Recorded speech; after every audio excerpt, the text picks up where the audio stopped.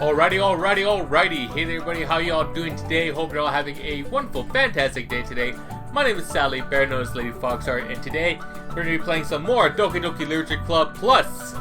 I'm excited, hope you're excited. So I had learned that I wasn't actually done. So, we're going to finish up. How I figured that out was basically because, like, I looked through the Steam achievements, like what I'm missing, and it was like, oh yeah, I finished all side stories. I didn't finish the side stories?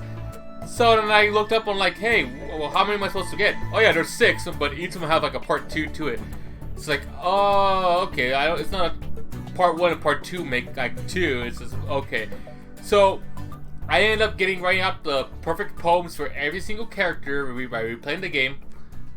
And that's what unlocked the rest. So that's what we're going to do now. So before I get started, I can say my usual things to help support me in everything that I do. If you want to support me in everything that I do, check out all the stuff in the sidebar here or down below in the description. You can join in the sub voice chat in my Discord, so instead of me talking, you, the viewer, can go ahead and talk as well. The only catch is you have to be a subscriber to my channel. Make sure your Discord account and your Twitch accounts are linked together, so that'd be fucking cool. It is the subscriber benefit anyways, but this Discord is free for anyone to join in. If you want to support me in anything that I do, there's a media share option, so we can play videos. Please do keep it to as friendly. Just press X media share, and it'll go ahead and tell you like how to set it up. What you guys need to do. Just donate as much as the video that you want to post for how long you wanted to post it up to me, and it'll show up right on screen. You can play music, you can play memes, you can do what the hell you want. Last but not least, I have a bit goal incentive going on that will be on this side of the screen when I change over to the next screen here. That is for the Legend of Zelda Ocarina of Time randomizer. So if you guys want to watch me suffer playing that, get those bits in. I am so fucking close to actually meeting that goal. The only catch about the randomizer, instead of being a no randomizer, it's going to be basically all settings are going to be completely randomized, so that even I don't know what setting to be turned on. The only settings that I am turning on is like some quality of life things, glitchless, and whatchamacallit, in logic, so I'm actually able to at least beat the seed. Everything else is going to be completely off. Is going to be completely off the walls. I could be doing key sanity. I could be doing entrance sanity. Entrance randomizer, I could be doing a Triforce Hunt. So, let's switch things over. Let's go ahead and finish things up. And fucking cry. But yeah, I got all of the Act 1 CGs. I did a lot of the things like off screen, so let's go get things done.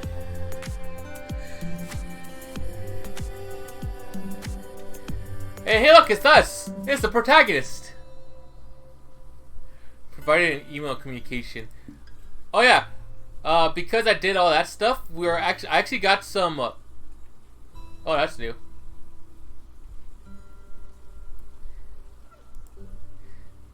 I don't remember getting this. But anyways, I actually got mail. Oh, that's new too! What the shit? Okay, responsible for quitting a Twitter account for Monica. Isn't it Little Monix or something like that? I think it's hilarious, but for God's sake, don't tell Paula. It would get thrown forward in a microsecond. Are you just relaying her tweets manually, or did some kind of pass-through layer to automate it?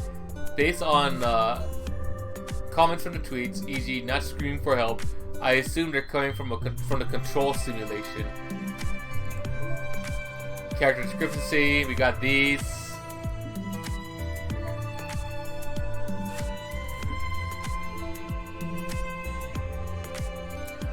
Alright.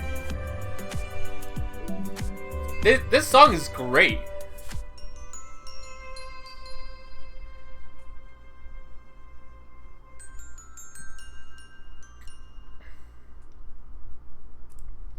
Alright, cool. So now let's go finish up the side stories, because we only did the first 3 apparently. Because I thought the 6 would be like you had to get all 6 side stories. I thought like, oh, 1, 2, 3, 4, 5, 6. I thought that was done, but no, that's not the case. But let's get this. Balance. Begin side story? Yes.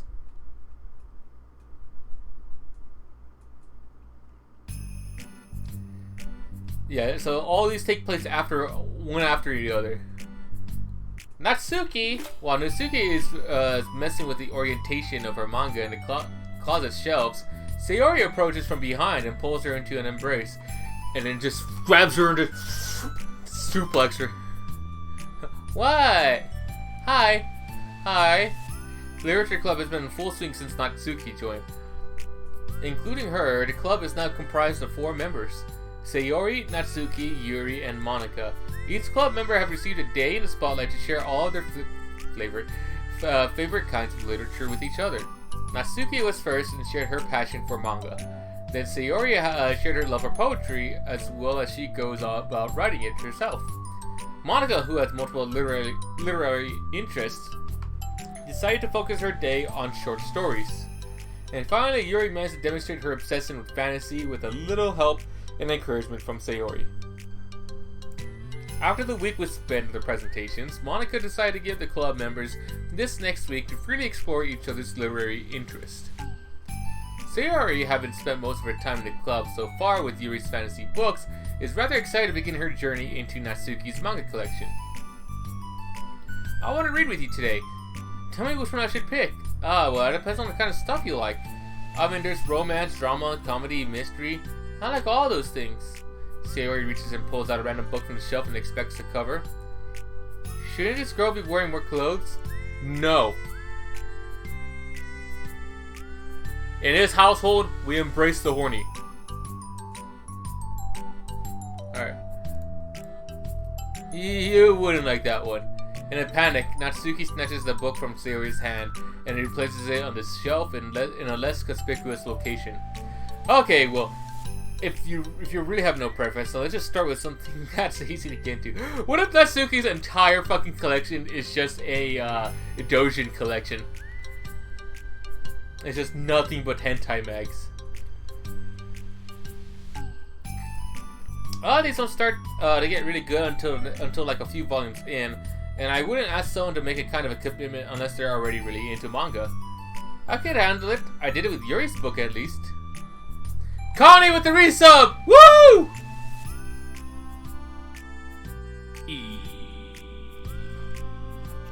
What is up, Connie? Long time no see. Thank you for the resub for 4 months.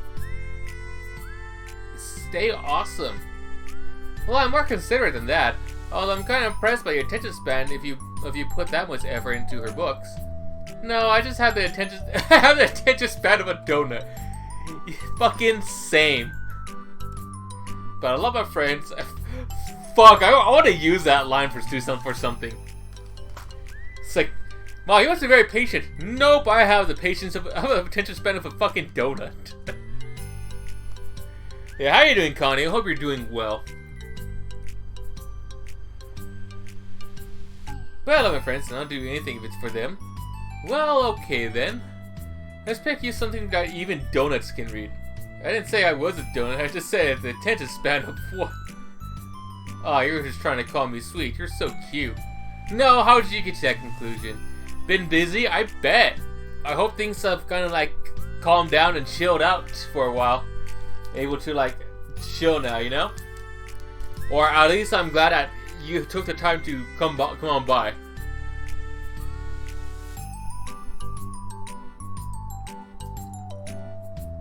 Oh god, I'm tired. Like, I spent my morning just weed eating the fucking lawn over at my grandma's house. Although we finished up doing it because yesterday the batteries kept just fucking dying on us. And today it was like, alright, let's go finish it up today. It was like, alright, cool. It only took us like, let's see, we didn't get home until like around 10, so it only took us like about 2 hours. We would have used a lawnmower, but we didn't have one, so we just had to actually just straight up just cut the grass with the whole goddamn thing. And I'm now home, and now we're doing this. Now, how did you get to that conclusion? And don't call me that. A donut? cute. Aw, how come? I just don't like it. I don't need a reason. Natsuki yanks a book from the shelf and closes the closet doors with them inside. No. If someone asks you to stop, you just need to stop. People need to realize that. Yes, please. I'm sorry, I didn't mean to hurt you. Nah, sorry, it wasn't you. Natsuki shakes her head while pulling a second chair over to her desk. I was talking about something else. I didn't mean to get angry all of a sudden. Natsuki averts her gaze and mumbles. You're like a nice person, so I wasn't talking about you. I still learned a valuable lesson. Sayori speaks softly as well, feeling shy after receiving the unexpected compliment. Natsuki pulls out the knife from right behind her, from her back, just goes in and just shanks Sayori right there.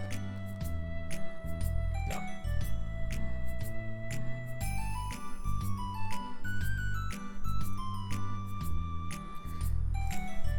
Well, anyway, here's the book, so just start it whenever you feel like. What's it about? Well, it's like a comedy, and there's romance too, obviously. Sayori looks at the title. It's called Love is Another Word for Luck. It's about a girl who keeps accidentally running into the same guys, and then you find out like a giant gangbang. Well, you should just read it. But you have to tell me what you think about it. I can already guess who you're gonna ship yourself with. God, they fucking know. The developers know. It would be so funny if I'm right. Ship? I don't get it. Ah, never mind. It's not like... Let's not worry about that yet. Just make sure you tell me what you think. Oh, okay. I'll start then. Then maybe tomorrow we can do poetry too. Oh, yeah, I guess. But don't you want to finish this first? Yeah, but we could do both. Oh, lady, if you're a donut, can I be your filling?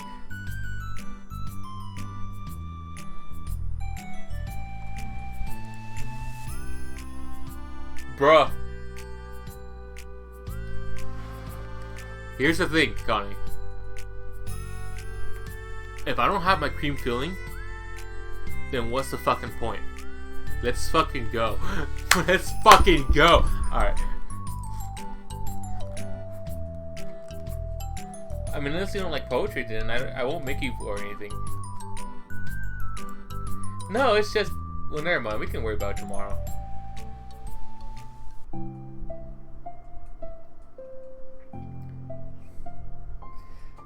After the club meeting ends with Natsuki and Yuri leave, Monika strikes up a conversation with Sayori. Best girl right here? Didn't mean to like encircle her tits, but I mean best girl right here. I see you got Natsuki to share some of your manga with you. I really want to become better friends with her. She's so enthusiastic and expressive. You know, every time I hear the piano or like this part of the song go off, I immediately think of Kingdom Hearts, like Destiny Islands. And the Peanuts. Like, I don't know why I think of those two, like, merged together. And that's how you get this song. I could just, well, at least that one, like, part of the song. I could just listen to her talk. She's so, I'm sorry, I'm not sure if she meant I can say it to her, but, or if I can just say it at all. Say what? Nothing, I'm a woman of respect. Natsuki is a woman of cute. Oh, I said it. What's so bad about that? I don't know, but you know... Ah, tits. But you know, there's one thing I'm kind of worried about. Sometimes I'm afraid that Natsuki actually doesn't like me very much. Oh, that's ridiculous. How come you feel that way? Well, I mean, just little signs like how she only says hi to me after I say hi to her first. It feels like she only gets excited to talk to me when it's about manga and other stuff she likes. She just seems dismissive a lot. I think that's just her natural personality. She was like that when I brought up poetry. Yes, but that doesn't mean she doesn't like you. Connie with the 100 biddies! Woo!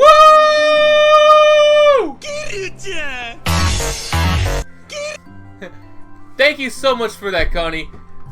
I am so fucking close.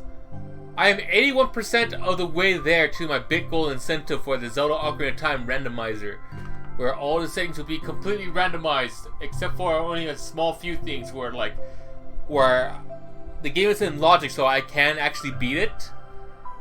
and just the quality of life stuff. That's it. Everything else is gonna be completely fucking randomized. So even I don't even know what's gonna be turned on. But thank you so much for the 100 biddies! Man, I'm fucking pumped today. Like, holy shit. I should wake up early more often.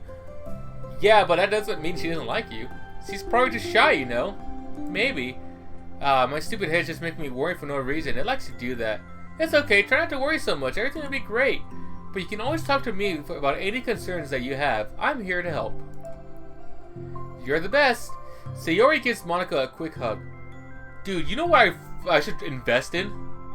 I should invest in an EverDrive for the Nintendo 64 and just play nothing but like the ROM hacks and such on there through like the official hardware. But unfortunately, those things are fucking expensive. Well, I'm gonna keep trying because I love her and I want to get closer to her. You got this. By the way, these are the side stories that I'm playing. So there's not going to be any of the horror aspect that the main game has. Or even choices. This is all just like a story itself. Of just like getting to know the characters a lot more. And the trauma and issues that they're dealing with. So this is all events before the game happens. After the next club meeting starts, Sayori is the last one in as usual. Trotting into the room, she sees Natsuki sitting alone by the closet, reading what must be manga.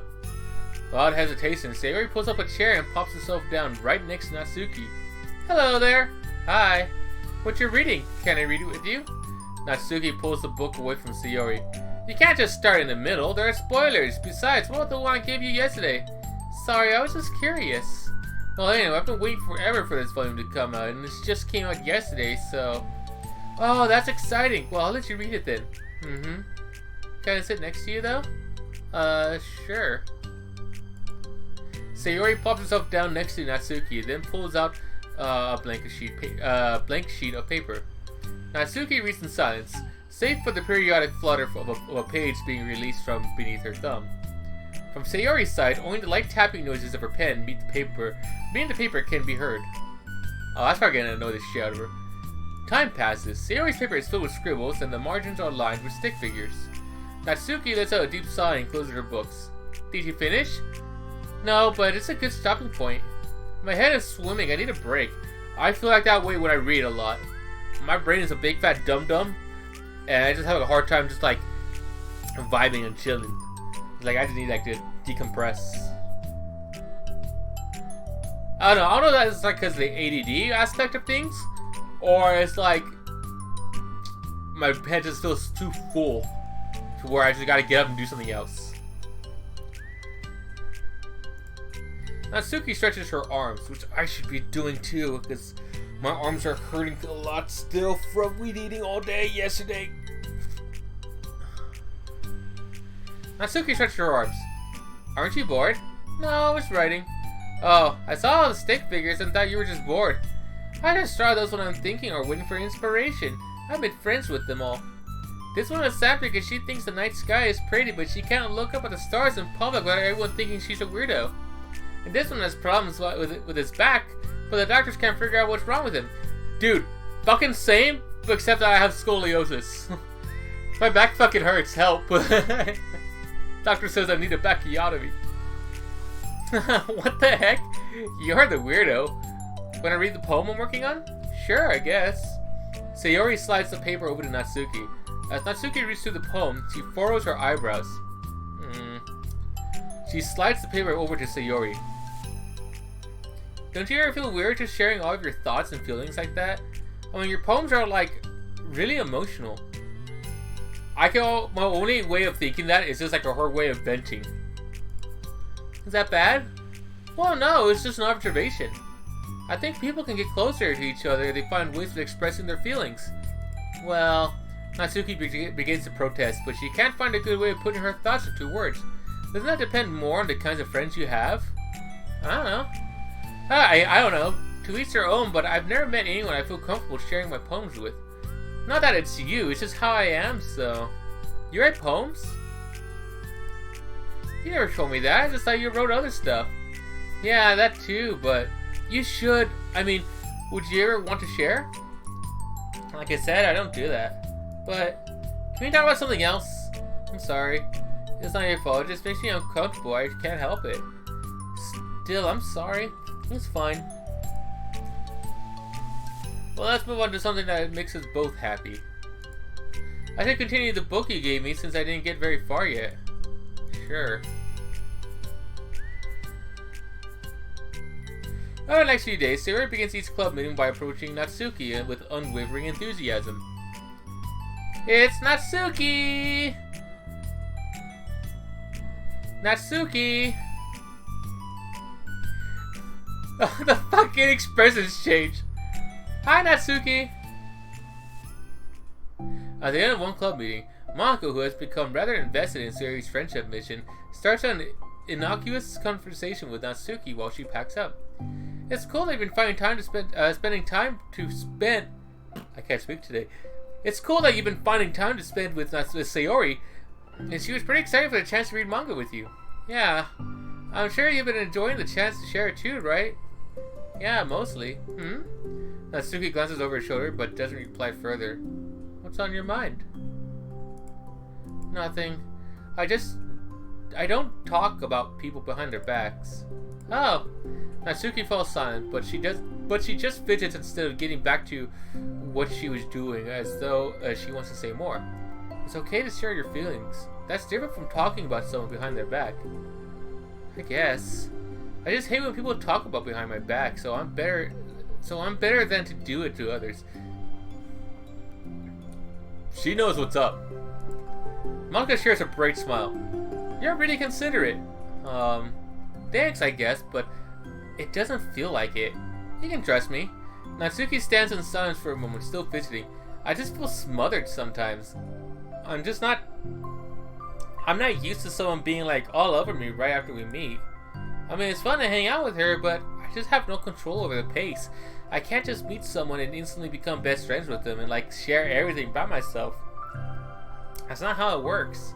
I just want to chill out sometimes. Oh, I didn't realize that was happening. It's fine. Why would you have? I don't know, I just feel bad about it. I know Sayori, so I should have realized. Monica navigates through her tinge of guilt, which have surfaced mainly due to her being the one who previously encouraged Sayori's behavior. Despite not knowing the situation, Monica can't help but to feel a little responsible. Do you want me to talk to her about it?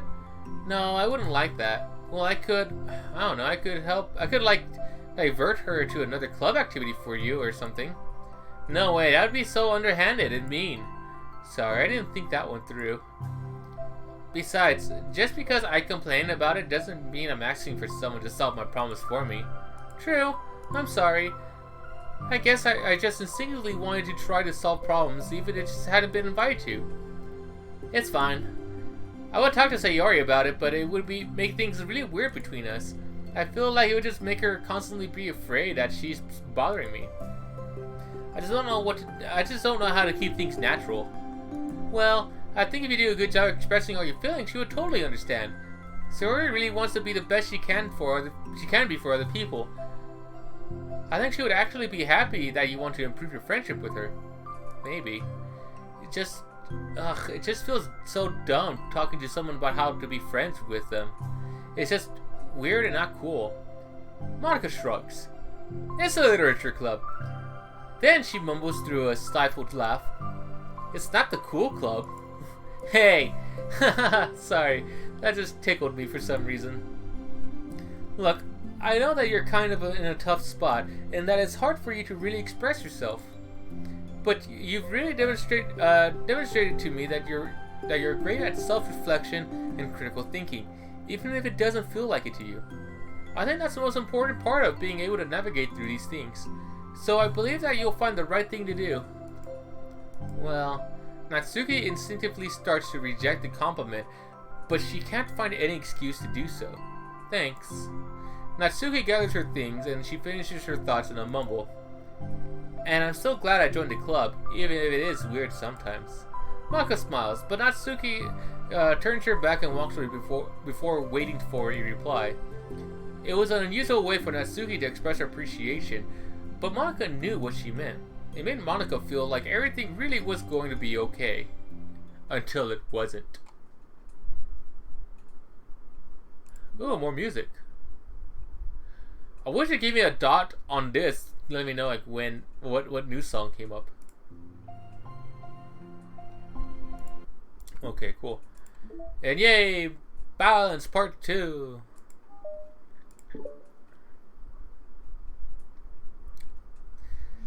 But yeah, we're gonna try to blow past all of these, and if we have time for something else, I might go ahead and end the stream pretty shortly, and then bring it back up and then just play a different game, maybe Fate.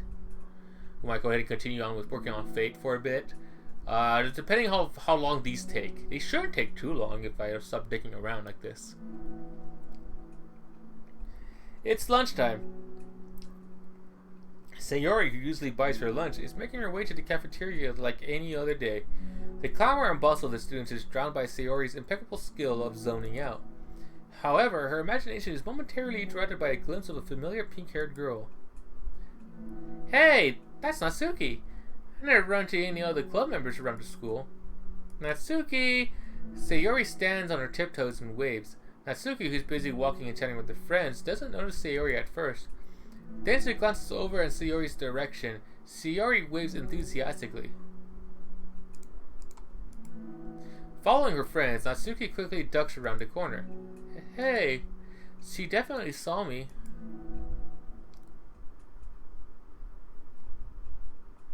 Monika is the first to arrive in the club meeting, then Natsuki. Sayori, having glanced around the window to see Natsuki, who I haven't seen Yuri at all. Sayori, having glanced through the window to see Natsuki already inside, is unable to work up the courage to enter. Natsuki's been so distant with me. I was stupid to think she ever wanted to be friends. She only got excited because she got to share her manga. But aside from that, she doesn't even like me. I should just go home today. Oh, there's Yuri, speaking of the devil. Sorry, but do you plan on going inside? No. Why? I'm sulking. Oh. I love this fucking pout that she makes. Well, I'm sorry for bothering you. Excuse me. And she just goes in. I was like, fuck you, Sayori. Holy shit. No, don't leave me. Oh, okay. I'll stay here then. I don't want to go in. I'm afraid of bothering Natsuki. I saw her at lunch today, so I waved and called out to her, but instead of saying hi, she just ran away from me. Really? Not bad. Hey! Sorry. That was a joke. It just sounded like something stupid that I would do from anxiety. From anxiety? Well, I just don't like attention being drawn to myself. Oh. Well, that makes sense based on the person you are. But Natsuki isn't shy like that at all. I thought we were friends, but it feels like every day she's been trying to distance herself more instead of get closer. It makes me feel like she was only spending time with me during the club because I was reading manga. But she doesn't actually want to be friends with me. Well, I feel like I'm missing a lot of context here. Was she in the middle of anything when you approached her? No, she was just talking with her friends. With her friends. Yuri pauses for a moment. How do I put this? Sayori, you're very fond of your friends, right? You always want to be spending time with them. Of course, I don't think there's anything more important to me. I mean, the best parts of my day are always my friends. Besides that, I really hate being alone, so... You hate being alone? Sayori nods.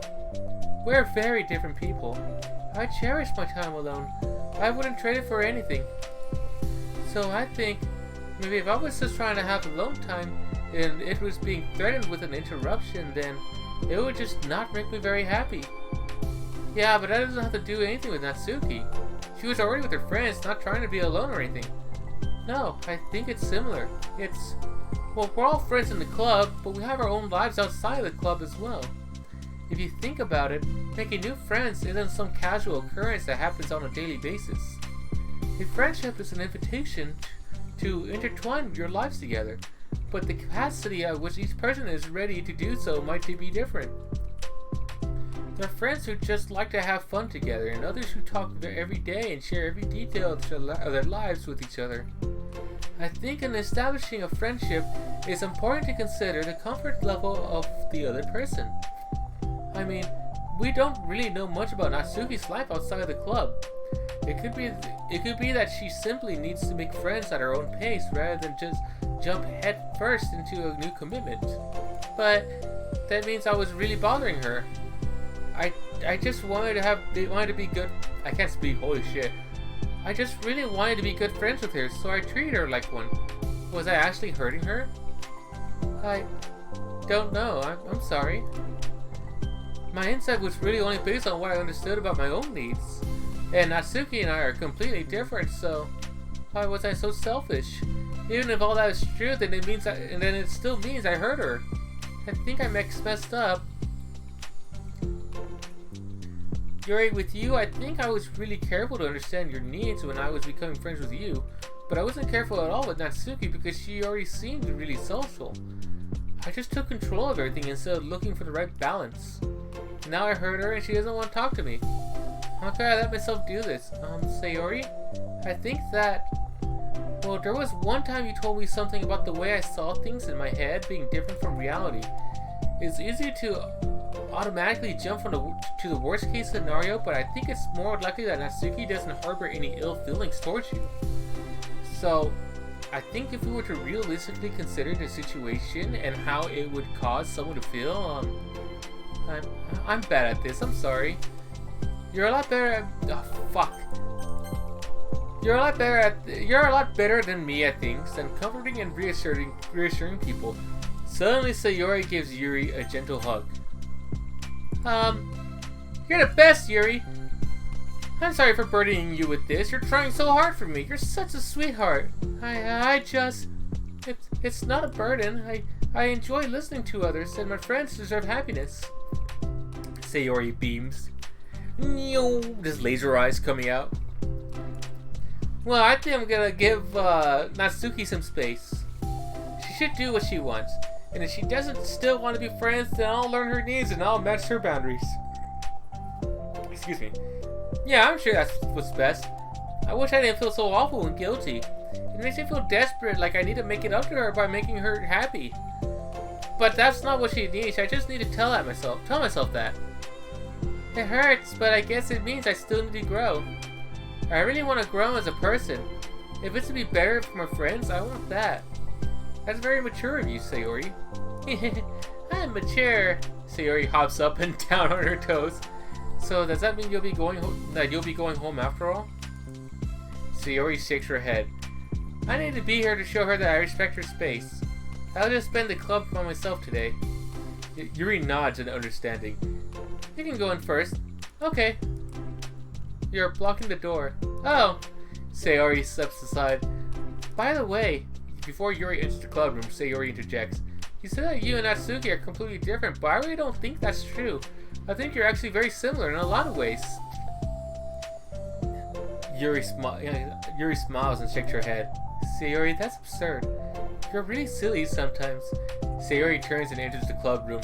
After a moment, Sayori follows.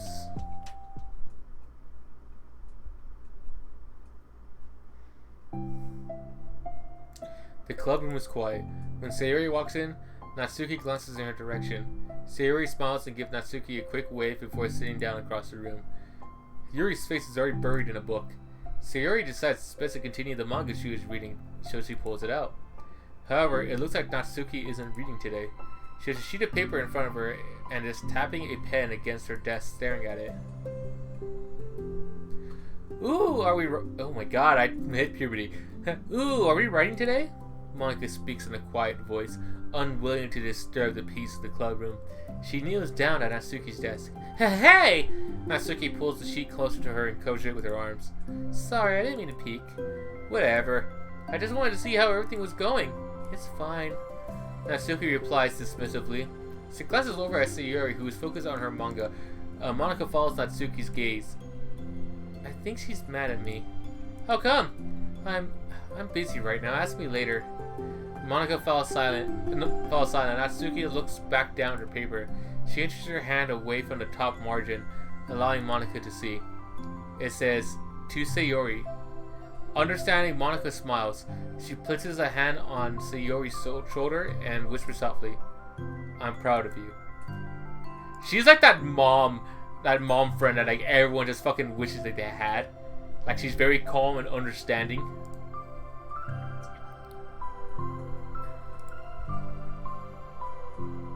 Natsuki looks away, but makes no motion to remove Monica's hand. Monica gives Natsuki's shoulder a quick squeeze before standing back up and pulling away. Vulcan nerve pinch and just knocks her out. The end of the club meeting passes. Yuri has already departed. So has Monica, and checking on Sayori and Natsuki to ensure they wouldn't stay too late.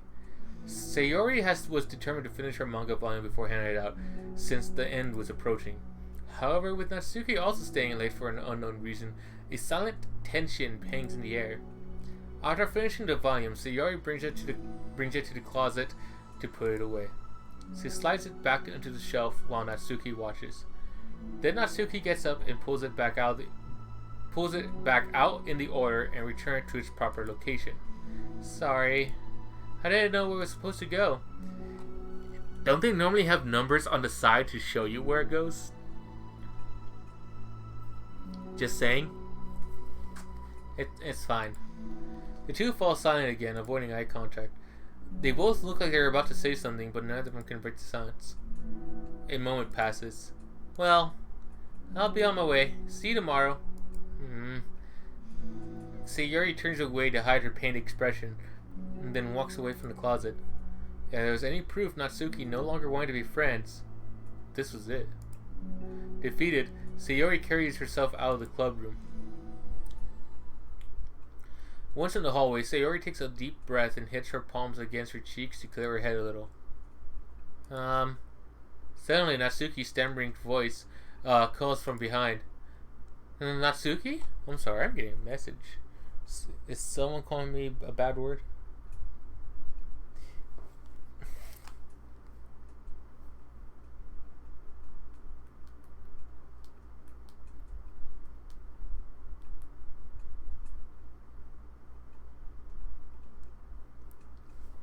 But yeah, apparently there's like a weird like Smash Bros copy, but it's with like Nintendo characters. Not Nintendo characters.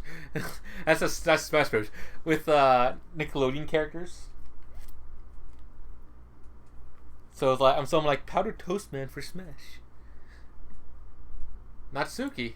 Sayori startled. Sayori turns back around to face Natsuki. Oh, cute.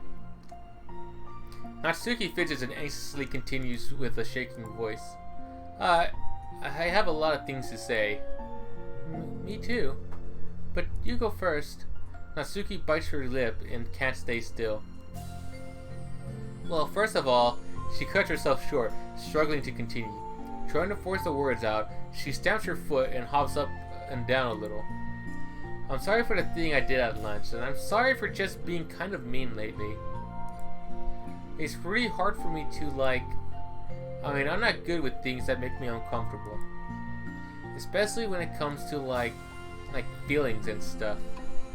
And then they kiss, I wish. So, face burning, Natsuki climbs up again. Instead of continuing, she simply holds up a sheet of paper for Sayori to take. The best place in the world. I love my bedroom. It's full of bright colors and soft things. The sunlight shines in and makes everything sparkle. It's the best place in the world.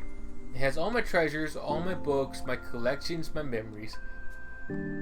All my dreams were born in this room. It's the best place in the world. It has all my secrets, all my failures, my fears, my feelings.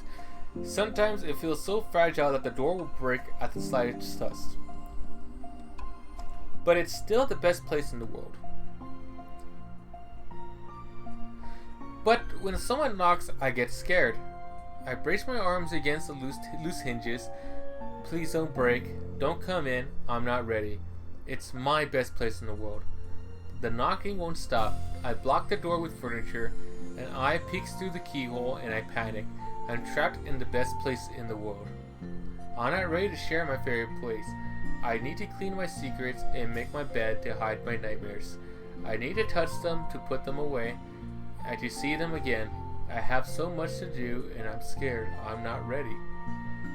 But it's still my favorite place. I still want to share it.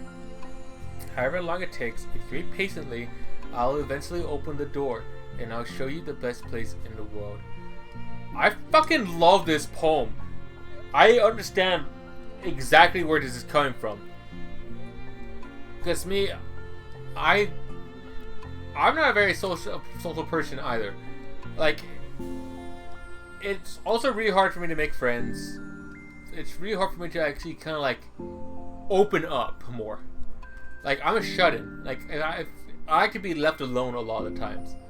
But when I am with someone who I actually really love and care about and actually want to be friends with, my door is open completely wide for them. But any other time, if it's completely anyone else, I'm a shut-in. Like, keep me away, leave me alone, let me do my thing. When I'm ready to do this, I'm ready. I know exactly where this is coming from. It's a poem, but I thought, well, I sucked it up so I could work things out with you. So just be happy about it, please. Sayori smiles deeply from the bottom of her heart. I'm happier than I could express. I feel so awful, but I'm so happy that you would do this for me. I actually realized before the club meeting today that I made a mistake. I got so caught up in the chance to get closer to you that I forgot to think about what you wanted. And that we probably have different ways we like to make friends. About like the friendship stuff. I mean, it's okay. I understand, so you don't have to force yourself to talk about it. Your poem did a good job. You don't have to force yourself if you're not ready yet. Natsuki nods. You don't have to feel like you did anything wrong. It was my fault and I'm sorry. I wasn't mad at you today or anything like that. I actually felt really guilty and wanted to give you space. I was thinking it's silly that I just approach you all the time and that I would just let you approach me when you want to. Just whatever makes you comfortable, I respect that from now on. Friendship should always start with those things. With the right balance. Natsuki nods again. One thing about that,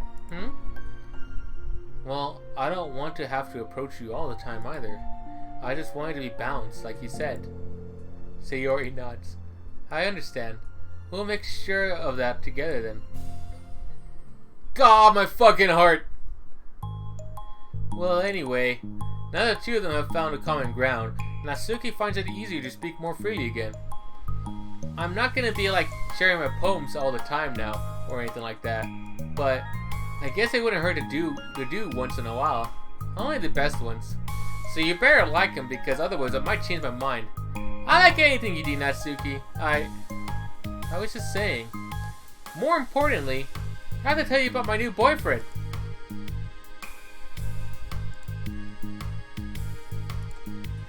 What? What the fuck? Huh? Oh, from the manga. Wait, I need to guess who it is. Okay. We're in the clear, everybody. We're in the clear. We're in the fucking clear.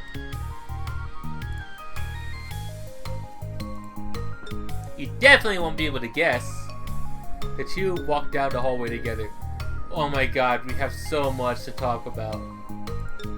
Darn, I should have told you to save the last few chapters so I could see your reaction for the big reveal. Aw, you wanted to enjoy it with me. That's so cute. Oh, shush. Oh, more pictures. Oh, it's probably the poem, man. Finishes that story balanced too. Yep. Oh, I fucking love this.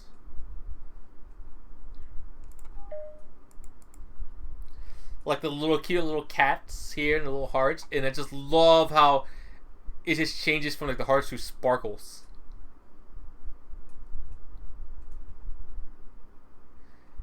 This aesthetic is like happiness to me.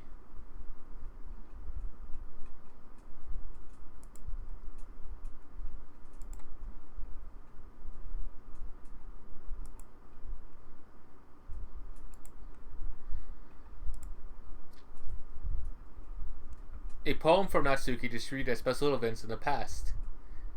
Acquire all of Natsuki's other poems. I named my pen The Expression Express. My feelings are bored with a ticket to you. No room for stammers, no lies, no extra stops, no compromise. Stations screened by attendants saying hi. One ticket to you, please and thank you.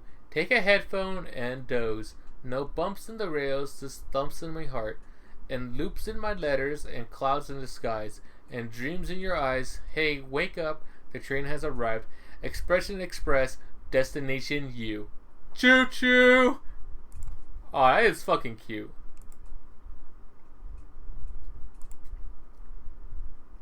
I think my favorite one is when her eyes are closed. I think that's my favorite still from that. Now I gotta figure out how to get all these secret poems and such.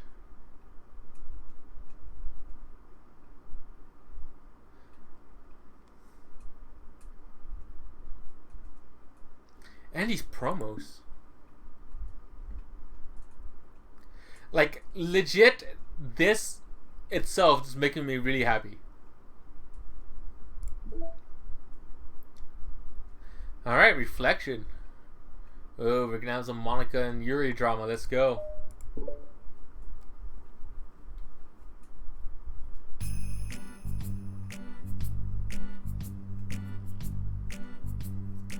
Am I bothering you?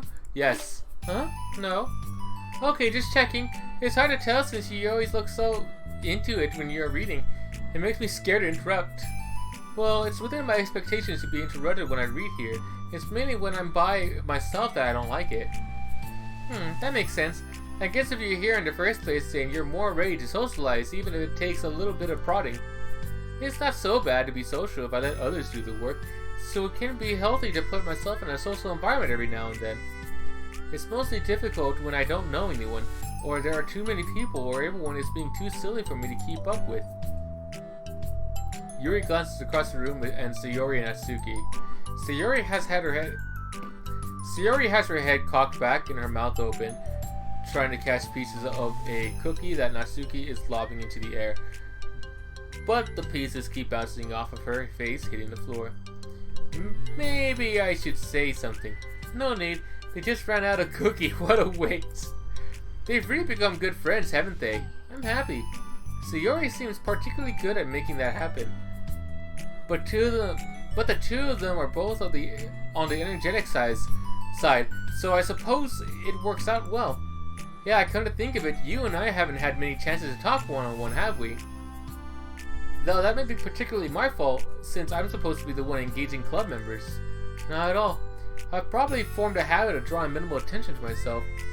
The responsibility is equally on me. At least on display some openness to engage. Well, what about during the times like lunch? Do you meet up with friends?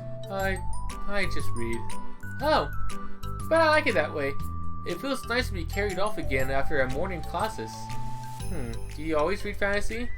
Oh, not always. I suppose it's all I've read recently, but only because I'm in the middle of this series. But still like 2 more books after this one. I guess those long books suit you well, since you spend so much time reading. Well, fantasy may be my favorite, but after that I'm more or less indiscriminate to genres. I read anything with depth and maturity. Oh yeah? Even like romance? Well, there's a lot of books that have elements of romance in them. 50 Shades of Grey! She's a horny bastard! We all know what you do to that pen!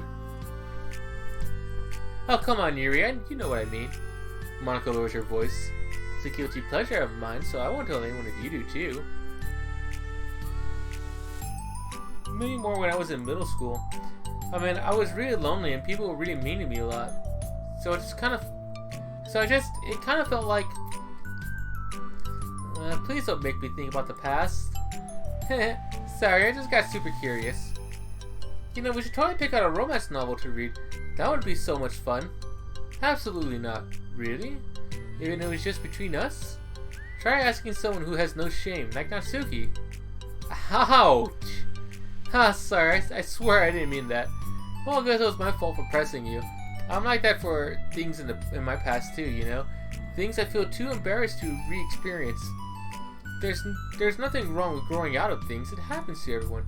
For instance, Natsuki's interest in manga reminds me quite a bit of how intense I used to be about my own interests. It makes me think that she'll likely grow out of it too. Hey, were you talking about me? No, we were just talking about how our interests have changed over the years. When did you get into manga, Natsuki? Like a couple of years ago. Why, I guess. I was already sort of into it before that, but I just wasn't really going hard until then. Oh yeah? What was it that inspired you to go more into it? I don't know. I guess... Let me think. It was after I discovered a series that I really liked. Yeah, I was just like really fed up with a lot of things, and I got super into this one series that I really related to. I guess I had an edgy phase where I just hated everyone around me and wanted to be by myself. Hey, kinda like Yuri. Monica! Sorry. That's completely wrong, so... It's so cool that you both really found your thing. They're almost like opposites, but it sounds like they've helped you a lot through the hard times. You know it.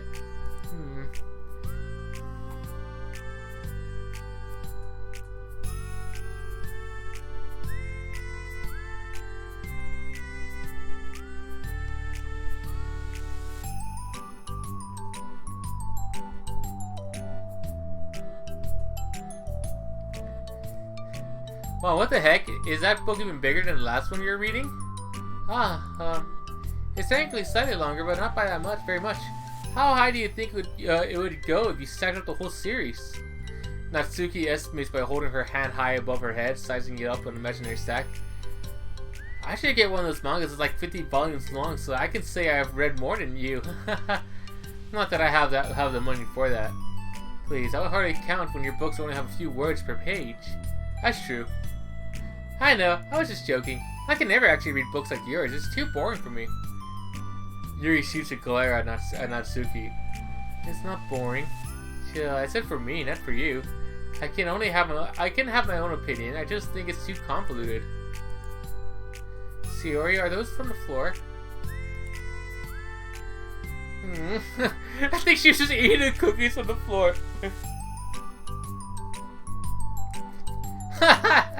Gross. Also, washing your hands before touching any of my books. But my hands aren't dirty. She just licks it off the floor. Just do it. The oils are there even if you can't see them. Fine. Sayori trots out the door and Natsuki follows. Yuri, you look a little upset. What kind of nerve does she have to call my hobby boring? Well, she did correct herself. Hardly.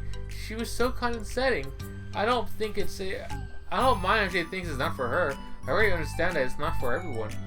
But she knows well how much these mean to me. So how about just leaving me alone instead of needlessly telling me that these things, telling me the things you hate about it?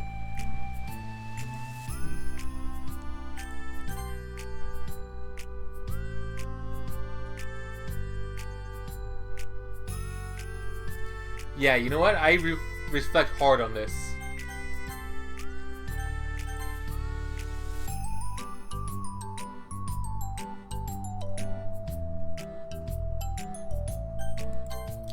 You might be right. This won't be the last time people have strong feelings about what they like and don't like, especially in the literature club, so I should figure out how to mediate discussions to keep them positive and constructive. For the record, I've always been impressed by the level of creativity in your books, and also your ability to get through them so quickly. Thank you. Okay, well that is something that I'll have to think about and revisit. I'm sure I can help Natsuki find some common ground with you. Common ground isn't necessary, I just wish to be respected. That then, either way, I'll do my best. I'm skeptical when it comes to Natsuki. I trust you, Monica, but I'm skeptical.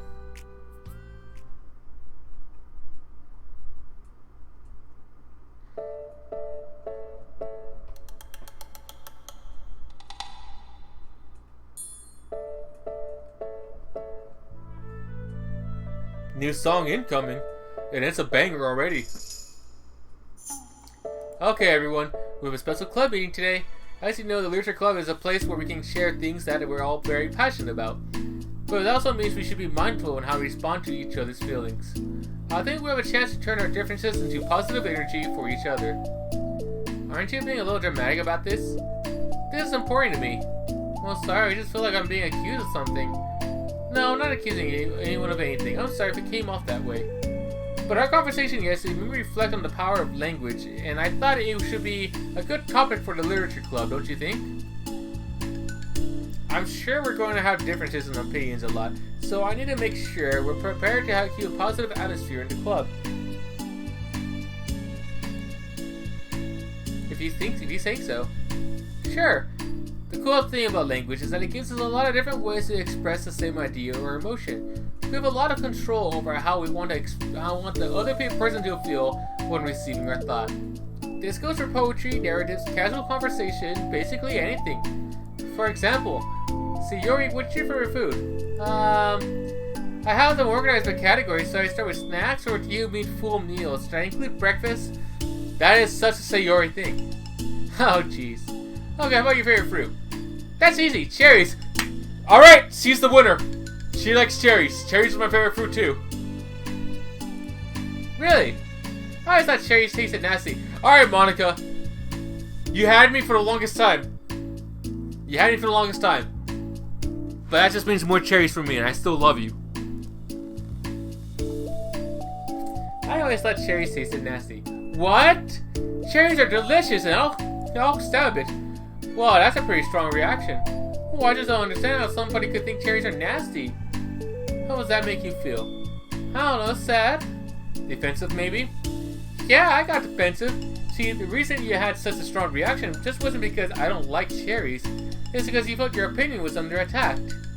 But that's weird, right? Something like the taste is completely subjective. But when I say something like, I think cherries taste nasty, I'm using objective language. I'm challenging Sayori's reality that cherries are delicious if it's my own, right? Which is that cherries are nasty. Wait, hold on. How's that objective when you just said it was your own opinion? It has to do with the way our brains interpret words. You're talking about the reality of the cherries, not your feelings about them. Like, Sayori, just rewind for a second. Pretend I didn't tell you that I think cherries are nasty. Good! So if I said like, I've tried cherries and they're not for me, it's not the kind of flavor I enjoy. Well, that's fine. As long as you don't call them nasty. Nasty is a nasty word. Okay, so cherries was kind of a weird example, but I think it gets the point across. This time around, instead of talking about cherries, I just talked about my feelings. And Sayori didn't get defensive. So instead of clashing with each other, it's like we received an invitation to talk about our differences. Yuri, you don't need to take notes. I'm not going to quiz you or something. No, I know that. I was just... Sorry, I didn't mean to call you out. You can do whatever you like. But doesn't anyone have any thoughts so far? Yeah, I just feel like I shouldn't have to put all my language through a filter just to protect someone's feelings. Well, you don't have to. The choice is yours on how you want to come across to other people. I'm only suggesting it as a tool to help your differences into a positive experience rather than an argument. Right, Sayori? Whatever you say, cherry hater. I fucking love them. Oh, come on. Sayori, I actually like cherries. Alright. We're cool. We're cool. We're cool. Monica is best girl. It would have been a complete deal breaker about the cherries. But it just means I have to hide my cherries here. I think she's gonna eat them all now. Sayori, I actually like cherries. I wasn't saying that to help demonstrate. What the heck? I've been duped! I'm sorry, Sayori. I'll make it up to you later. How about a cherry sundae? Oh. You're welcome to dupe me anytime, my beloved president. Buying your people's loyalty. How deplorable. Oh, like you could turn down a free sundae, Yuri. You were certainly a fan of those cupcakes I brought in the other week. That was, I was reading, not keeping track of them. Oh, that's enough. We're getting off topic. So now, we caught the gist of it. How about we try with something more relevant to the club? Like manga, right? Let's try to have a productive discussion about our differences in opinion. Yuri, do you want to start? Well, I'd rather not know. How come? Well, because I don't see how anything productive can come from that. It's just going to start a fight. No, it'll be fine. That's why I'm here to moderate. Let's just have a calm and rational discussion. Yeah, give me a little more credit. I'm not a child. You don't have to coddle my feelings. I always think it's more respectable just to speak your mind. Respectable. Yuri's expression changes at that word. And Monika recalls being respected was the crux of the matter for Yuri. Well, the point of the exercise isn't exactly like, it's fine. I have nothing against anyone personally. You're entitled to enjoy whatever you like. I prefer more depth and nuance in my reading material. I look for stories that are more imaginative and sophisticated beyond the surface level. Oh, well that's just a misunderstanding then. I thought you were going to say mangas for children or something, like I don't hear that enough. But there's plenty of deep manga. I'm not clueless about manga. I read my own fair share when I was younger. What, are you serious? How come you never told me? Because I'm past that point in my life and I really not prefer to revisit it. I prefer more mature things now. Excuse me? Okay, hold on. Can I jump in here? Let's try to keep things subjective. Because if you imply that manga is immature, then aren't you implying that someone is immature for being into it? Maybe it's immature to judge people for having a different taste than you. Natsuki! Nobody's immature. I've read Natsuki's manga and Yuri's fantasy and love them both in your own way. Okay. It's great that you like it, but I still find it boring. Boring isn't subjective. Okay, it bores me, that's subjective. But, I mean, the thing about this is ridiculous. Do you see why I didn't want to participate in this? I knew it was going to make people upset. I'm not upset. Like I said, I don't care about what other people think. But I always get the impression you secretly look down upon me, so I'm glad my suspicions were confirmed. That's not true at all. You're making assumptions. You can't blame me for getting defensive when nobody has ever had the least a bit of respect for the things that I'm into. The only thing I look down upon is when people make fun of me for just being myself and trying to mind my own business. What? Have you looked in the mirror? Tell me again about respect after calling all my interests immature. You can't. Please stop. Please. You don't mean the things that you're saying right now. Let's just be friends. I didn't mean for this to happen. Well, it did. So please don't invite yourself to try and solve other people's problems next time, okay? Yuri's piercing words send the club room into a choked silence as she gathers her things. She leaves. Holy crap. Never heard her sound like that before. She must be pissed.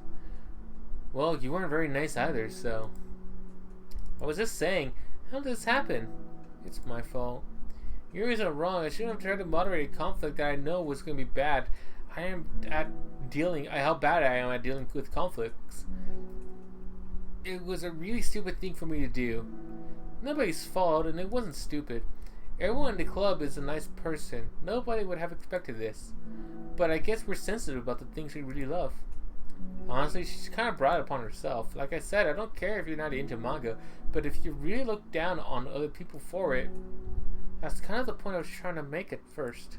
In the first place, it's not about sugarcoating things. It's about just recognizing and understanding our differences. Okay, but here's the thing about that. Yuri actually looks down on me. It has nothing to do with her word choice or anything like that. So I see what you're trying to do, but I really think the problem here is her. Not just like the way we talk about other things, right? I mean, Yuri isn't like that. She's a lot sweeter than you're giving her credit for. I'm sure she'll be reflecting on this. I actually think everyone should. It'll be fine. I'll figure something out. Wow, I'm just like saying that instinctively. I'm just setting myself up to cause more problems. This wasn't your fault, Monika. You don't have to beat yourself up over it. If you ask me, it's good that the truth finally came out. Because I can just move on now. But, it's fine, I promise. Let's just get our mind off of this, okay? In fact, it's a good opportunity to read some manga without having anything feeding Yuri's superiority complex. Don't be mean. I'll talk or read manga or whatever you want, but don't be mean to my friends, okay? Sorry. I'm just bitter. Everything will be okay. I mean, I don't have the answers, but I at least know we're all good people and we don't want to hurt each other. This will be a learning experience. Monica says that, but her uneasiness is given away by how much she has to force the reassuring tone in her voice. This was bound to happen eventually. Natsuki and Yuri have always engaged with each other at the least out of anyone, and this is the reason.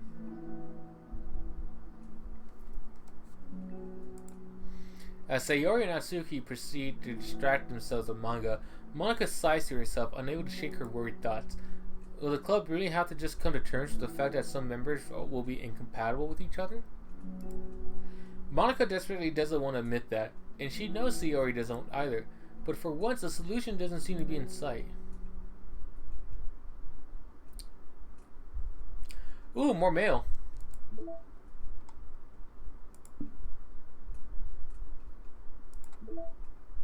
Paula Minor.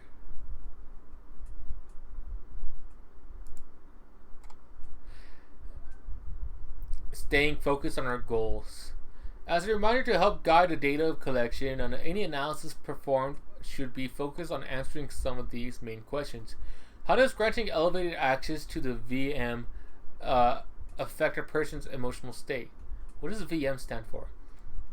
Virtual machine? I guess that's what it is. How does granting elevated access to the VM affect a person's values and goals? How does someone effectively navigate an experiment with their ability to change the content of their VM? How is elevated access being weaponized? What actions and values most contribute to the destruction of the universe? Most importantly, how might your observations apply to our own universe? Bonus, how can we present this to upper management as an operation that benefits the company?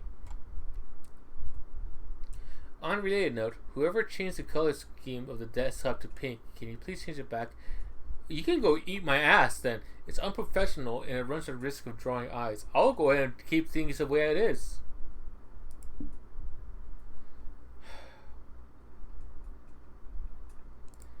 Fine, only because I'm wondering if it will say something.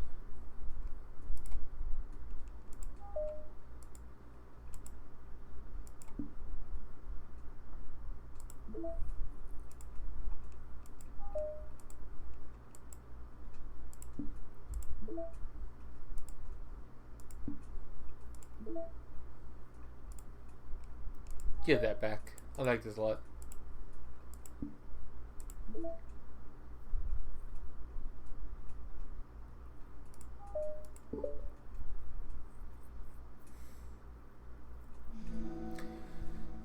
A new day arrives. Sayori arrives at the classroom earlier than usual. That is not late. As she enters, it appears to be empty still. So she sits down at a desk and pulls out a sheet of paper, primed to jot down her thoughts. Sayori has made a habit of scribbling her thoughts and feelings onto paper whenever possible, as it tends to serve her best inspiration for poetry. My heart feels vacant because the ship sailed away. Yo! Ah! Natsuki! Natsuki pokes her head out from behind the closet door. Ah, sorry, I didn't mean to scare you. But it would have been a lot more awkward if I didn't say anything. I know you want me listening in on your poetry thing. Yeah. Thanks for realizing that. Should I let you finish that up then? Oh, no, it wasn't. I mean, I just do it whenever it's convenient. You're not interrupting. Where's Monica, by the way? Oh, she's out in the hallway. Huh? Why? Well, just in case she runs into Yuri. Sometimes Yuri is too nervous to come into the club room by herself, so... Oh. Geez, has Yuri really let things bother her for that long? She can't control her feelings. For some people, it's really hard to cope when you got a bad thought in your head. Yep, I agree. Maybe you can distract yourself for a little while, but as soon as it's just you, your thoughts again, it comes back. I just want us to have a normal club meeting. It's a lot easier to pretend like it never happened if we all just ignore it and move on. I don't want to be bothered by this. It's so stupid, her opinion of me doesn't matter anyway. Besides, it just makes me feel really guilty, and I hate that too. It's okay to have feelings. It doesn't make you weak. Let's figure this out together. Fine. Only because you're good at this stuff. Let's try to come up with a happy scene. Maybe that will help us understand where your bad feelings are coming from. Well, I was happy the way things were before we had to have that conversation yesterday. What part of the conversation made you upset? Was it Yuri being mean about the manga? Maybe, I doubt it though. Because my friends and other people make fun of my manga all the time, but I just brush it off and ignore them. But something about it really got to me this time, and I hate that I'm letting that happen. Is it because it came from Yuri? No, why would that matter? I mean, well maybe. I hate that she thinks she's better than me. She thinks so much better than me, just because she elects to pretend to be all sophisticated. Yeah, that's what it is. At least other people decide that they don't like me, or manga, or whatever. But Yuri actually thinks too good to even give it a chance. I'm sorry. Everyone deserves a chance. Yeah, exactly. Would you give Yuri's books a chance? Ha! After this, obviously not. Although before this, well, I would until I got bored, which wouldn't take very long. But if you actually keep an open mind, and it's not hard to realize that a story can be deep and meaningful without it being needlessly complicated. I see. But you know, I like Yuri's books. Yeah, but you like the manga more, right? Yuri shakes her head. I like them both. I like them in different ways, but I like them both. I mean, the manga, it's really honest and fun and easy to just let go with. And the fantasy has a lot more to interpret and cover, and it's really rewarding to have some good quiet time together with it. But the most important thing is that both the manga and the fantasy are true to themselves. So I love them both. And I think there's room for both of them to be in the same club together. And I just feel like maybe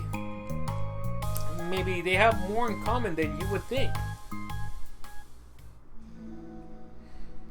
How do you get along with everyone so well? I always get into fights with people. Like first it was with Monica when I was new to the club, and then it was with you, and now it's Yuri. And I'm always like, oh, that person is just a jerk, and if they just realize that, and then we could just get along. But nobody else has this problem. I just keep running away from the reality that everyone's just a jerk to me because nobody likes me. And I don't know why, and I don't know what to do about it. I don't know what's wrong with me. I hate it. Natsuki. Sayori puts a comforting hand on Natsuki's shoulder.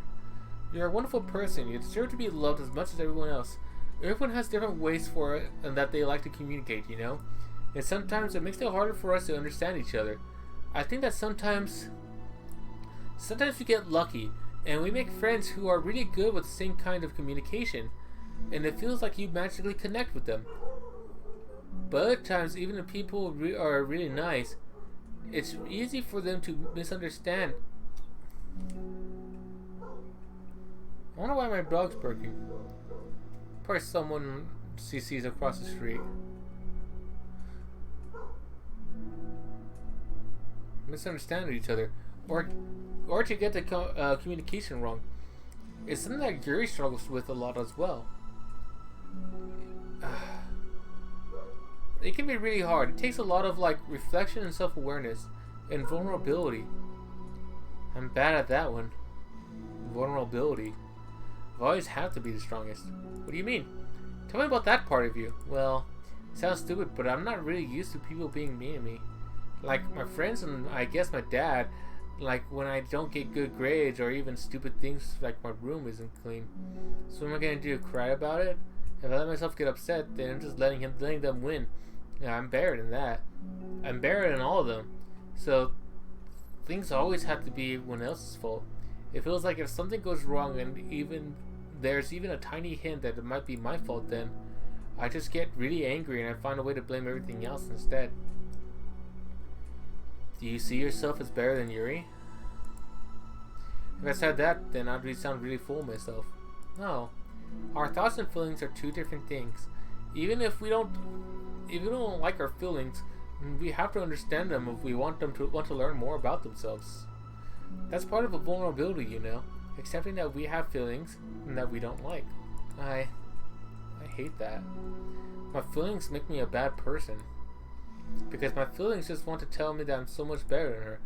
That she's a judgmental know-it-all who's stuck in her edgy phase and that I'm just way above that garbage.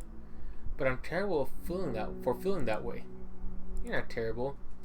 You are not your feelings. But you are not your feelings. Say that to yourself out loud. Fine.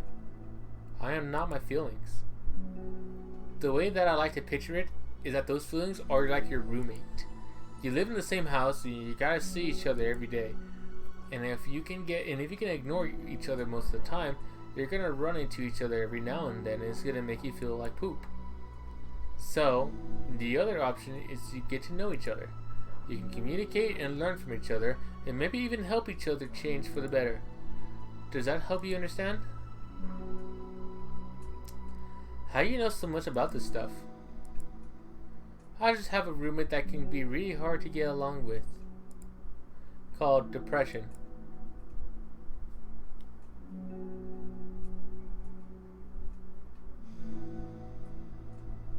Yeah. Depression? But you're like the happiest person I know. I am not my feelings. I want to be a good person like you. Oh, you little sweetheart. We're all good people. You and Yuri and Monica. And I think Yuri will eventually learn that about you. Natsuki remains silent, feeling a little overwhelmed. Despite Sayori's kind reassurance, a complicated mixture of pain and sadness seems to fill her, as though flowing from a wound inside her. Was it a result of her vulnerability? No, it wasn't as though she was inflicted a wound after becoming vulnerable. It was as though she began to rediscover an old wound, one that cannot simply be bandaged and left alone any longer. I am not my emotions, wasn't I heard?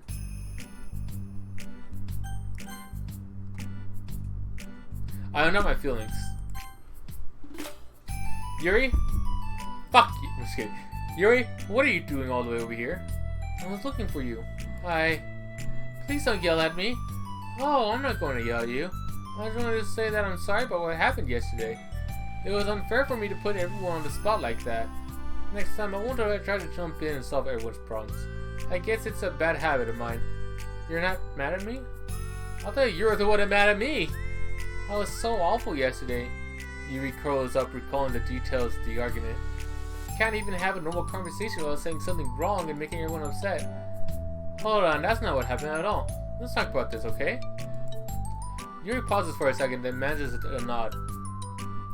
Monica takes a seat next to her on the staircase. I'm having a lot of negative thoughts patterns, and I can't get away from them. What kind of negative thought patterns? I think everyone hates me, especially Natsuki. Oh, that's terrible. I don't think Natsuki hates you, though. How do you know? Well, because Monica thinks back to the time that she herself found herself in an altercation with Natsuki, and how a display of maturity from Monica was enough for Natsuki to reevaluate her own feelings as well. I think Natsuki is just naturally defensive. I think she acts mean when she feels the need to protect herself. But you know, she's really not a bad person. In fact, I think she can be really thoughtful and considerate. She just, well, I guess the way it works is that she wants to receive some degree of kindness first before she feels comfortable returning it. Oh. But that means the burden is on me, and I don't know how to say things that make people like me. Every time I open my mouth, I just... Yuri shakes her head at herself and tugs on her hair. It's okay, Yuri. You don't need to beat yourself up. I think anyone would like you if they had the chance to get to know you. Well, unfortunately, the opposite is true. That's why I'm not talkative anymore in the first place. Because everyone used to think I was weird and talk about me behind my back. That's just what happens when I draw attention to myself. Even Natsuki even said she found it more respectful the way people speak their minds, so I did, and then she hated me anyways. That was enough to confirm my fears. But Sayori and I like you, and we've gotten to know you a lot by now, right? Mm-hmm. Yuri didn't seem to have a response. Hey, what do you think of Natsuki? I don't think about her. That's not what I meant really. I was just wondering if you had an opinion of her. I do. What is it? Natsuki seems to bring out the worst in me, and I feel really ashamed of it. I like to think of myself as a fairly sophisticated person. So for someone to just treat me like I'm inferior despite my taste, that's just the worst kind of insult coming from someone like her. It makes me think bad things about her. But everyone else seems to like her, so the only explanation is that it's me who's done wrong again. And my feelings about her are wrong. And I'm wrong to get upset over something so childish and inconsequential. No, Yuri. Feelings are never wrong. Well, they're not right. That's the thing. Feelings are never right or wrong, you know? They're just a state of being that we don't always have that we don't always have control over. But that doesn't mean they have to control us. I feel like that's something I learned around when I first started the club. We can hate ourselves for feeling a certain way about things. Or we can, you know, just acknowledge that they exist and try to understand them better. I can never be mad at you or just feeling a certain way. It's about how you handle them, and I think working through feelings is a great opportunity for teamwork. Yuri wears a dejected expression. You make it sound so easy. You're so mature and so good with people. I feel like such a child in comparison. Oh, Yuri, I'm far from perfect, but these are learned skills. They didn't come naturally to me either. It's really hard to reflect on yourself, to separate your feelings from your thoughts. I just want to be a good person. Well, I think it takes a good person to get this far. That's not good enough. I just want to be able to communicate it to her. Communicate what? How I feel. How it makes me feel frustrated when I'm upset when she's so negative and dismissive of the things that meant so much to me. And how it reminds me of me. Because I know what it's like to feel misunderstood and angry at everyone. I know that telling yourself you're better than everyone else is just a defense mechanism. We're just people. We're fragile and unstable, but I'm just tired of that getting in the way. I can't stand it when the peace is disturbed like this. Yeah, you can't focus on your reading when peace is disturbed, right? Because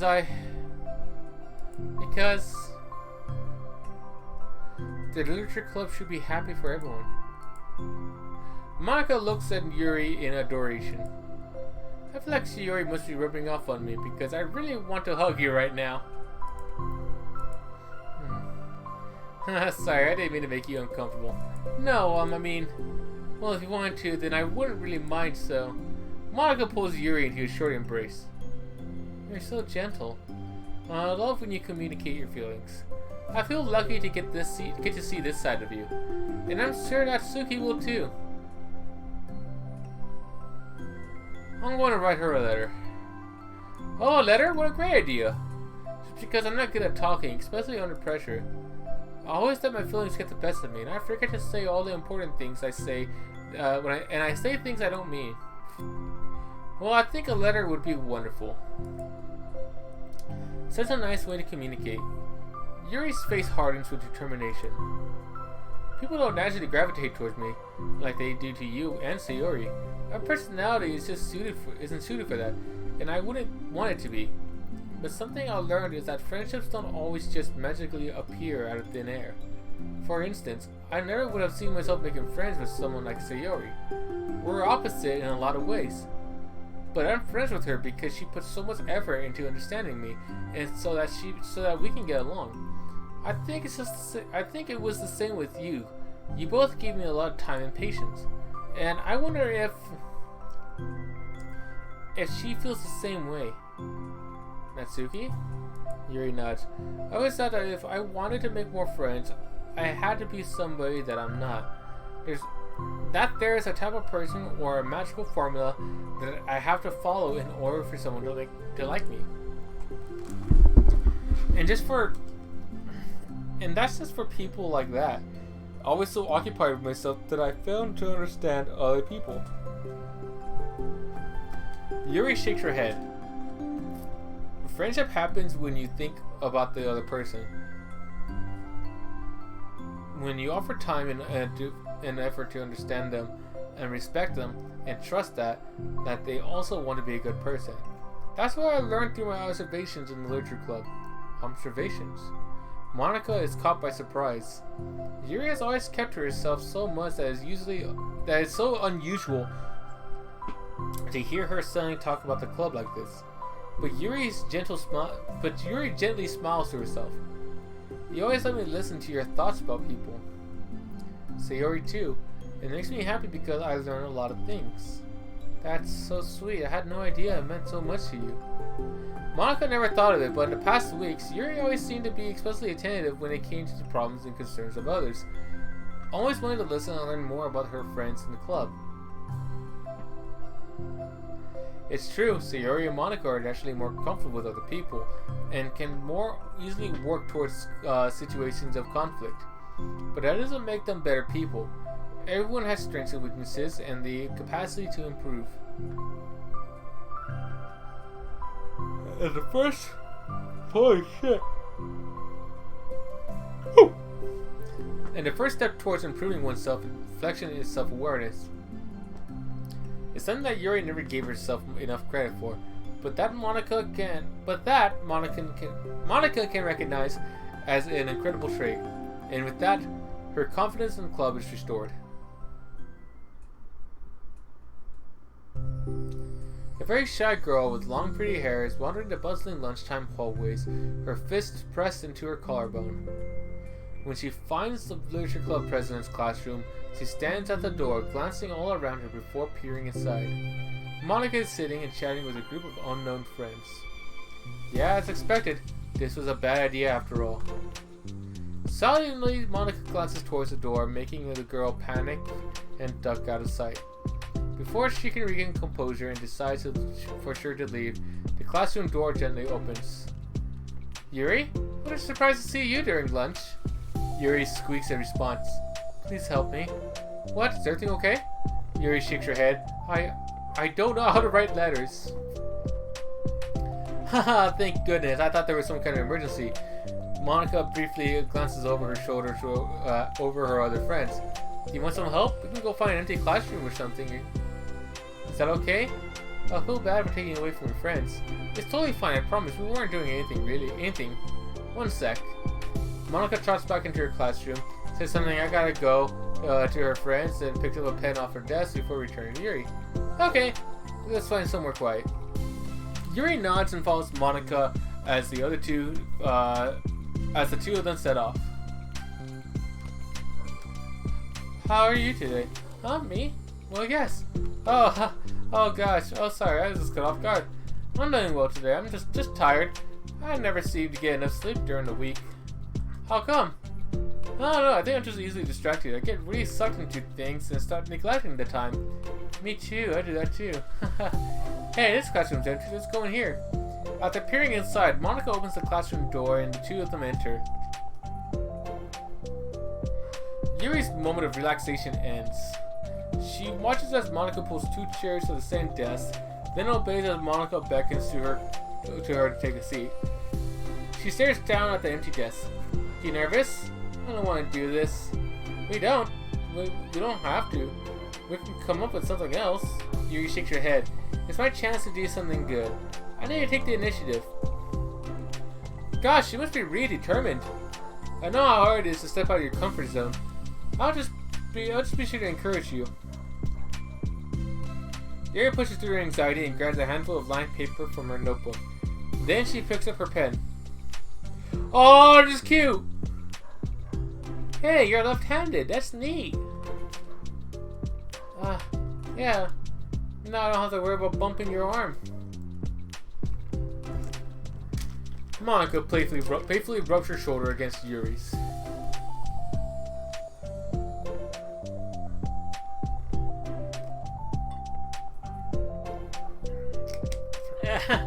Sorry, I guess I'm just being silly. Anyway, how about the start of by listening to different things you want to say to her? Yuri thinks. I feel embarrassed all of a sudden. Oh, that's okay. How about some of the things you said to me yesterday? But, never mind, I guess I'll try. Yuri thinks for a moment, her tension evident. Then she writes the word reflection. This is about my reflection on our behavior. The key question is why we act this way towards each other and have been able to separately be friends to see Yuri and Monica. That's me! Yes, it is. So, Yuri thinks, I've been able to befriend the two of you because you've been taking the time to understand my needs and respect my interests. The same goes for Natsuki too. We started off as pretty hostile to each other because I was so worried about getting what I wanted, but she just wanted to be respected more than anything else. Once I stopped making it all about me, she was able to do the same. I want to do that too. So what kind of things do you want to do for her? I want to do the same things for her that I would like to receive. I like it when people respond positively about the things I talk about and not just brush me off. I like it when my feelings are taken seriously.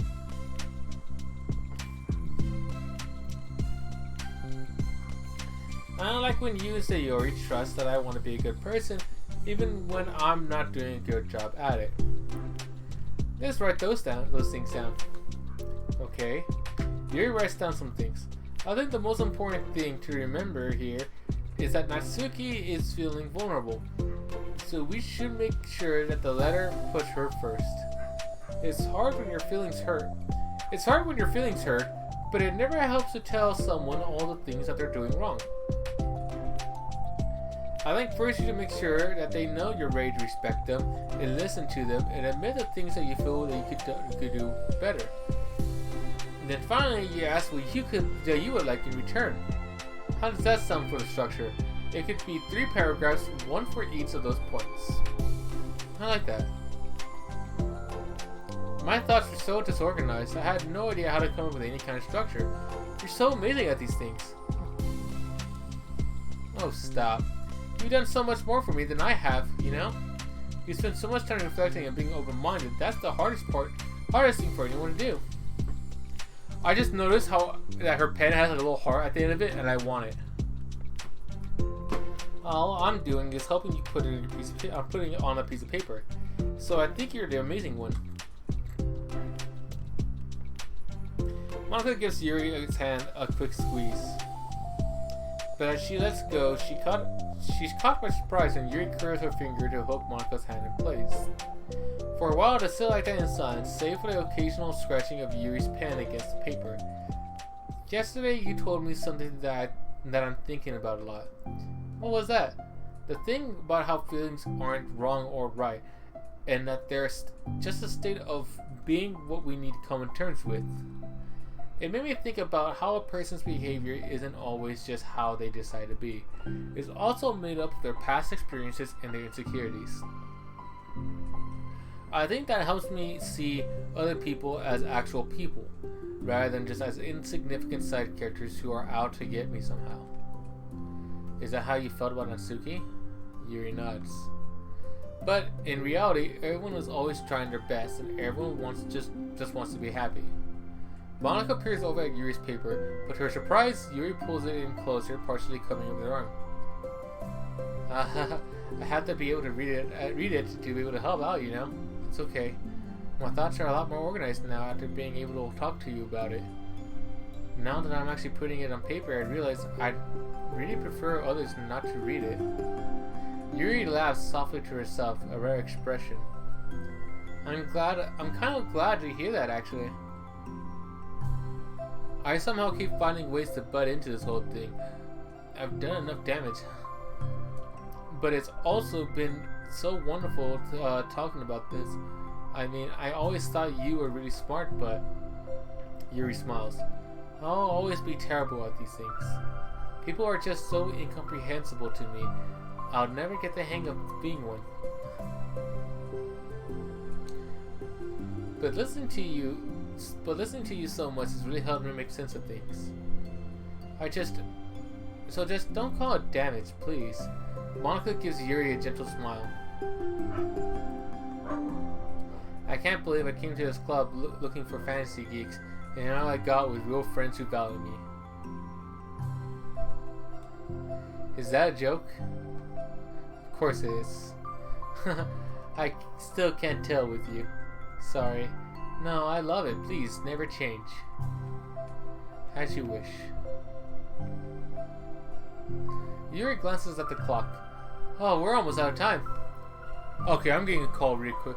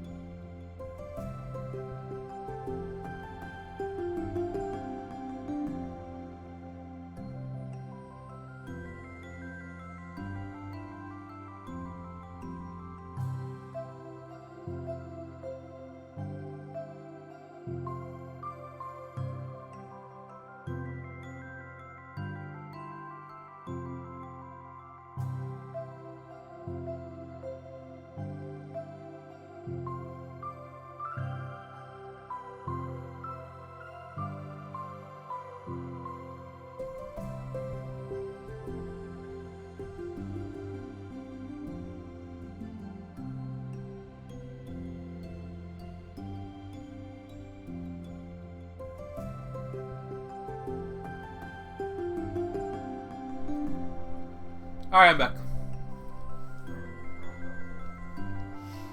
Yeah, I had to go ahead and help my dad do something really quick. God, I can... Ah, that motherfucking hurts. Right when I'm putting my thumb on my arm is like intense fucking pain where like The muscles like all sore and tender. It's like, ah, it needs to be stretched. But yeah, we got some bolillo bread.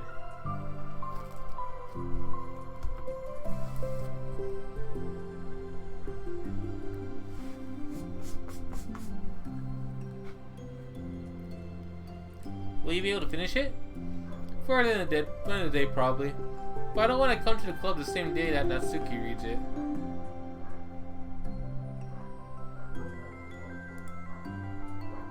I'm too shy. I can give it to her instead if you like. Yuri nods. As long as you promise not to read it. Of course, I promise. Thank you. Yuri exhales and the two stand up. I'll message you when it's ready. Monica nods. Good luck. I'm here if you need me.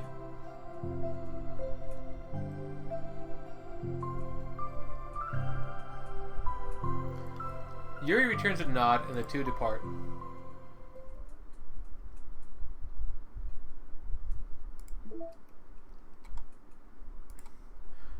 Oh, I fucking love this.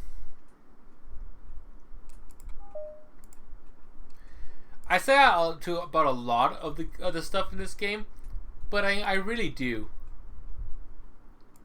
Like, I really love the artwork so much.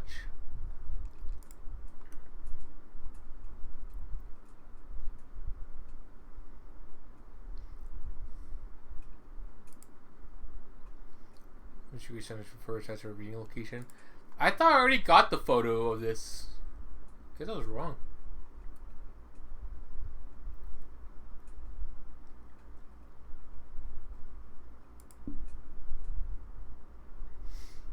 Real shit though, I do want a lot of these photos to be on my actual wallpaper on my desktop.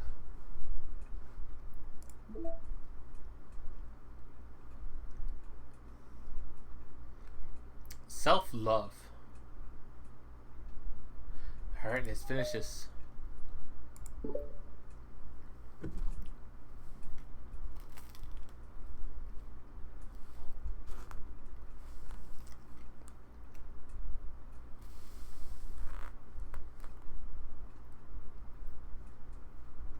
Sorry, I'm taking to buy that bread.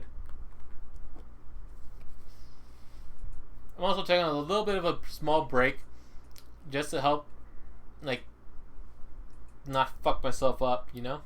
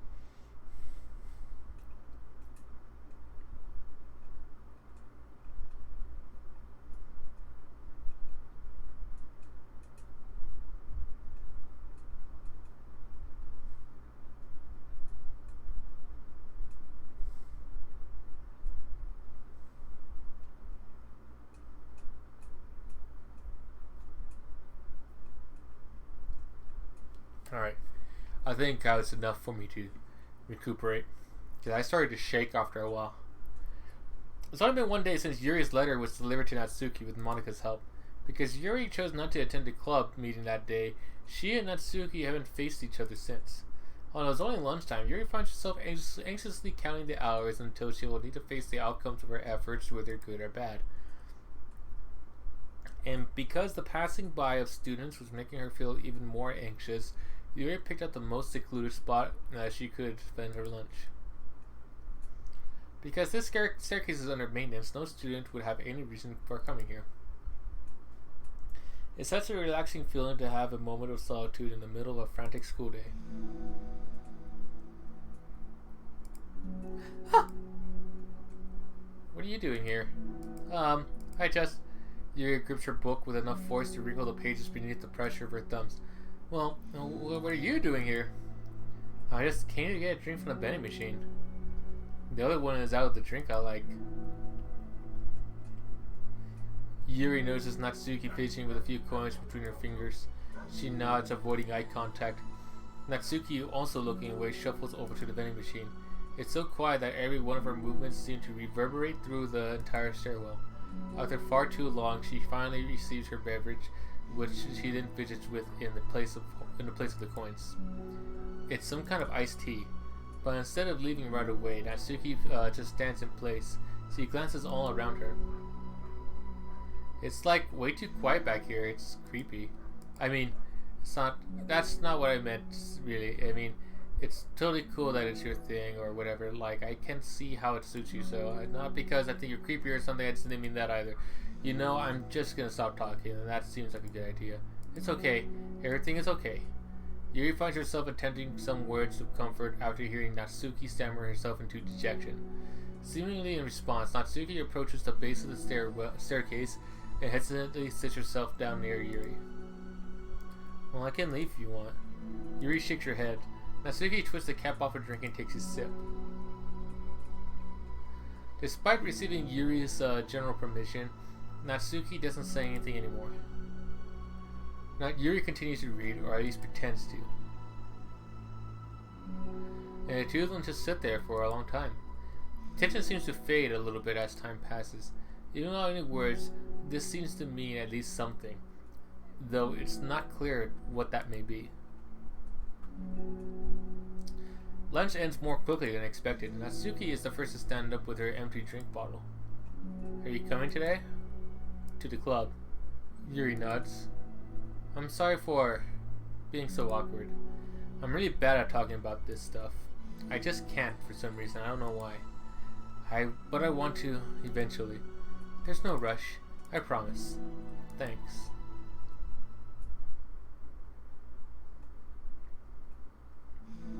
It's the next day. Natsuki appears from around the corner and steps up to the vending machine, glancing at Yuri as she does so. Today she seems to be holding some kind of book as well. Oh, you're here again. Well, I just came here to read this because there aren't many people around here. Oh, I thought you didn't like how quiet it was. Well, I don't, but there's no people here. I see. Natsuki sits down. The mood feels much different today than it did yesterday. After yesterday's lunch and the club meeting that followed, Natsuki and Yuri are beginning to feel more relaxed around each other again. Although Yuri's letter is still lingering in the back of Natsuki's mind, she continues to detour around it. But it's okay that I'm here? Yeah, I don't care. I mostly just don't feel like dealing with the crap I get from my friends about it. Especially since, like, they all assume I stopped reading manga after I joined the literature club. Not that I'm trying to hide it from them exactly, but I just don't want it to come up again now after I waited so long for this new volume to come out. Literally months at this point. You don't have other friends who are into manga? No, unless online friends count. And Sayori, but that's different because she's not exactly into it. She just likes it. You know what I mean. Honestly, you're looking at books that you're into, at least just looks like books. So you have to feel like everyone's just constantly judging you by what you're reading. That would be awful. But since I already hate tension so much. Well, it's a good thing I have a thick skin, I guess. By the way, I would totally recommend finding some friends online if you haven't already. If you're like me and have no one to share your hobbies with. Well, I have online friends. Since middle school, actually. I was especially desperate back then. It's somewhat embarrassing to reminisce about those days. Sometimes I feel like me from a few years ago would have benefited from a good smack across the face. Oh, whatever. We were all just stupid kids back then anyway. Some of the fanfics I wrote, thank God I used a pseudonym. But I liked it at the time. I got a lot of fulfillment out of it. And plus, I can look back and say that with confidence that I've become a better person since then. So, I don't think I would change anything. We'll have a few years from now, but we'll think about something about our current selves. Probably. That doesn't make you uncomfortable? No, of course not. I don't care what people think of me, especially someone who doesn't even exist yet. Alright, here. Natsuki raises her hand to her face and forcefully slaps her own cheek. That's me from the future coming to terms with me right now. Also, ow, I didn't mean to do it that hard. Yuri doesn't seem to react. But then, to Natsuki's surprise, Yuri silently looks the other way before lifting her arm and just wham! Beat the shit out of fucking Natsuki. No. To Natsuki's surprise, Yuri silently looks the other way before lifting her arm and doing the same thing to herself, loudly smacking her cheek. She turns red and stares into her lap, but is unable to hide a smile, as though it was a really funny joke. Oh, that's what I'm talking about. I didn't know you had it in you. I don't even know why I did that. Maybe I thought it would be fun. Sorry I kept distracting you. You said you were looking to go forward to reading, but I keep going on and on about this nonsense. I'll let you get to your reading. Alright. Yeah, I guess I'll do that then. The conversation ends quickly and Natsuki opens her book. The two read silently for the remainder of the lunch hour, but the whole time Yuri feels distracted by a twist of regret over having so abruptly forced the end of their conversation.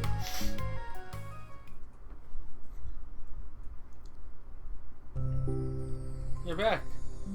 Yeah, I'm here to lay low again. Another day has passed. During lunchtime, Natsuki finds herself having wandered to the stairwell once more. Hey, did you buy that?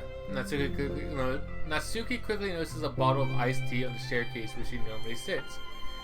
Yuri nods, avoiding eye contact. What, like for me? But you didn't know I was coming here today, but what if I didn't show up? Well, I would have drank it myself, I guess. It was a stupid thing to do. No, it wasn't stupid. I just thought, never mind. What I'd say is thank you. And that it's a really nice gesture. It's okay if you don't feel that way. I do. It was just other things that I didn't mean. I swear, please believe me. Yuri pauses then nods. Talking is hard. I get it wrong a lot too. And so I believe you. Natsuki exhales in relief. She then sits down next to Yuri and takes the drink. Knowing Yuri, she was probably overthinking about it so much that Natsuki's tepid response filled her with self-doubt. I'll do something nice for you next time. Please, don't feel obligated. I want to. I want to do nice things too. Okay, thank you. You can thank me after I figure out how to do something nice. I'll do it then too. Natsuki sighs. Nothing. It just reminds me how I haven't been getting along with friends lately. Is that why you've been coming here? Well, no, not exactly. I haven't been avoiding them on purpose or anything. It's just that there's other things I'd rather be doing during lunch lately. I like being around them when they're all just having fun, but they also can't just take anything seriously. So, when I'm, feeling serious and then their attitude just gets really on my nerves. It's only gotten worse ever since I joined the literature club. How come? I don't know. I feel like I used to be really good with just putting up with it because it would be so stupid to cause drama over a joke I didn't like or something. But I just have a hard time doing that lately. But it's my fault for being overly sensitive. If I have a problem, I'm not gonna demand for everyone around me to change. But yeah, I know. Monica and Sayori really don't agree with that kind of thing. But they're not in my position. So it's really very easy for them to say that you could just communicate with your feelings or whatever. But it's not like my friend group does that kind of thing. I would just be making an embarrassment of myself. Sorry, none of this had anything to do with you, so I don't even know why I'm talking about it. It's okay. I like listening. What? Listening to other people's problems? Yes. That's so weird. Sorry. I just like learning about people. Do you think it's weird? No, that's not weird. I probably just misunderstood, so... I don't know, does that mean I should keep going? If you like. Okay. Well, I don't know what to talk about now. What are some things that you like about your friends? A lot of things. I mean, they're really fun to hang out with, like after school and on the weekends. And they really like my baking. And it's fun to complain about school together. They make me laugh a lot. And we have a lot of good memories and inside jokes. Oh. I'm bad at a lot of those things, so... Are those all things that are important to you? Well, kind of, but they're not things I need to get out of everybody.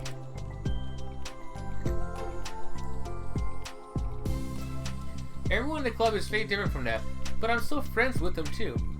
Well, Sayori really likes her baking, and she makes you laugh, and she complains a lot. That doesn't mean she's just anything like my other friends. Well, unlike them, she's a nice person who cares about your feelings. Excuse me? How about you don't talk about that way to my friends that you don't know anything about? Natsuki stands up. No, wait. I'm sorry, I didn't mean it. I didn't want to say something bad. Please don't leave. Natsuki sighs and shakes her head. It's fine.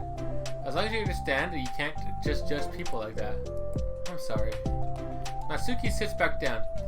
You can't just compare friends like that. And like, measure who's better than who's everyone's different. I'm sorry. I just don't like people who want to hurt you. A moment of silence stretches between them. They don't want to hurt me. We just like to tease each other about stupid things. It's fun. I don't like that. Well, that's why I'm friends with them and you're not. You like it? Just don't worry so much about me. It's not worth it. I'm sorry. I wish I knew how to help with social conflicts. Like how Monica can. She's good at these things. Not really. Also, I don't always want help. Sometimes it's just stuff I have to deal with myself. That's what Monica and Sayori never seem to understand. Sometimes all you do is look at them wrong and they're like, "Oh, what's wrong? And is everything okay?" I just want to mind my own business sometimes and decide myself if I want to talk about things. The only one who understands that is you. So you really shouldn't be hard on yourself. You're not as bad as you think. Oh, you don't need to reassure me or anything. I mean that. Plus, it makes sense that someone who doesn't talk a lot would make a good listener. True. Thank you. You're also nice. It's really hard for me. It doesn't come naturally at all. It's so weird because I always thought of myself as someone who can just say whatever's on my mind. But I feel like that only works when I'm annoyed or upset or I want to say something mean. Why am I like that? You don't have to answer that. I'm just talking to myself. Yuri nods and remains silent. Natsuki notices her fidgeting with the pages of her book. How come you like reading so much? Oh, well, a lot of reasons, but I just get sucked into it so easily. It's so immersive, like I want to be part of it. Very few books do that for me. Very, very few. And I'm not counting manga in this, because with manga it's like you have your images, the pictures in there, so you can that the imagination aspect of it all is not there because it's already like showing you exactly what's there. When it comes to the book, an actual book, which is nothing but like the words itself, that's where you actually have to forcibly imagine things there, and that's what helps get into, I think, immerse it a little bit more. Not saying that you're already immersed when it comes to the manga, but I feel like you don't have to try as hard. Like you don't want, oh, I want to be part of it. Like, well, you have your own thoughts and ideas of what this will be versus what it actually is, as is already shown. I think there's a lot of things about people in real life that make me feel uncomfortable and frustrated, especially when it comes to following social conversations and group interactions. I just don't really understand it, and I have no real desire to participate. And it's really different with books. It feels like I always want to be around the characters. I feel such a strong emotional connection with them in ways that I've never felt with real people. So in that way, it can sometimes feel more real than real life. Really? It's that hard for you to be around people like all the time? Fairly often, especially in group settings. I mean, people are making all kinds of conversations and saying jokes and all of that. I don't know what to do and I just disengage. Oh. Doesn't that doesn't get lonely? I don't think so. I can still enjoy spending time with people one-on-one, and I have online friends too, of course. Do you ever wish that you could be friends with the characters in your books? All the time. Sometimes so badly that it makes my heart ache. Yeah, me too. Really? A lot. Like, more than anything. After Natsuki mutters, silence that fills the stairwell once more. But it's a mutual silence, one full of understanding.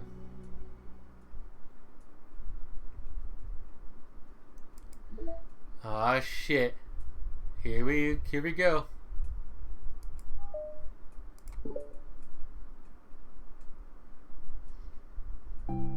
Hey. Oh, hello. I almost thought you weren't coming today. Yeah, well, lunch is already more than halfway over. Natsuki had typically been meeting Yuri at the stairwell much earlier, since it had been a good way of dodging her friends when she didn't feel like seeing them. Today, she's holding a large plastic container in both hands. I ran into my friends, so I hung out with them for a while. Is that so? Yeah.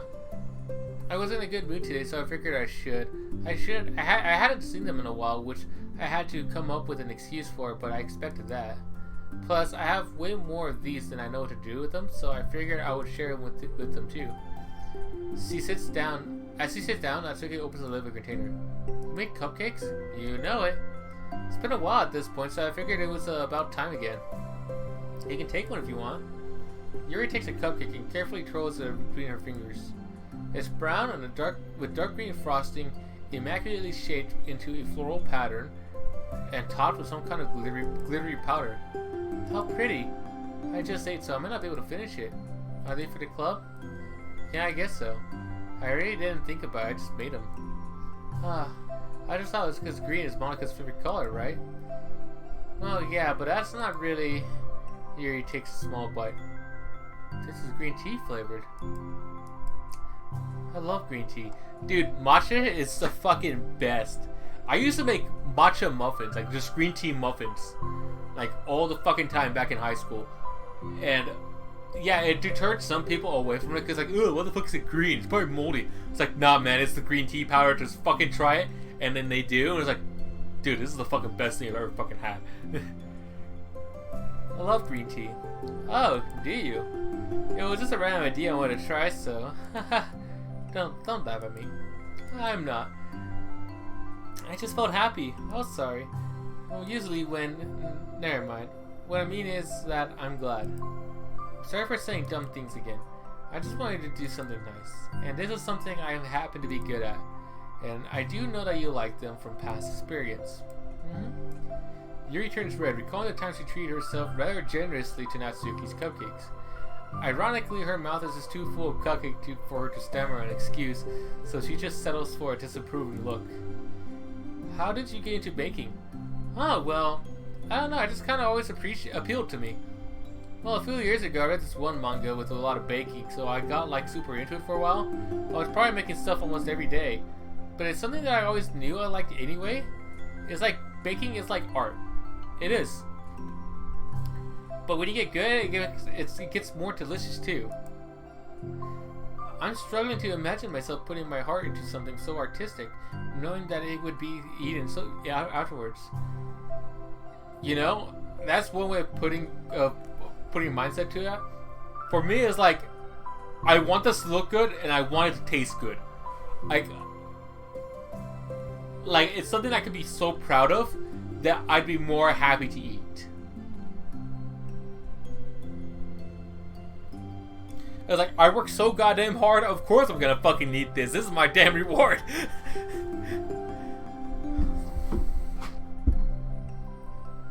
And sometimes that extra effort really does go a long way. Yeah, maybe you're too practical for it. I think I prefer to be on the receiving end. That's my other favorite part about it. It's something I can do that makes a lot of people happy, like unconditionally. Everyone is always so thankful, and in that moment you get to be like the bringer of joy. Like, I don't know, it just makes me feel valued. Yeah, I guess that. So you were able to make up with your friends today? There wasn't really anything to make up with them about. We weren't fighting or anything. Oh, you weren't? Maybe I misunderstood. It only turns into a fight if I lose my cool. And that's the unnecessary drama. It only makes things worse. So they're not going to stop? I mean, it only happens sometimes anyways. It's just the way they are. I'm the only one who ever has a problem with it. It's not worth it. Especially since I have somewhere to go now when I don't feel like hanging out with them. Oh, I see. The cupcake's empty foil wrapper audibly crinkles in Yuri's clenched, and as Yuri clenches a fist. I'm glad that the situation is resolved. Now you don't have to avoid them anymore. Yeah, me too. I don't have to bother you during your alone time anymore. I'm sure you have a lot of reading to catch up on. Yeah. Know that that cupcakes are basically nothing compared to all the stuff you've done for me. But it's the best I can do, so you can have the rest of them. Natsuki grabs the box and slides over to Yuri's feet. Yuri stares at the box. She then shakes her head and slides them back. You should save them for your other friends. But I made them for you. Natsuki's voice whines as you protest. I know.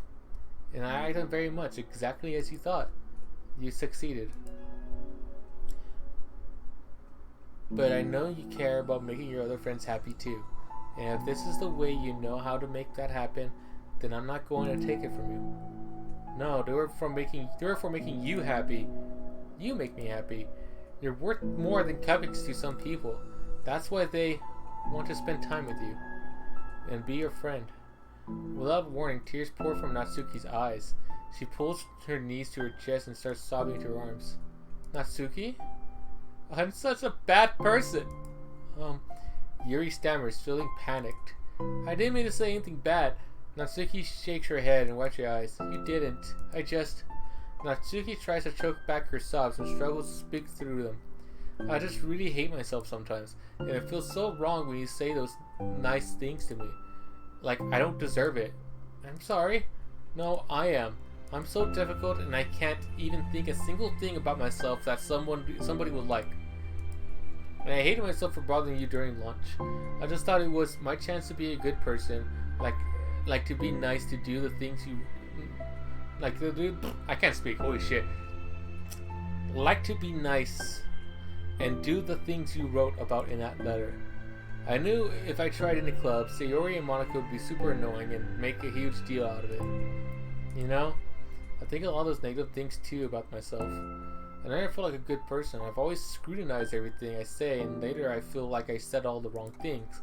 And I spend so much time thinking about myself, hating myself, and feeling like everyone else must have hated me too. So I understand some of that through my own experience. That's why I wanted to write the letter and express my feelings. It pained me to see those things in someone else that I saw in myself.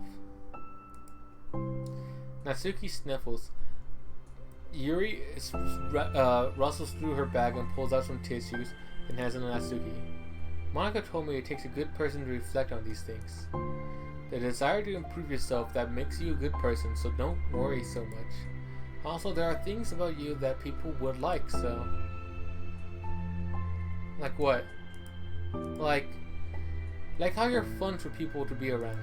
And you're not shy. And you know how to make people laugh. You're very passionate about things, and you know how to take the lead. And you care a lot about other people. And just a lot of things. Oh. Well, now you're making me feel really embarrassed. Well, you're the one who asked. And don't you think I feel embarrassed? Natsuki tries to hide a smile, and then she sighs as it fades again. Every time I come here, I always think it's the last time, but then I keep coming back for some reason. Is that bad? It's just really confusing. I mean, my friends and I go way back, so ditching them all that time feels like, I don't know. Feels like what? Natsuki's voice gets quiet. Maybe I'm scared that they'll get mad at me. I really don't know what to do. Yuri pauses. Yuri stares into the distance, tracing her eyes along the patterns of the floor tiles while she thinks to herself. What would you do, hypothetically, if your friends were happy for you instead of mad at you? Happy for what? Happy that your new club is making you happy. Well, that's just not a fair hypothetical. Natsuki says that, but with little confidence in her voice. I always told myself that I don't rely on the approval of others to be happy. And I still feel that way, but I'm spending time with people who put me down whenever I don't have their approval. That's probably what's making me feel so confused. Because I'm threatened out of the things that should make me happy.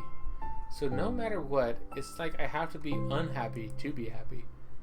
It's making my head hurt.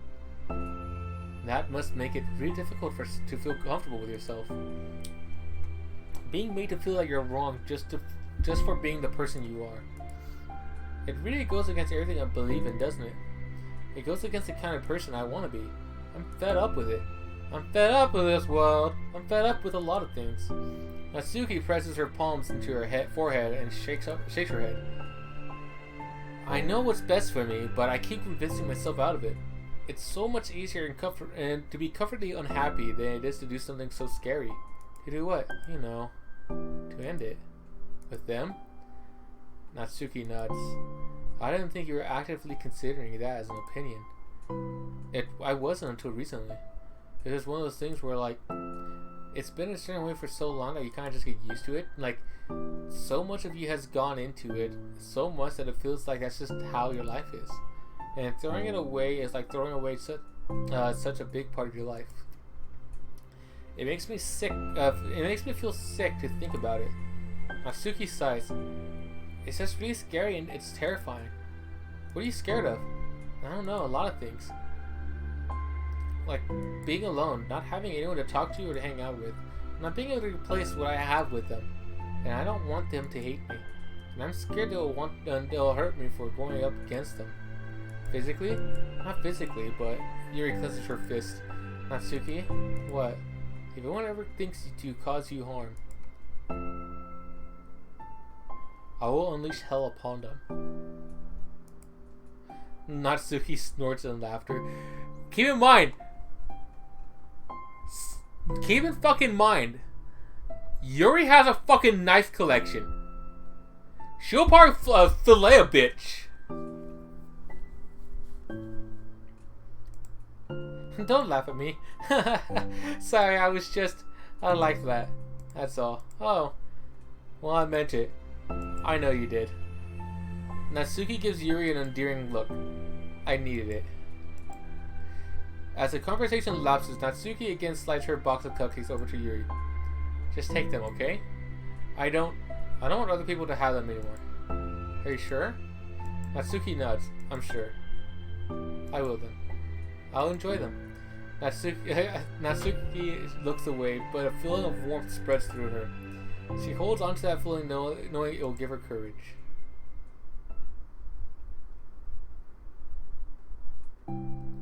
Ah, you're here first today. And you brought reading material. Natsuki is sitting in her usual spot. This time holding a volume of manga while her lunch sits beside her.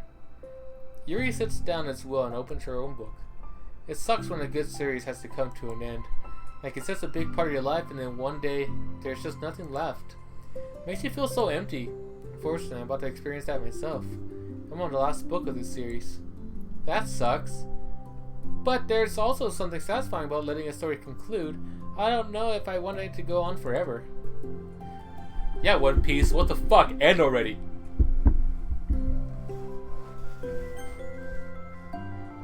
Maybe. But there are some things I wish I could. On the other hand, have you ever read something that overstayed its welcome? Yeah, definitely. I can think of at least one thing I've read that's gotten pretty unbearable, like halfway through, and the ending really sucked. So it sucks when people have, when something good comes to an end. It also sucks when you just keep inventing more plot until you don't like it anymore. I guess it sucks either way. Well, that's the nature of all things. They come to an end. The two fall silent. Unless you're fucking One Piece and Detective Conan.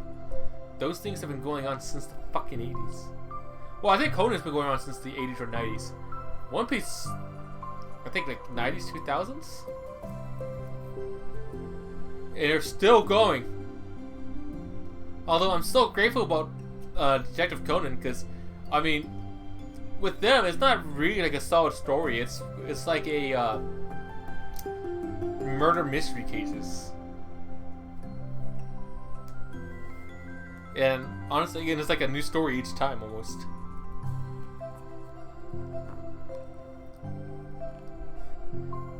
They slowly eat while making their way through the respective reading material. Except Natsuki doesn't seem to be touching her food at all. You don't go out during the weekends, right? Excuse me? Like with friends at the mall or downtown or whatever? I'm not a total shut-in, you know. Oh, I'm bad for making assumptions. Well, I'm sure I go out less often than other people like you and the others in the club. I don't really meet with friends and arbitrarily spend time like that. I'm usually meeting with my board game group. Just board game group? It doesn't matter. It doesn't matter. It's more nerdy stuff. Why do you ask anyway? I was just curious. I just realized that I couldn't picture it, so I was just curious. Yuri looks at Natsuki and realizes as she's shaking. Don't look at me like that. I'm sorry. Natsuki pulls her knees into her chest and puts her head down. I can't take this. Did I do something? Yuri gets flustered, her mind racing over on what she had said or done. I did. I ended it.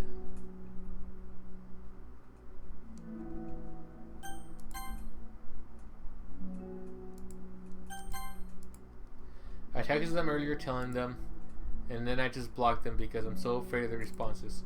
And now it feels like I'm dying inside. Oh, that's... I'm sorry.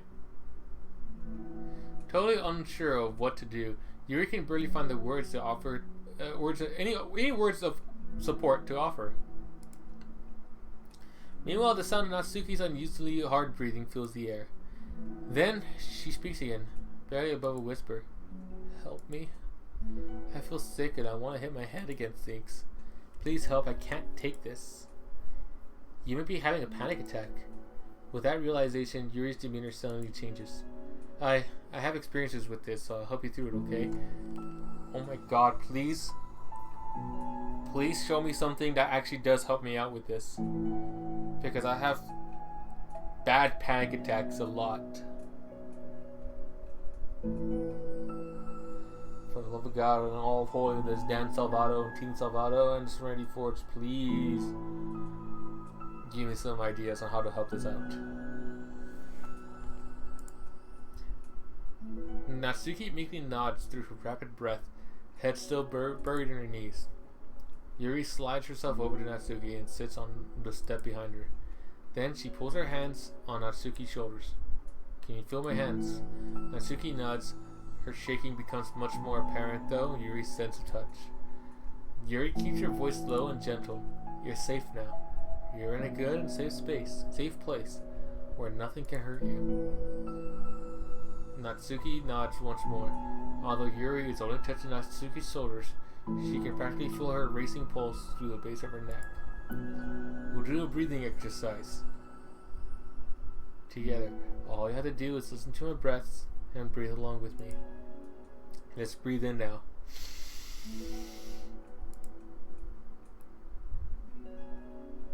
Yuri takes a deep, slow breath. Beneath her hand, she feels Natsuki's shoulders rise as Natsuki takes a breath of her own, trying to mimic Yuri. They exhale together through Natsuki's breath shakes on the way out.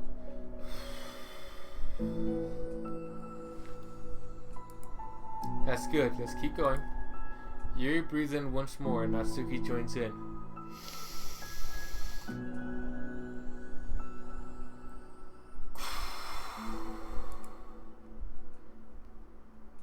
They continue like that for a few more cycles while Yuri closely monitors. Eventually, Yuri feels Natsuki rest more of her weight onto Yuri's palms. Let's focus on the physical world. All you have to do is focus on the feelings of your breaths going in and out. Okay, this is actually helping. Because I know about breathing in and out, but more if you think about it, like finding a way to really helps out. Because I suffer with anxiety, depression, and I get my panic attacks because of all that. And when I come out of it, I am just out of commission. Like, my whole body really tenses up so much because of it that I exhaust myself to the point where my whole body just hurts. And it happens often, unfortunately. Like, it's an uncontrollable thing. Some days are good, some days are bad. The medication helps mitigate it, but I think I might need to up my dosage. It's something I need to talk to my doctor about. But honestly though, this will help. All I have to do is focus on the feeling of your breath going in and out, and the weight of my hands on your shoulders. But the difference here is, I don't have anyone to do this with me. That's the sad thing. Like, I don't have someone to help calm me down.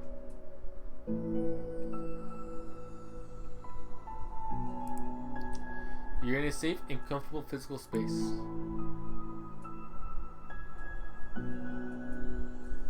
Minutes pass in silence. By now, the worst of it has passed, but Yuri is determined to not move away until Natsuki prompts her to.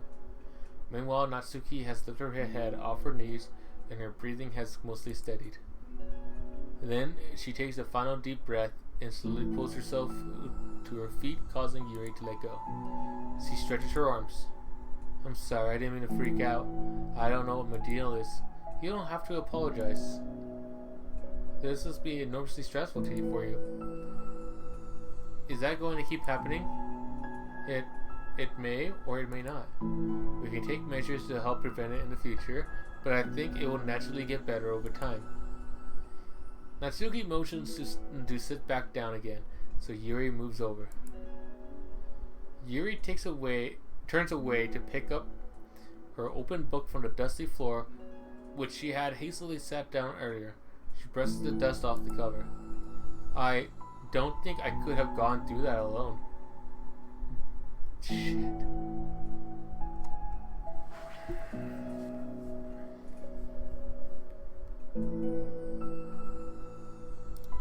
This game is really fucking me, man.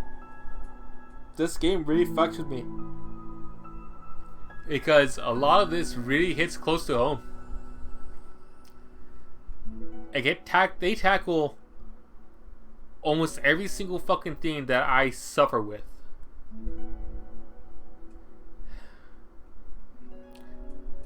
But fuck, man, it's really emotional. It gets me really emotional about this stuff because not only because I know like I'm not the only person that deals with it that suffers for this stuff, but seeing other people helping each other out really just got to me. I don't think I could have gone through that alone. You're not alone. Feeling shy again, Yuri speaks into her own lap. From now on, you don't have to do anything alone. As he says that, Yuri tenses up. It's rare for her It's rare for her to so openly share her thoughts.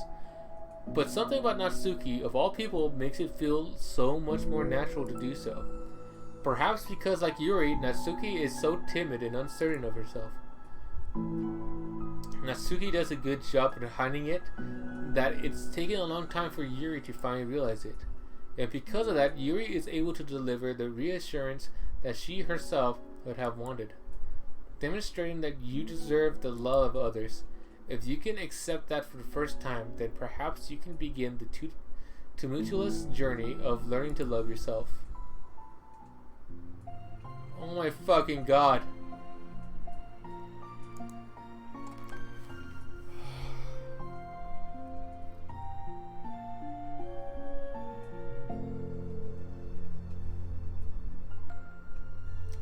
This is actually beautiful.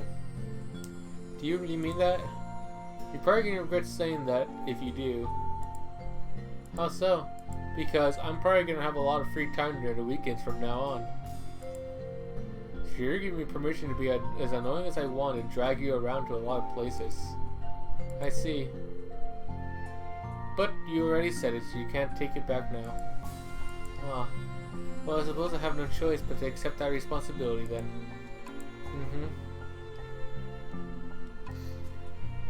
I know a good ice cream place. Oh? That means you finally figured out my favorite ice cream flavor. You'll finally figure out my favorite ice cream flavor. Huh? What are you talking about? I remember this. Oh, you don't remember? The first day you came to the club, you guessed everyone's favorite ice cream flavor, but for me, you said you had no idea. Seriously? I don't remember that at all. Oh wait, yes I do. I said it was probably green tea. Yuri shakes her head.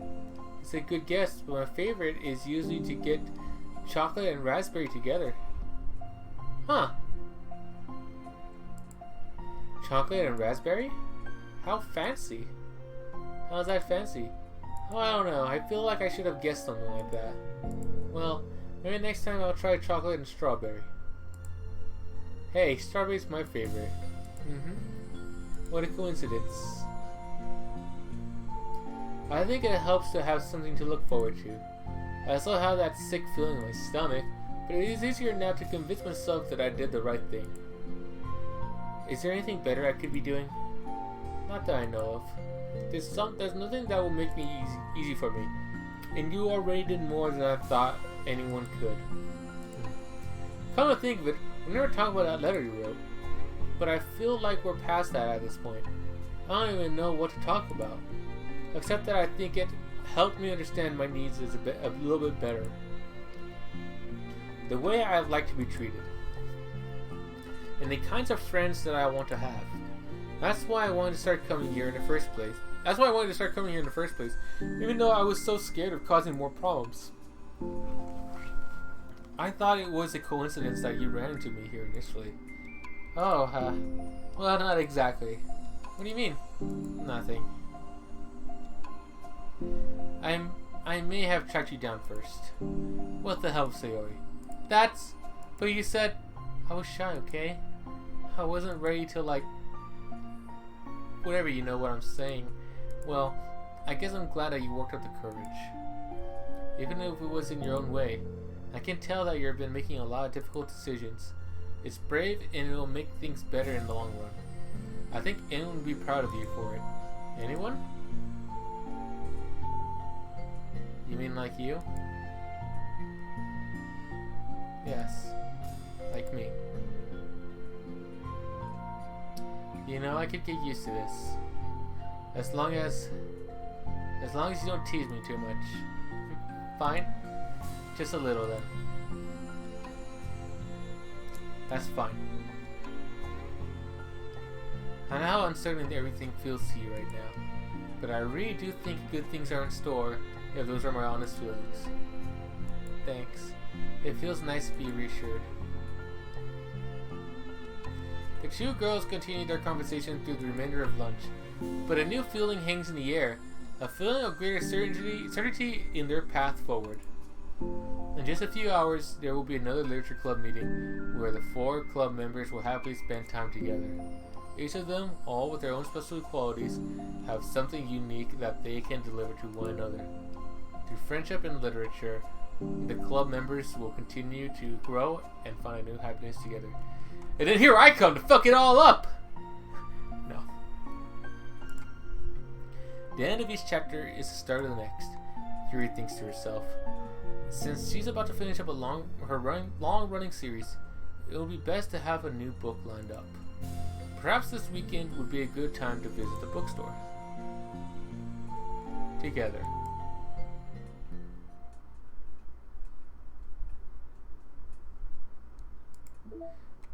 Oh my god, I think I'm gonna cry, man. Like, oh, I'm missing two things.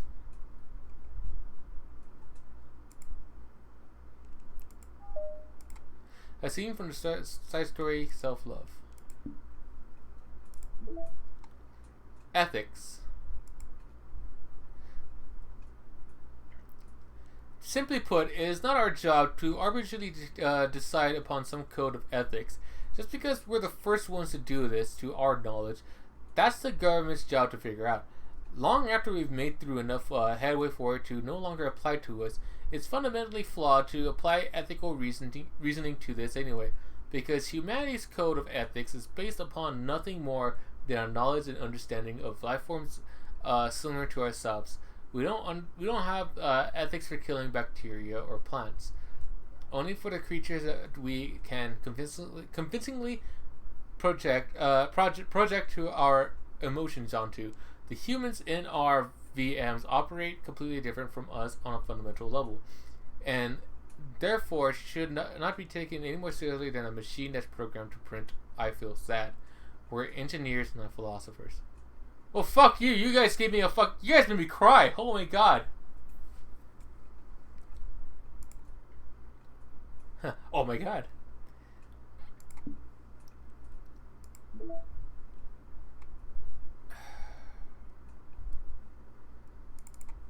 I love this game. Okay, my save files are still here.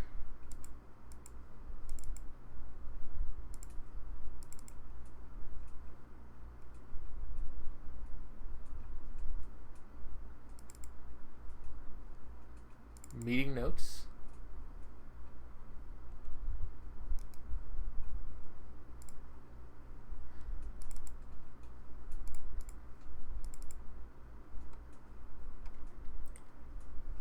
Okay.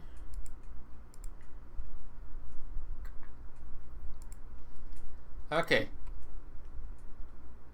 So let's go back into DDLC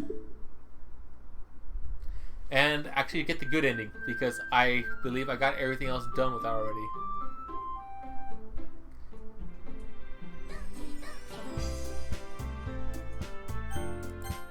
Yeah, because I did a save file for all these fucking characters here.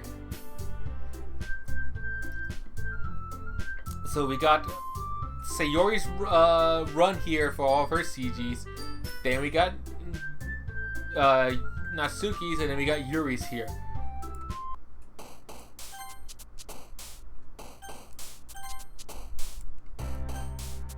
You know what? Let's go back here then.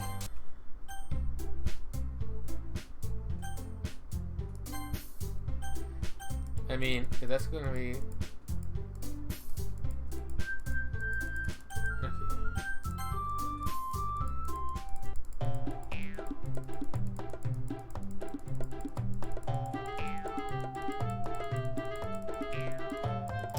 Yeah, I'm just auto skipping this because we've technically already seen this.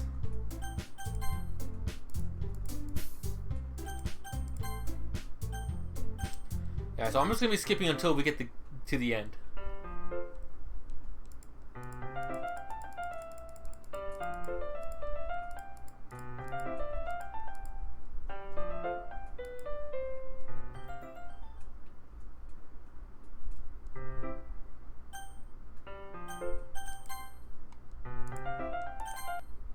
Okay, something about me says I should have never picked Monica at all.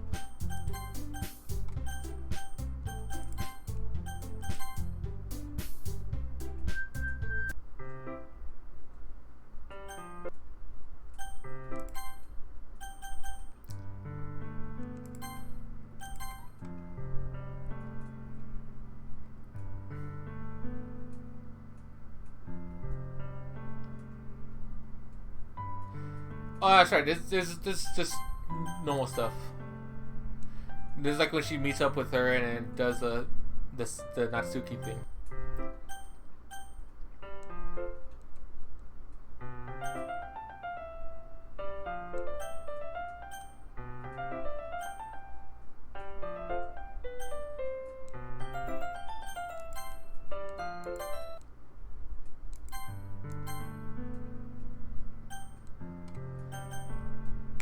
Ice Deru.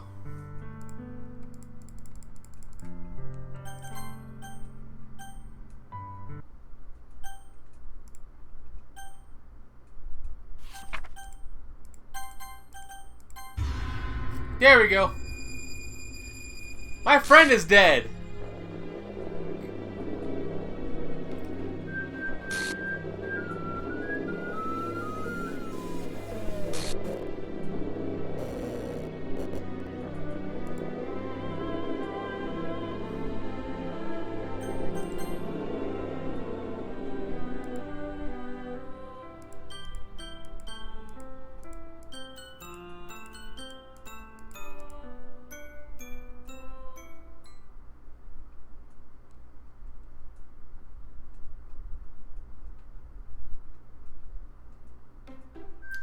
This is the first time I actually got the end for this. It's very easily disturbed. Oh, what the fuck?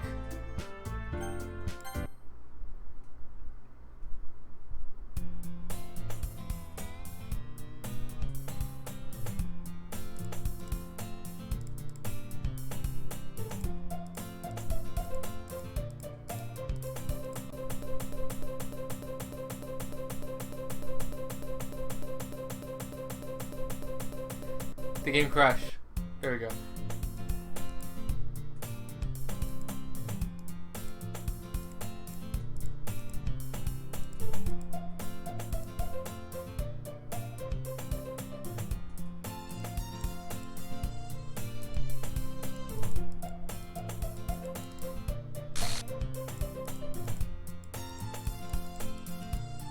Yeah, so I'm just gonna try skipping all this until I get to the end of the game.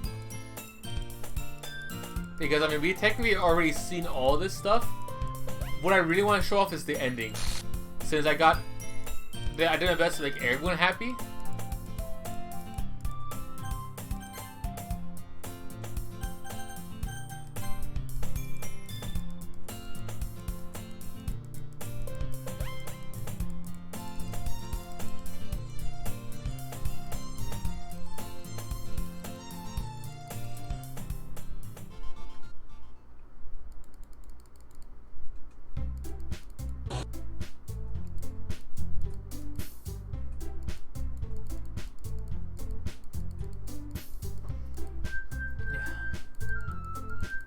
It's the vice president.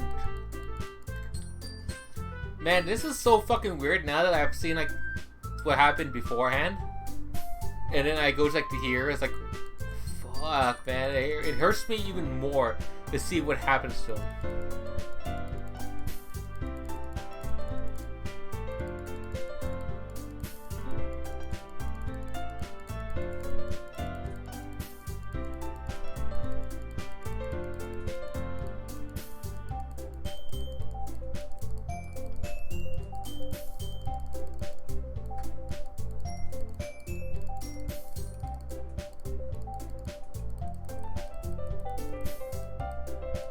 I'm surprised it's not giving the skip option, even though I've already did a playthrough.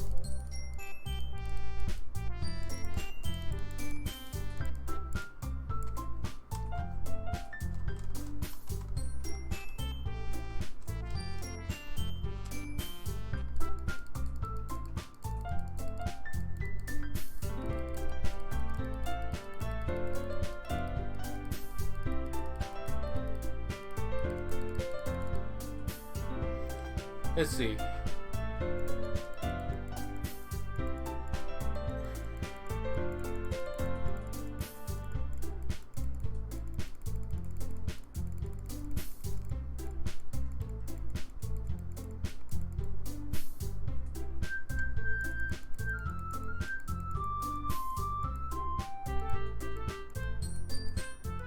Okay, so we gotta make another poem.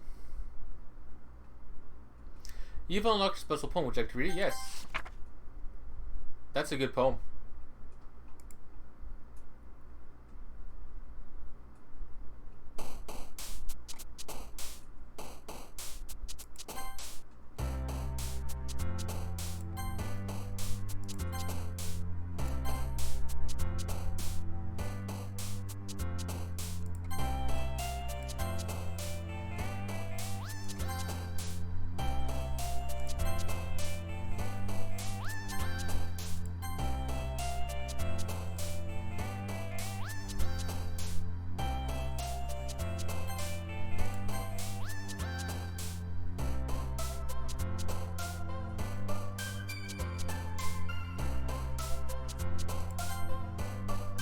Damn, I was hoping for the perfect poem for her.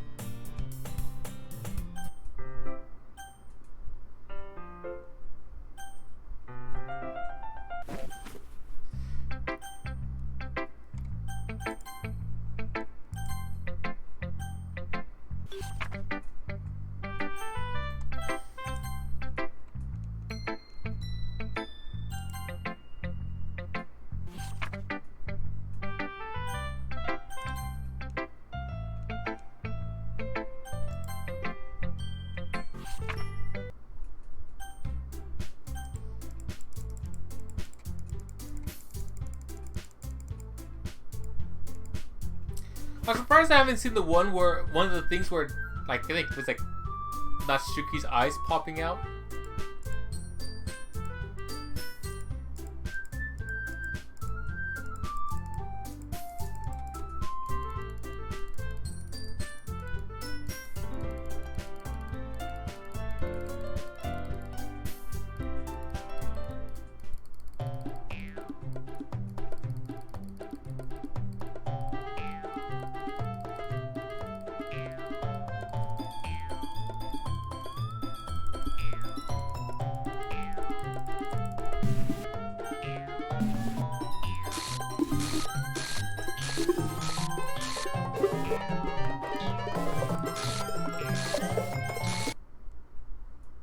Kissy.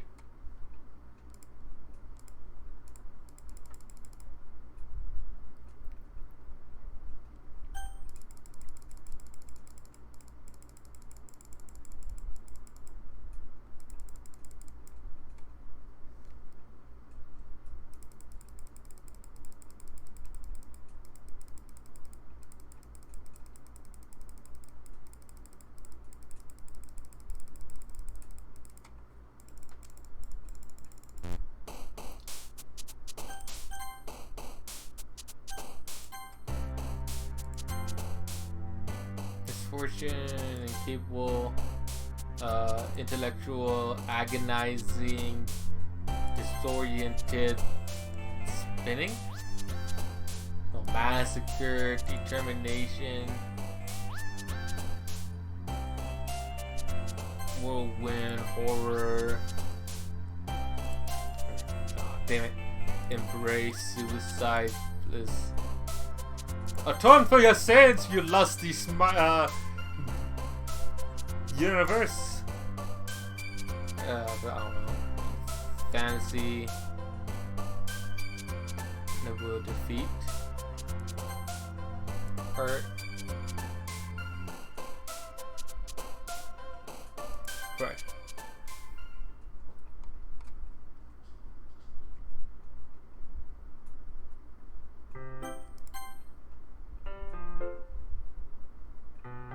Oh God, the lips!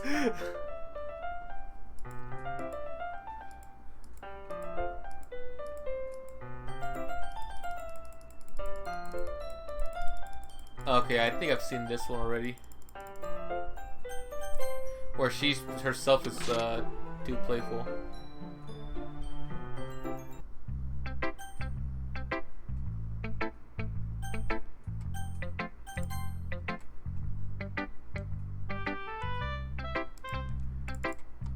Really?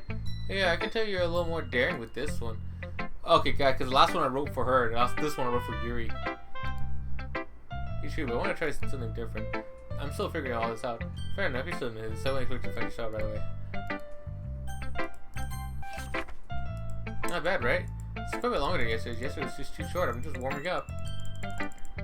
Okay, pleasure, found it. Okay, let's see. Yeah, because we already read all this stuff.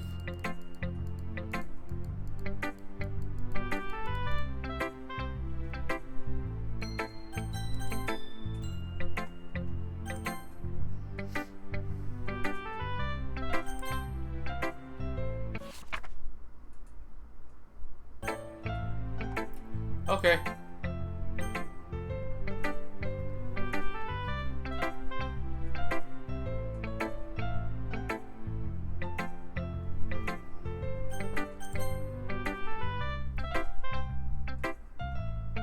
Been waiting for this. See what you're reading for today. Here's some more. Do you like it? Sally, how did you pick up on this so quickly? It's just you're talking about the techniques you were practicing. Well, that's the point. You did a good job explaining.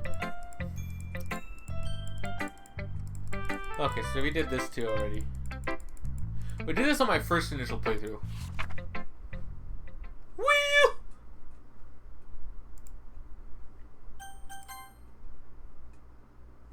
Special poem, would you like to read it? Another special poem like this.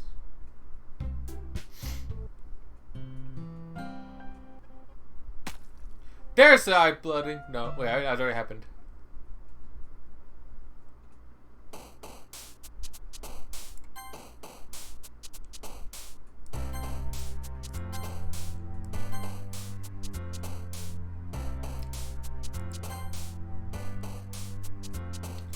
Little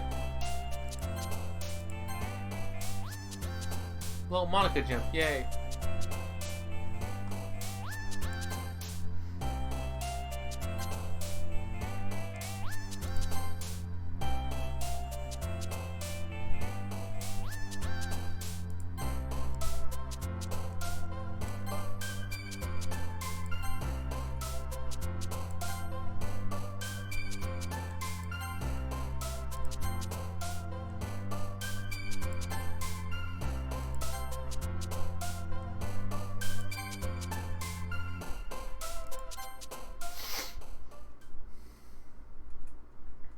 Whoa, what the fuck was that? Oh! The eyes. Hi! Okay, so I'm starting to get a little more new stuff in this.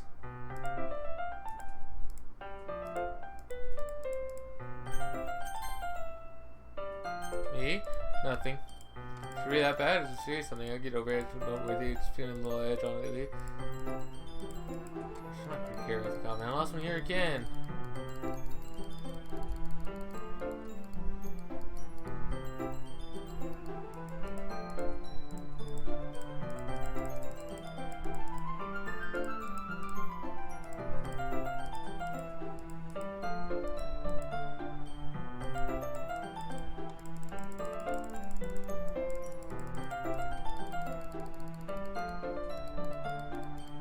Yeah, like she's being forceful on it already.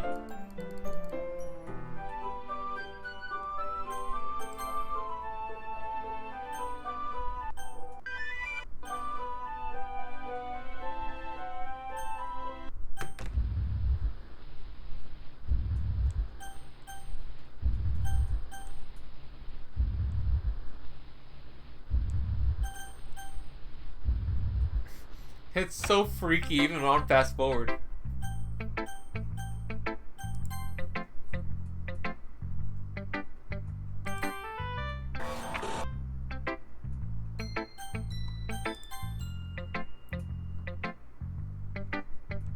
What?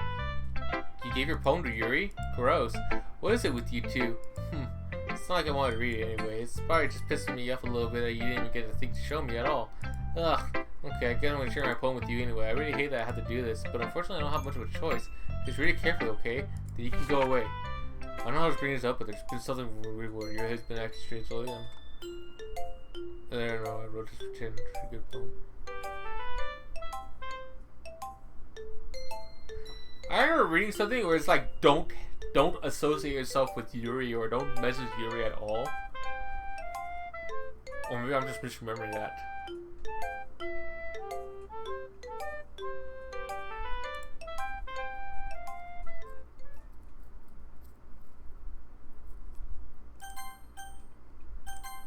Just Monica. Team Salvado, ready for it. Just Monica. Just Monica.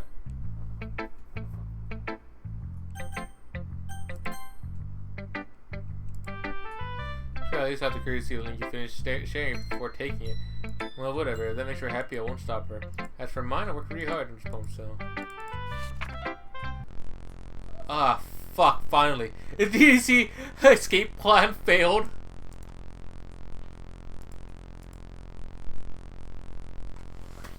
I fucking love this game. I was just trying to... Never mind. Let's just move on. Yes!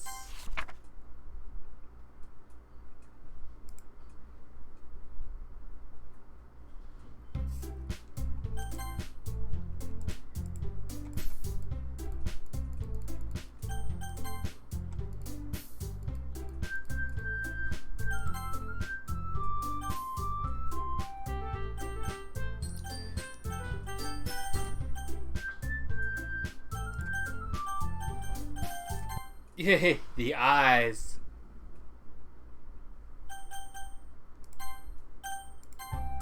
Hey, pick me. Yes.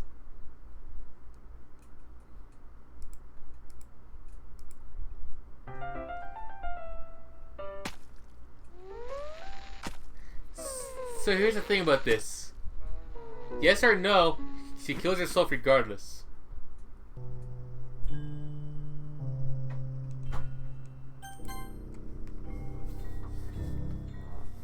So let's just watch the whole damn thing. I just skip the whole damn thing rather than like trying to go back into menus.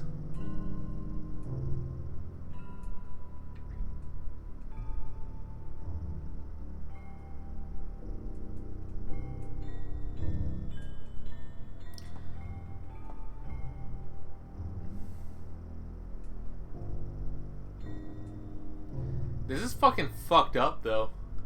That I just stand here and just watch her body decaying.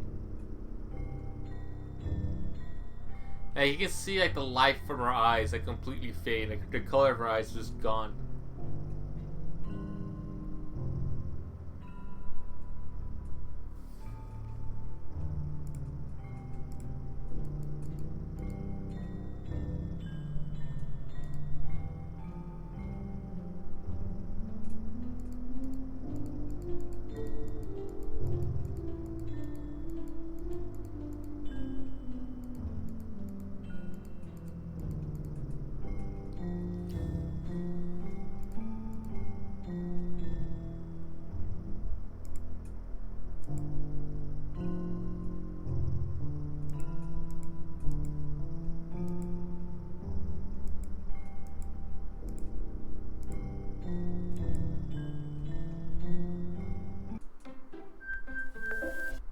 Oh, that's kind of new, I think. Can you hear me? Is it working? Yay, there you are. There's the waifu. Hi again, Sally. Welcome to the Literature Club. Of course, you know each other because we were in the same class last year, and,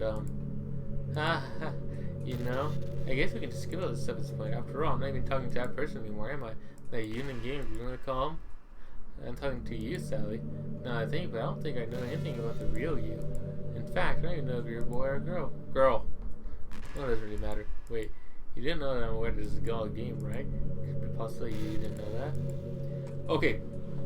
So, I guess this is because, if I were to go pick a different name in this game, the game would probably just go, the game would still call me by Sally, because that's how I named myself off of my computer and everything.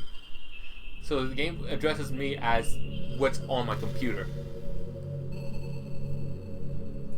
It would have been more. It would make a lot more sense if I didn't choose the same name as the character name.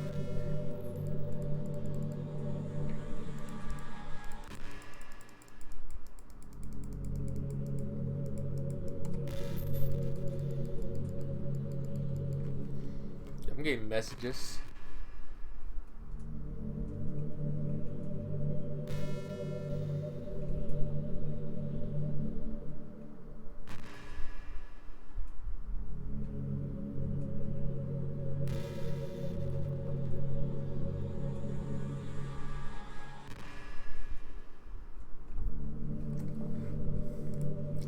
I don't say anything happened with Sayori. Gosh, it's been a while since you heard that name now, hasn't it?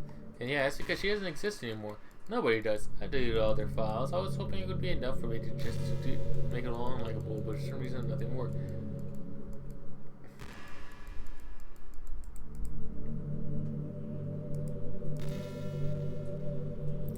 Also, I sometimes have this propped up when I have a wallpaper engine going on, so even like the background's like moving back and forth, so it looks like I'm just this scene here.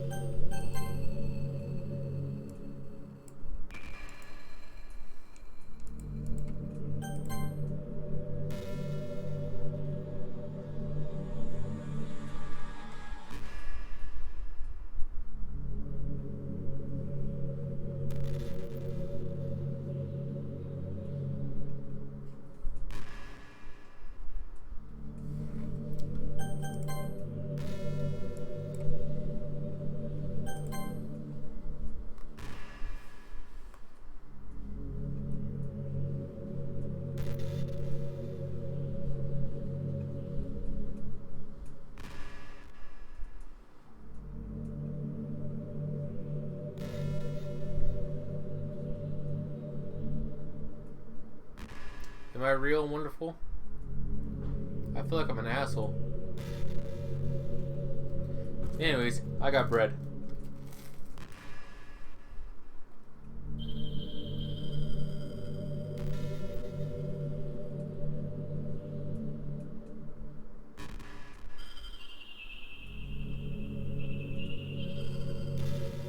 There's nothing I can do here. I can't skip this.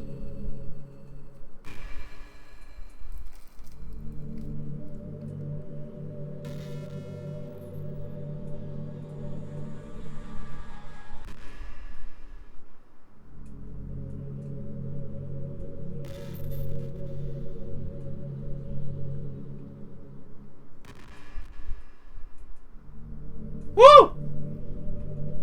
She loves me.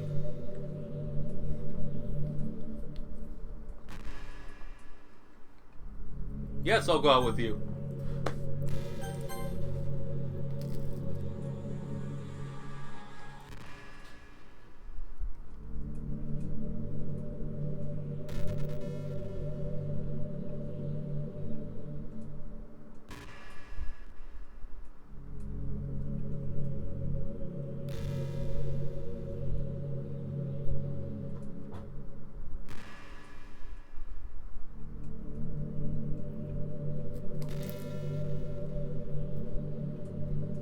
Yeah?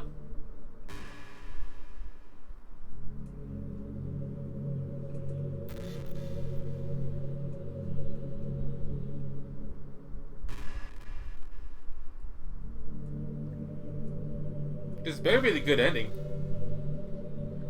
I busted my ass to make everyone happy.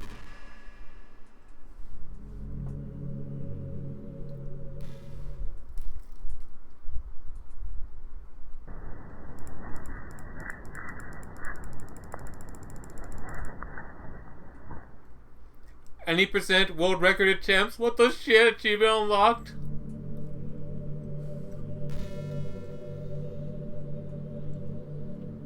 Alright, well I found a secret achievement.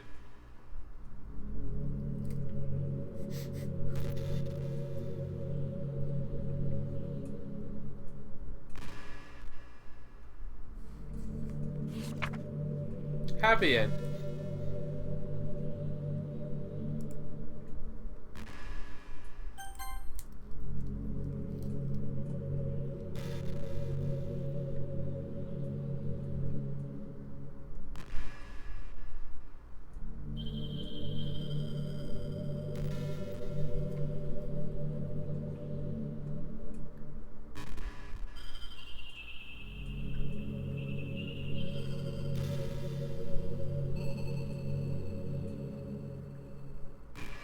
Yeah, but the game won't let me do that.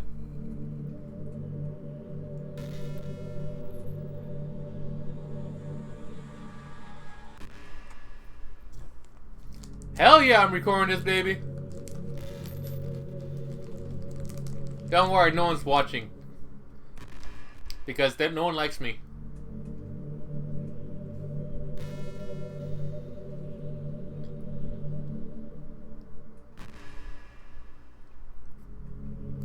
Well, here's the thing, Monica. No one's watching because you deleted them.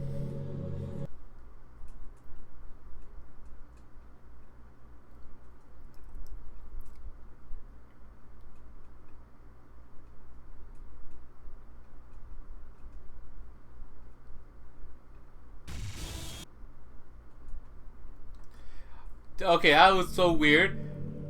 The audio came out way before the fucking face did.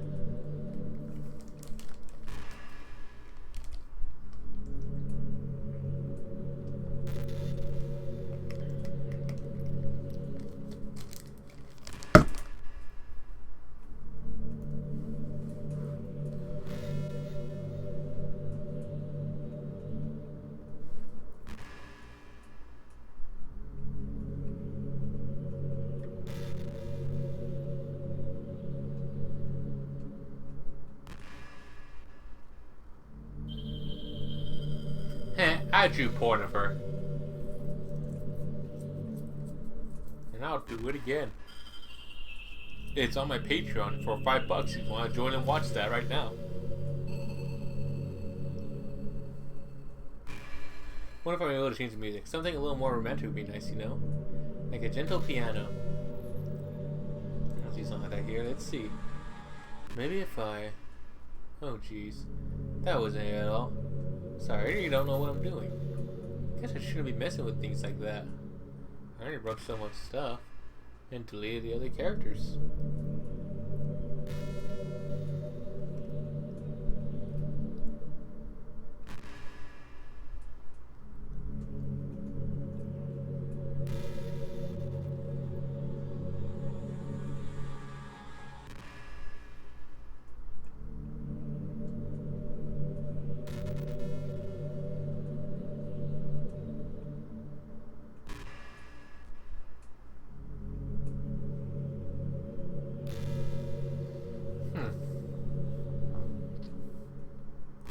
You ever feel like you waste too much time on the internet? Shut the hell up! Social media can practically be a prison. Oh, okay, I can skip some of this.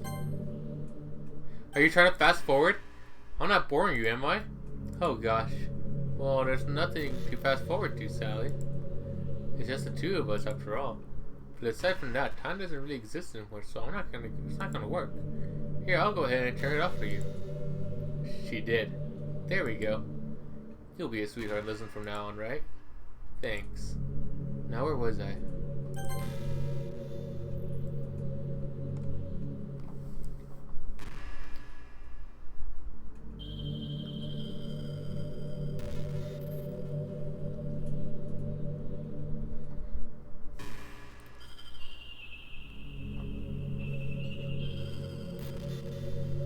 She knows.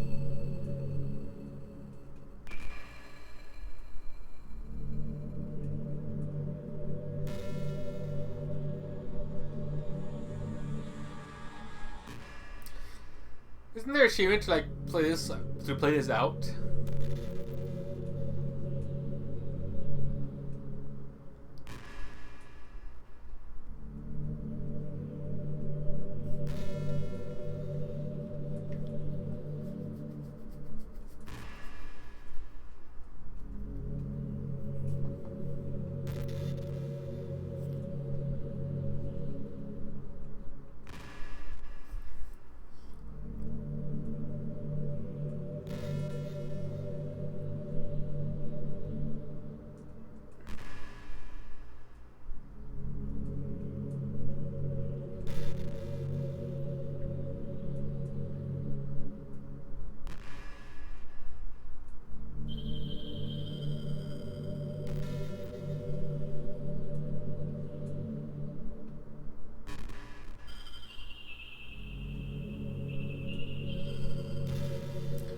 Okay, Monica, is there something new you gotta say?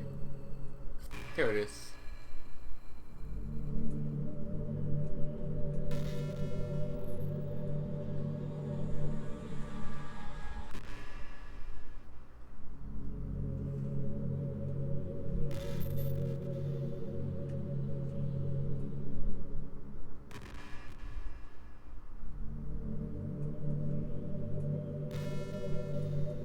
Hell yeah.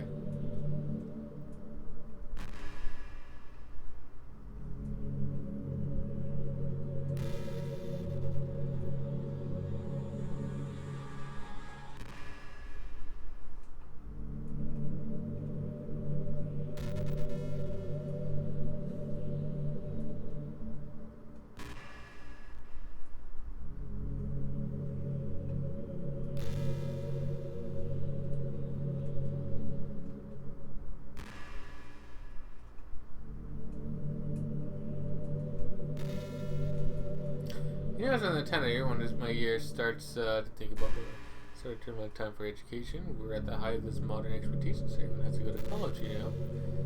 Finish high school, go to college, get a job, or go to grad school. It's like the universal expectation for people to assume it's just the only option for them. Yeah, they don't.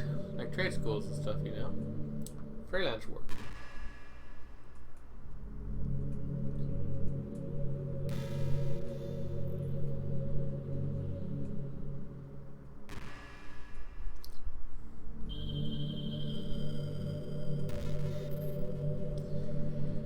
True. This is all true.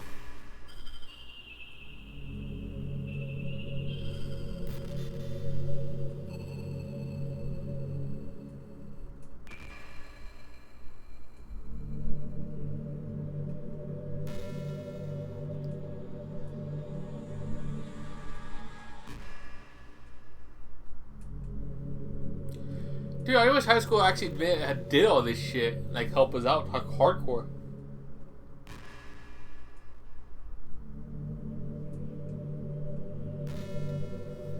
Like, Monica knows the real shit.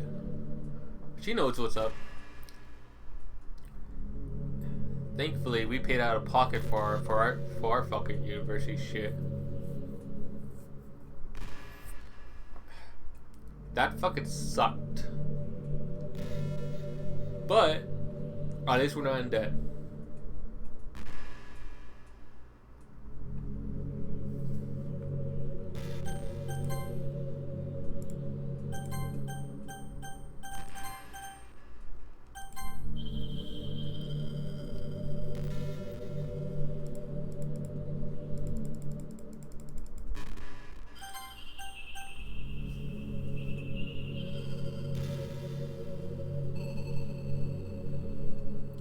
What would happen if I were to just like leave this on for like days?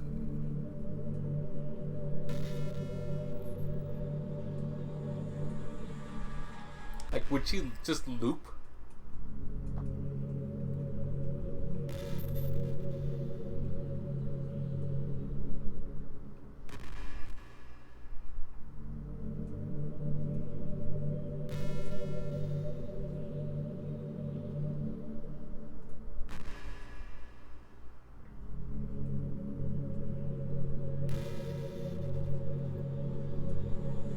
Here's Monica's writing tip of the day.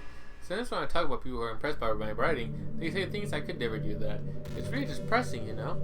As someone who loves more than anything else, joy of exploring, whatever, it pains me when people think they're just not good at it, just comes naturally. And that's how it is with everything, not just writing. When you try something for the first time, you're probably going to suck at it. Sometimes when you finish, you feel very proud of it and you want to share it with everyone. But maybe after a few weeks, you come back to it and you realize it was never really any good. That happens to me all the time. It can be pretty disheartening. So much effort into something and realize it sucks. Yeah, like my artwork. But that tends to happen when you're comparing yourself to others. When you reach the higher stars, you reach, you know? Go up out there, step by step. Whenever you reach a milestone, you have to first look back and see how far you gotten. And then you look ahead and realize how much there is to go. So sometimes you can start a little bar, a little lower. Try to find something you're pretty good, but not world class. Then you can make your own personal goal. I still need to like, get better at coloring, especially like shadings and such.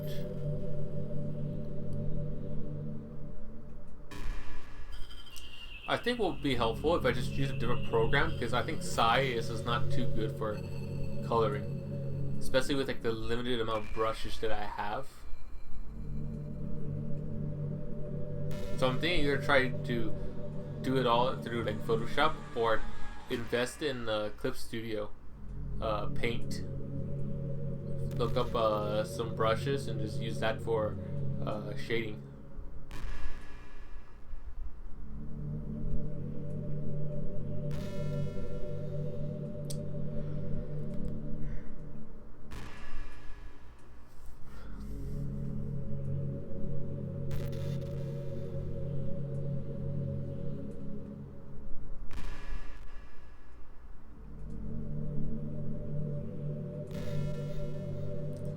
Oh hey, Raiden Face Jr. went live.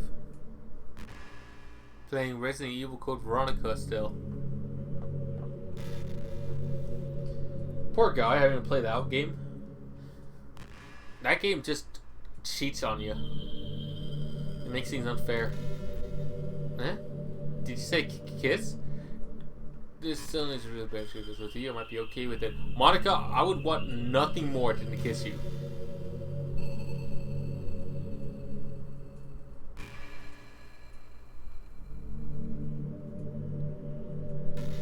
Bro, I'd sim for Monica hardcore. Like, holy shit.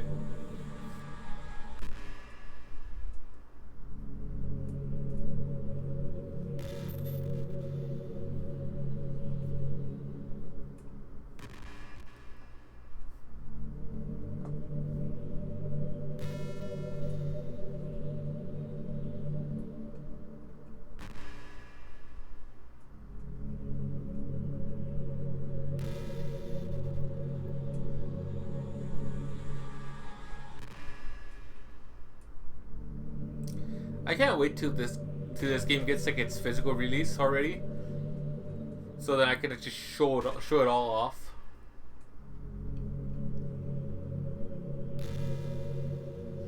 You know how this takes place in Japan? Well, I assume you knew that, right? Yeah. Or at least decided it probably does. I don't think you're actually told at any point where this takes place.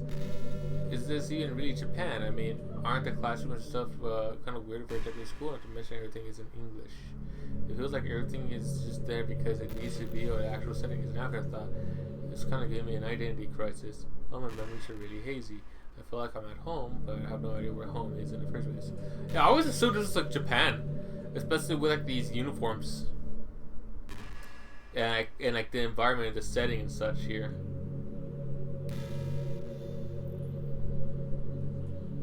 And just some of the mannerisms with some of the people. By some of the people, I meant like the area of where we're at.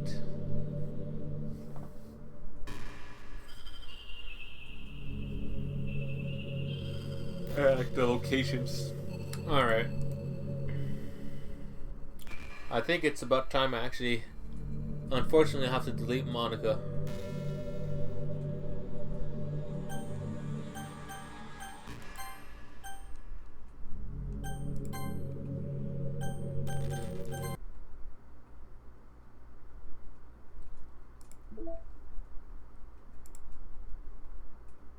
Finish the poem game in 20 seconds or less. Oh, that's all the wallpapers. I'm still missing one poem.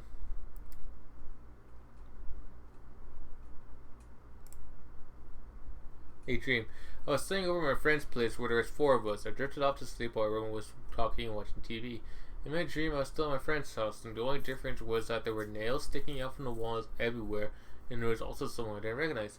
The person I didn't recognize told a joke and everyone laughed. I woke up to the sound of everyone laughing at something that happened on the TV, so the laughing was not part of the dream. It was the noise that woke me up.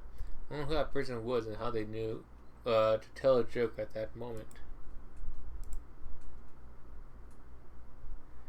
One of 11 special poems. DDLC selects 3 random special poems to appear when it started for the first time. Huh.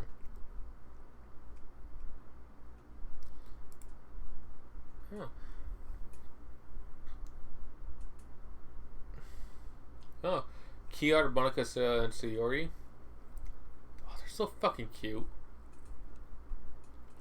In Act 1, try both Sayori and Monica for weekend help before choosing Natsuki or Yuri. Okay. That's because Monica. In Act 3, press the skip button while Monica is talking. Ah, shit.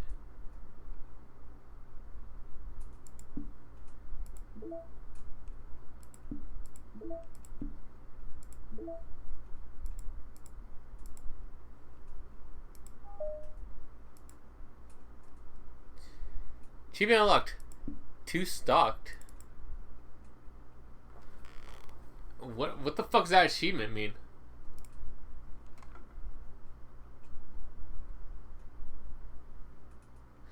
Delete Monica twice while getting deleted 0 times?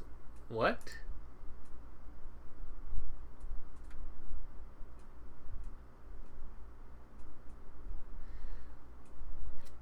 Also, why the hell does it say finish all the side stories? Like it's still not done.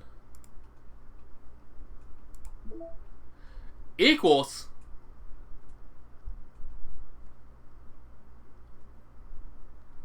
What do you mean this isn't done?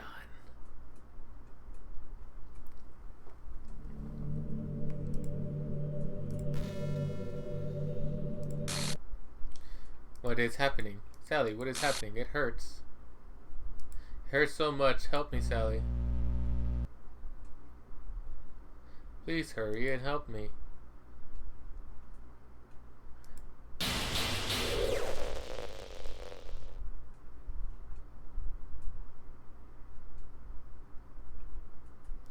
Did you do this to me, Sally? Did you? Did you delete me? Yes, I guess I did.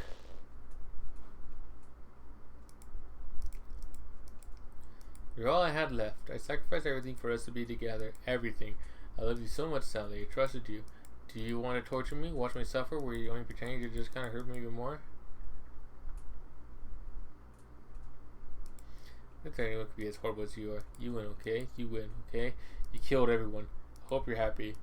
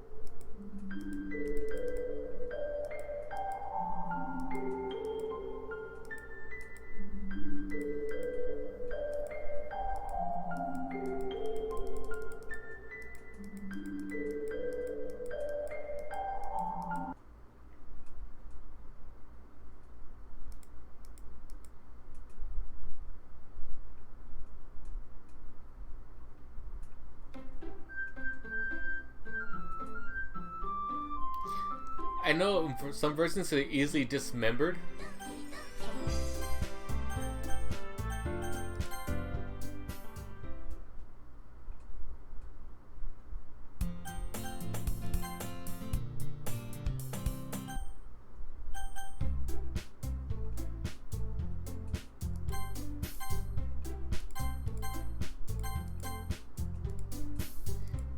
I guess the meeting's over, huh? Yeah, looks like it.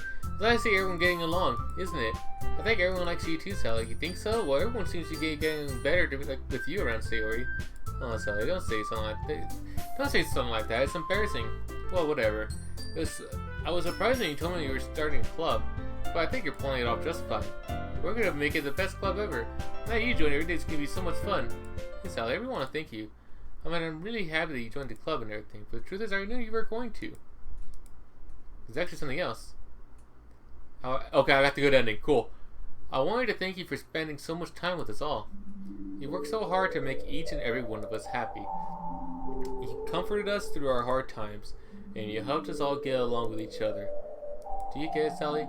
Because I'm president now, I understand everything. You really didn't want to miss a single thing in this game, did you? You saved and loaded so many times. I did.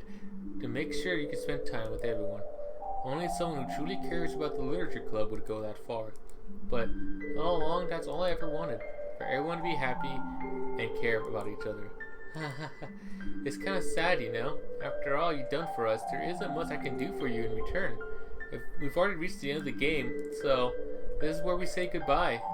Thank you for playing Doki Doki Literature Club.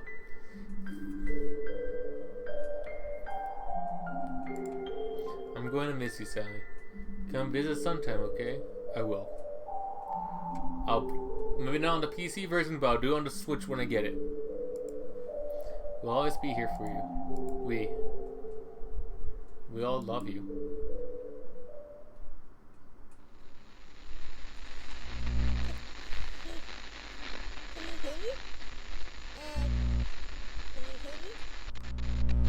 Can you hear me? Hi, it's me. So you know how I've been like practicing piano and stuff, and not really any good at it yet, like at all. But I wrote you a song, and I was kind of hoping that I could show it to you because I worked really, really hard on it. So yeah.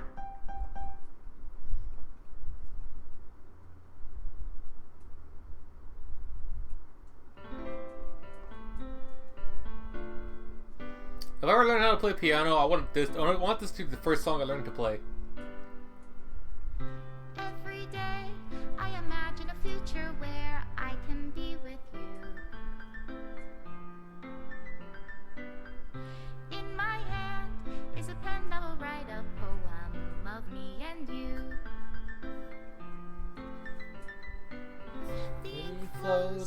down into the dark puddle. Just move your hand, right the way into his heart. But in this world of infinite choices, what will it take just to find that special day? What will it take just to find that special day?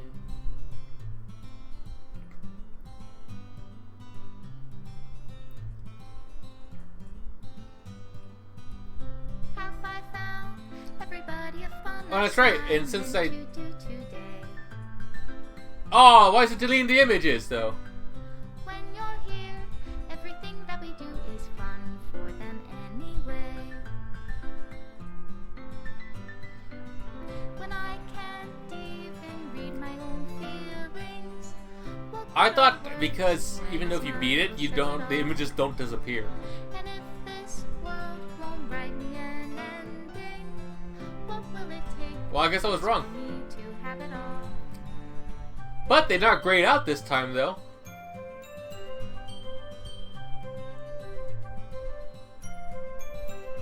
Because I did get everyone CG.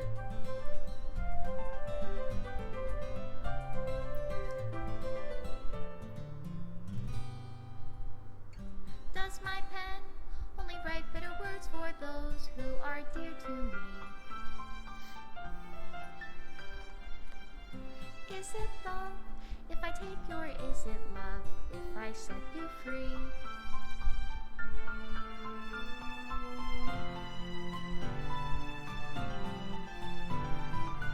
The ink flows down into the dark puddle. How can I write love into reality if I can't hear the sound of your heartbeat?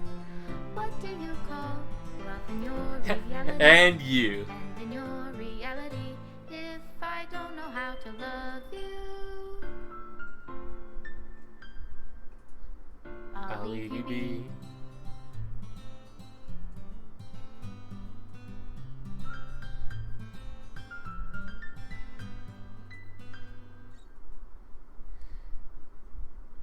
Dan says hi. It's an achievement. To the special player who received this special ending. For years I have been enamored by the ability of visual novels and games in general to tell stories in ways not possible by using traditional media. Doki Doki Literature Club is my love letter to that. Games are an interactive art. Some let you explore new worlds. Some challenge your mind in brand new ways. Some make you feel like a hero or a friend, even when life is hard on you. Some games are just plain fun, and that's okay too.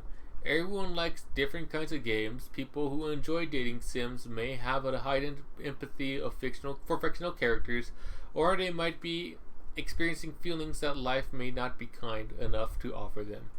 If they are enjoying themselves, that is all that matters. That goes for shooting games, casual games, sandbox games, anything. Preferences are preferences, and our differences are the reason we have a thriving video game industry. My own favorite games have always been ones that challenge the status quo. Even if not a masterpiece, any game that attempts something wildly different may earn a special place in my heart. Anything that further pushes the limitless bounds of interactive media. I extend my gratitude to all of those who have taken the time to achieve full completion. I hope you enjoyed playing it as much as I enjoyed making it. Thank you for being a part of my literature club. Love, Dan Salvato. Motherfucker, I love you, man. Thank you for making a great game. This game is something that I always hold dear and true to my heart. And man, does it really mess with me at times. But man, I love it. Like, I can't get enough of it. Especially with the side stories we've been playing. Like, oh my god, like it hits too close to home. Thank you, Dan. Alright, required files are missing or corrupt. Please run reset.sh to repair the virtual machine.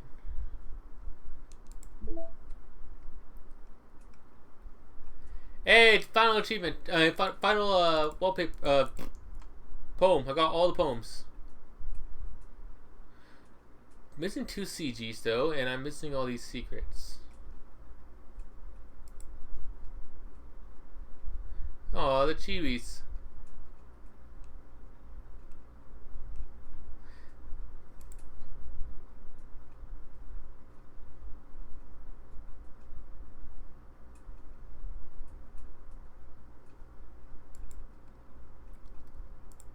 Oh, that's cool! Artwork drawn by Satchely to celebrate Monica's birthday in 2019. Finish all the side stories.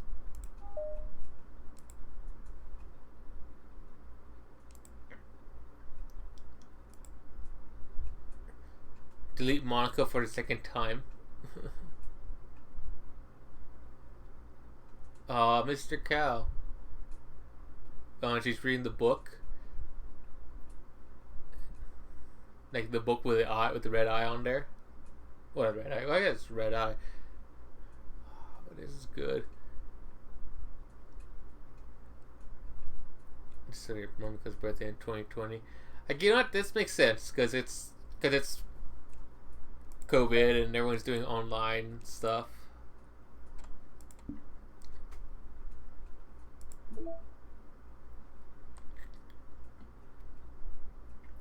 Ravi was Rousseau. Issues created by unprotected memory. Has anyone evaluated the side effects that might be caused by sharing a memory pool between multiple VMs rather than allocating them separately? I'm looking into some files VM1 is generating, and I'm finding some information that definitely shouldn't be there. I haven't seen any evidence that this is actually affecting the inside of the VM itself, so I don't think this is a priority, but it's definitely worth noting. My guess is that the memory being freed from VM2 isn't getting zeroed out, which technically gives VM1 access to it. It's info. All the info I will have go into the issue tracker, but I wanted to check if anyone else already noticed something along these lines.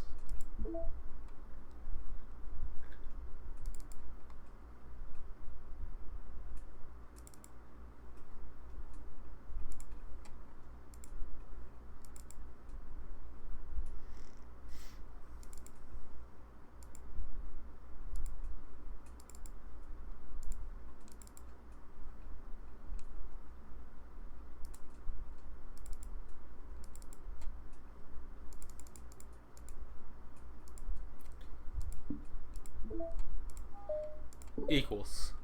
Let's finish up with equals then.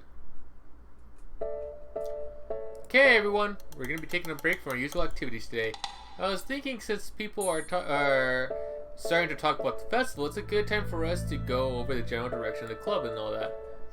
I think it will help us figure out what to do for the festival, you know? Oh, Sayori and I already came up with a really good plan. Really, for the festival? So the plan is this, okay? You and Yuri collect information ahead of time on which club and classes are doing food booths. Then we'll make a map and plan the most efficient route so we can go get the most of them before the lines get too long. Hey, that has nothing to do with the club. Well, you have to let me finish. Alright, fine, go ahead. Alright, so basically we got all the foods we can, and then we can come back here and we all eat together. That's all. Wow, I got tricked twice by the same joke. Boo, don't be here. It's not like you can come up with anything better. Look, even Yuri was thinking about it. No, it wasn't. Oh, this song slaps though. I really would prefer to do something literature related. We can eat together anytime. The festival is a unique opportunity. Besides, it's been quite a while since we've seen any new interest in the club. Yeah, I was thinking the same thing. We should get a shot at showing people what the literature club is all about. I'll tell you what. Well, we can do both, right? We'll make time for your food mission and still put together a public event. Oh my gosh, yes. I was joking, but that was a really good idea. Well, I'm glad that's settled. I think the question is how to come up with an event that demonstrates everything that we can get out of the literature club. Well, that's kind of tough because everyone gets something different out of the club. Okay, how about this? Let's go around and each of us talk about what we've gotten out of this club so far. That could really help us figure out what kind of reputation we want to build. Yeah, that's too embarrassing. But you'd have so much to talk about. That's exactly why. And I'm sure Natsuki feels the same way. Well, maybe, but I didn't plan on arguing against it or anything. I mean, it's a literature club. We talk about that stuff together, right? And the only way to get more comfortable with it is to suck it up and do it. Oh, Not wrong, I'm starting to being resistant. It's not good to say suck it up because it sounds like their feelings don't matter. Right, my bad, it's just a habit I need to break.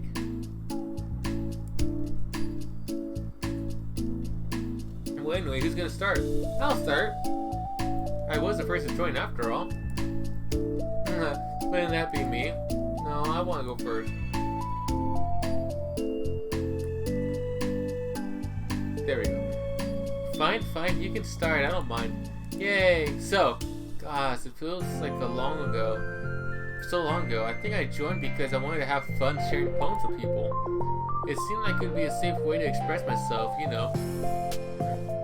Like if it's just a poem that I can share without feeling like I'm burdening everyone with my problems.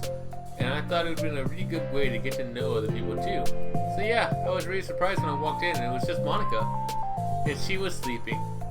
Don't remind me of that, oh gosh.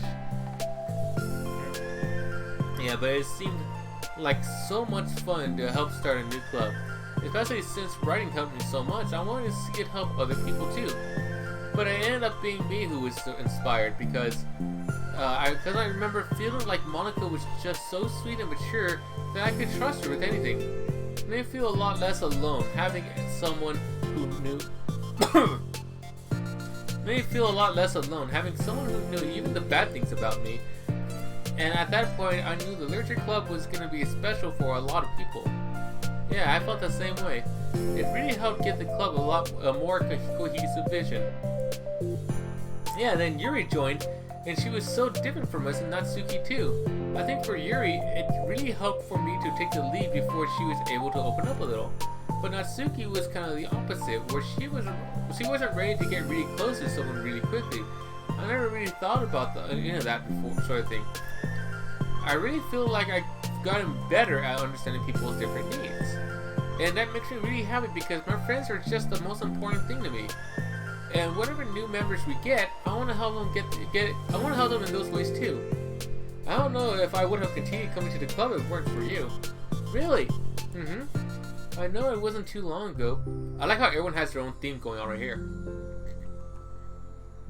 I know it wasn't too long ago, but it hurts to think about my behavior back then. I was really short-sighted. The only reason I came was to find others who were into fantasy. I suppose that was my idea of making friends with people. And I remember feeling uncomfortable because you and I have such different energies.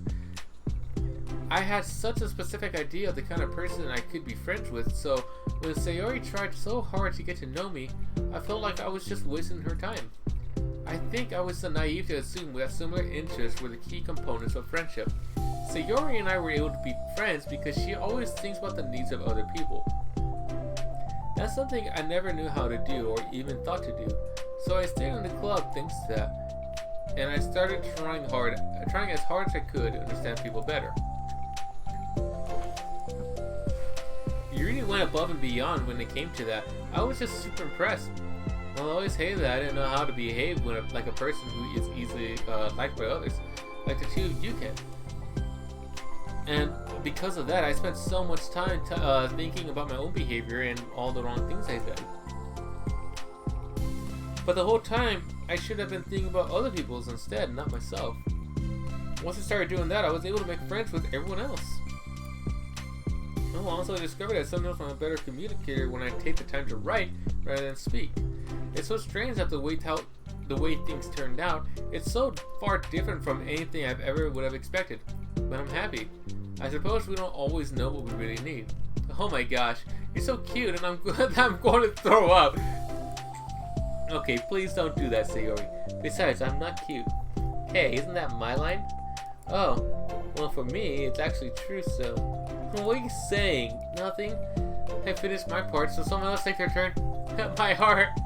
Sayori, take some deep breaths. Okay, fine, I'll go. Yuri, I can't believe you were complaining about doing this and still went before me. What a show off. I was just following up on Sayori. It was just the easiest way to get it over with. Besides, you left out the most important thing. You got out of this club. I did? Yeah. A regular supply of your favorite cupcakes. Oh no, I forgot that too. I'm a traitor to the cupcake queen. I fucking love the writing so much. Oh my god. Neither of you are forgiven. It was like only Monica will be getting cupcakes next time. No, I can't eat that many cupcakes. Yeah, true. Only Yuri can. Hey. Well, anyways, I'm just putting off talking. It's kind of hard to talk about this stuff, but I guess what it comes down to is that I'm in a much better place mentally than I was when I first joined. And that's because everyone helped me realize that I had some really toxic friendships going on outside the club. It was honestly a really painful thing to go through. Having to cut them out, it still hurts to think about. I'm sorry, Natsuki. It's fine. I knew it was for the best, and I was right. I guess for me, it's all about feelings. I was only ever ridiculed for having feelings, so I thought the right thing to do was just ignore them. It took me a really long time to realize that it was not really how things are supposed to work. And I guess that's thanks to them who took the time to respect my feelings. Thanks to everyone who took the time to respect my feelings, that I was able to be like, even when I was being like the biggest jerk, I'm really sorry for being such a jerk to everyone. I was really the worst. Natsuki's voice chokes a little. We love you, Natsuki. I just hate that I was like that. Everyone did so much for me and I could never do anything in return. That's not true. Natsuki, you've done a lot more than you think. This club really wouldn't have been the same without you, I mean that. Remember how judgmental I was when you first showed up? I was like, I couldn't accept anything other than my own idea of what the literature club was supposed to be. Apparently that was more important to me than the opportunity to bring you some happiness. You really taught me that anything that makes someone happy is worth respect. You even inspired me to start playing piano. That's something that means a whole lot to me. So there's no need to put yourself down. Okay. Natsuki wipes her eyes. You helped me a lot too. It's so much fun to have you around, and you help me become a better person. Having a problem doesn't make you needy or inconvenient. It means there's something that needs to be better for you, and you always deserve that. I agree. Seeing us have some of the same struggles made me a better person as well. I wouldn't want to change anything about our time here. I don't think any of us would. I'm sorry, I got all dramatic again. That's all I wanted to say, so Mom can go now. Oh, there's no need to apologize. Oh, it was something I wanted to talk about anyways, because it made a big difference for me. I was always such a strict perfectionist who never took enough time to believe in the best of other people. But everyone who kept proving me wrong, I made the mistake multiple times thinking that my way was the best for everyone, or thinking that I needed to solve other people's problems. But I think being a leader means that you have to acknowledge that you're not perfect, and that the best thing you can do is to help guide people rather than to do everything for them. We're all good people, we're all equals. I think that's the most important thing I've gotten out of the club, realizing what that really means. Sayori, what are you doing? I just thought we could have some writing. I just thought that we should be writing some of these down. Things about the club that are valuable to us. With a piece of chalk in her hand, Sayori writes the word trust on the chalkboard. This is because you showed me that I could trust you with everything about me, not just my good side. Suddenly, Yuri takes a piece of chalk as well. She writes understanding. Oh, so they're writing what each of the side stories were. I owe a lot of gratitude to everyone who took the time to understand me, even though it was so difficult for me to express myself. In that case, Mono takes a piece of chalk as well and writes the word respect. I always thought I was a respectful person, but it took the club for me to realize that there was more to it than I thought, and I'm a better person because of it. Ooh, I have another one. Sayori writes balance. Sometimes people want different things out of a friendship, or they need time before they're actually ready to become close. So it's important to keep things balanced between you and the other person. That reminds me, Yuri writes reflection. I've always been a reflective person, but most of it has been nothing more than hating myself for all the things I've thought I did wrong. Once I started reflecting on other people, not just myself, a lot of things changed for me, so I think that's the most important one for me. That's great. We have a whole list of things now. Suddenly, everyone turns to look at Natsuki. Well, everyone took all the chalk. Don't look at me like that. Jeez. You could have just asked. Monica hands her a piece of chalk to Natsuki, and Natsuki sighs and writes self-love. I don't know how far I've gone with it yet, but it feels like the things are at least on the right track. So there's my contribution. Together, everyone stares at the words on the board. Wasn't this club supposed to be about literature? It is. We still do a lot of literature. Friendship and literature. Yeah, you're right. Friendship and literature. Natsuki and Yuri gently nod as well. Hey, let's all take a picture together. We don't have one yet, right? Hey, you're right. Make sure you send it to me after. Wait, can I brush my hair first or something? Oh, you're fine. You already have the best hair out of all of us. Everyone get together.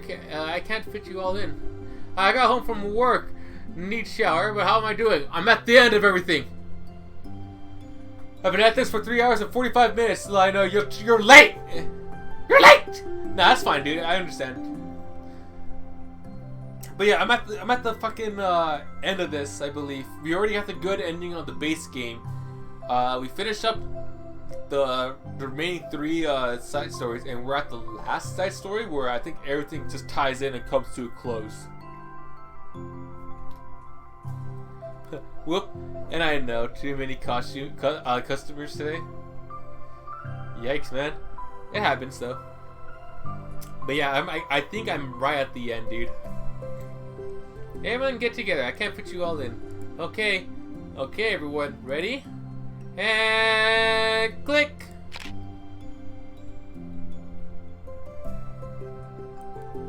I hope you see the photo. I'm very glad we talked about this stuff. It's easy to forget how far we've come with only 4 members. Yeah, I have so many happy thoughts right now.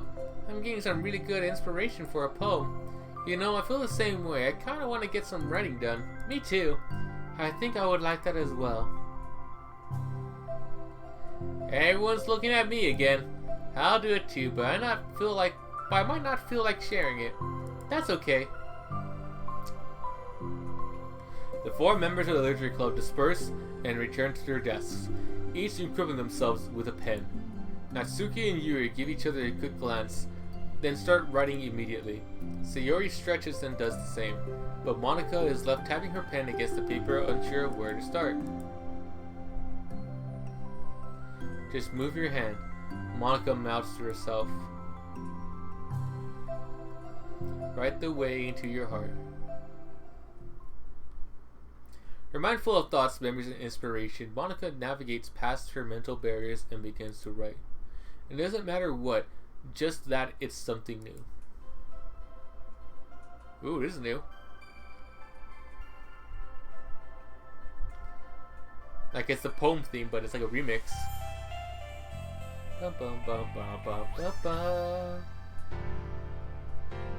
Doki Doki Literature Club Plus! Yay, we made it to the credits!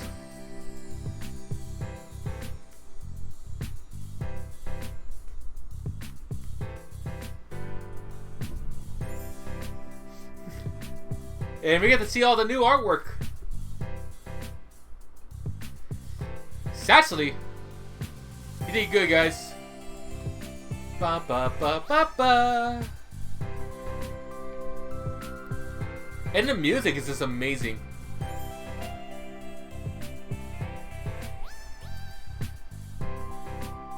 Lino, I totally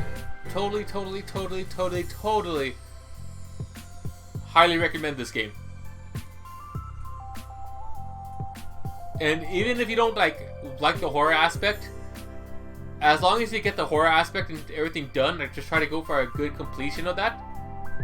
Take the time and watch or read the side stories, or even look up a video of the side stories. Still support Team Salvado and Serenity Forge. But straight up, I feel like those side stories are words that everybody should learn and listen and read and take the time to reflect upon. like everyone should required, mandatory to read all that. Do this plus version. It does look intriguing, though. I have the next Ace Attorney game first, then Doki Doki Plus. I promise. Okay, if it's the Ace Attorney, I understand as well, because that game is also really damn fun. What is it? The Great Ace Attorney that's coming out. Thank you, dear player.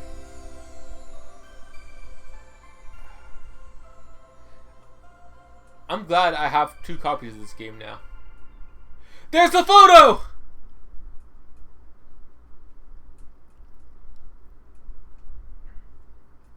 New wallpaper, here I come.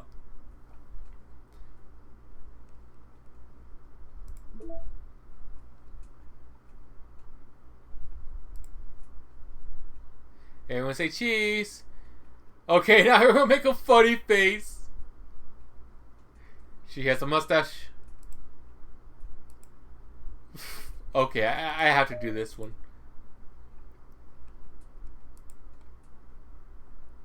Okay, so I gotta figure out what I can do to get these. And these remaining things. And these secret poems. But other than that, I'm essentially done with the game.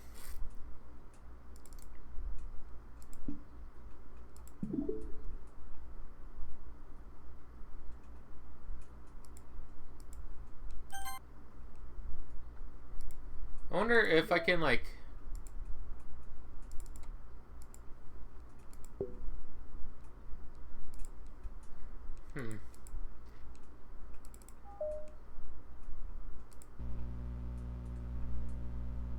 Yeah, I'm curious on, like, the Great Ace Attorney. Isn't it, like, a Japanese-only game that's just finally got localized?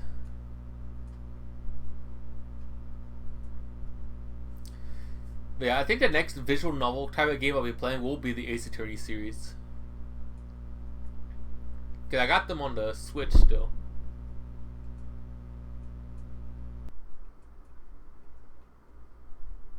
Okay.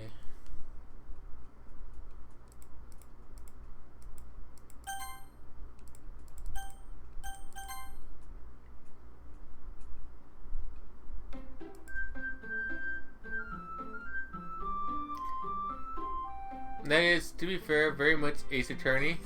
I mean, Ace Attorney is straight up a visual novel. Okay, so... yeah.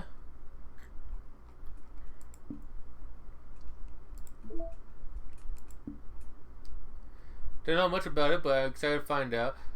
Very much, to be fair, very much Ace Attorney, but it's a very nice change in tone, being more London-esque. Yeah, because aren't you a Japanese was student in Europe or in London?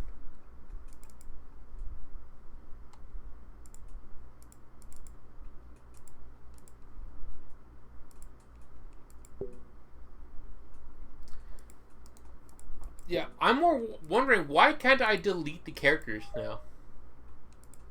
Okay, I can delete Monica.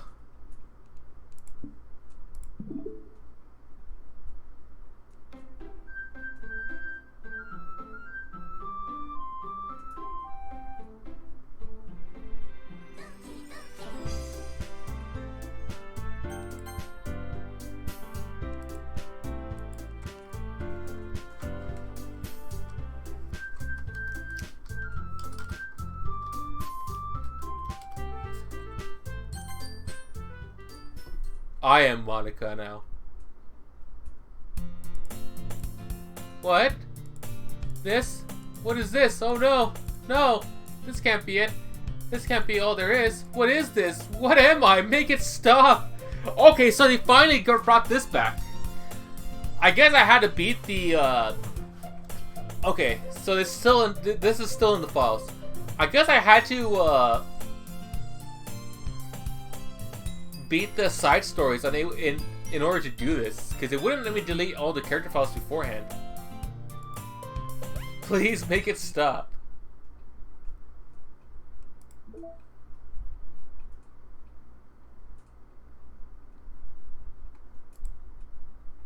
Delete Monkey's character file before starting a new game. Okay. Now let's try going back in. Okay, cool. It's doing it.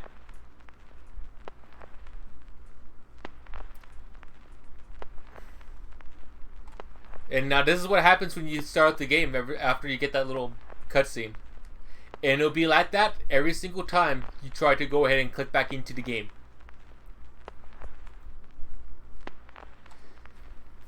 However, if I wait 10 minutes, we'll get a message. Kind of fucked up though. But I'm glad that this was something I've been wanting to show off. Because I thought like they removed it from the original, from this game. But no, they kept it in. I also noticed that she's not wearing any shoes.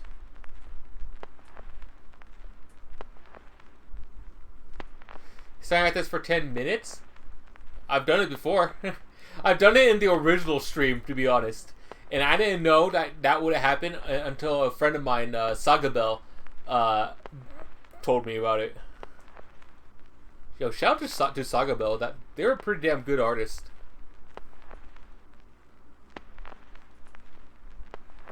But if you're, they do a lot of like masking and like suiting type of artwork, like Kigurumi and stuff like that. So if you're into all that kind of stuff, I mean, by all means, feel free to check out their work. But that's just the heads up. I think they're French, if I remember correctly. Pretty cool dude. I miss him. Yeah, it's like, before I recommend you, like, this is what they do, what they draw, so. But yeah, we're gonna stay here for like about a good 10 minutes, so I'm gonna kill some time as Sayori just hangs here peacefully with some static in the background as we wait for the message to pop up.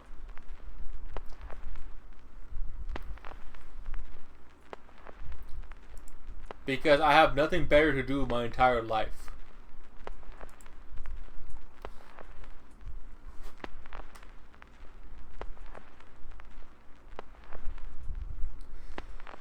So how you been doing, Lino? Talk to me, buddy.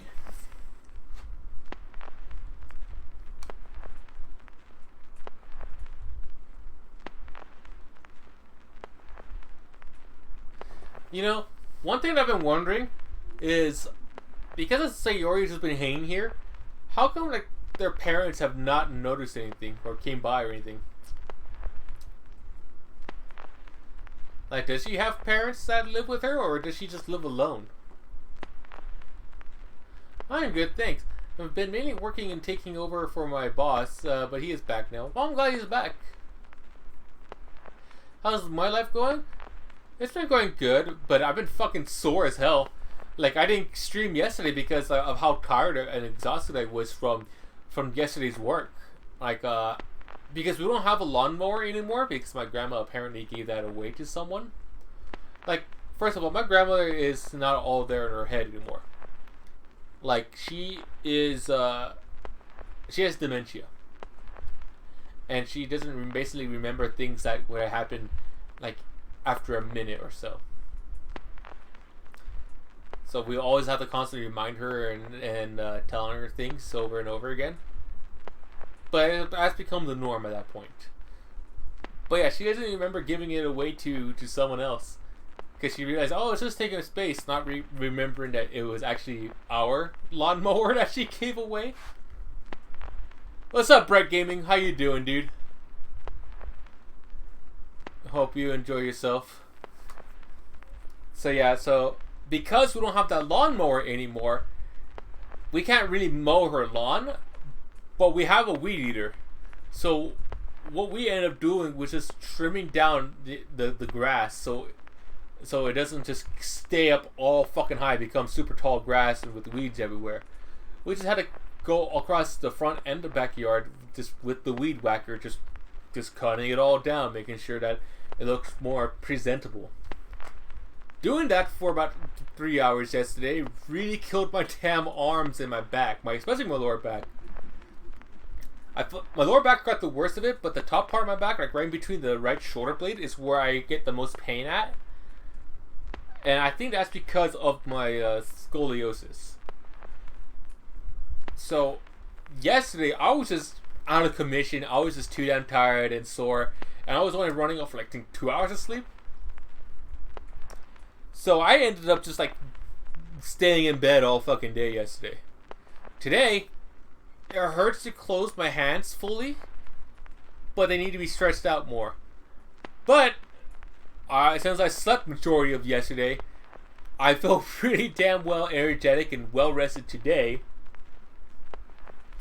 But my arms are sore as hell.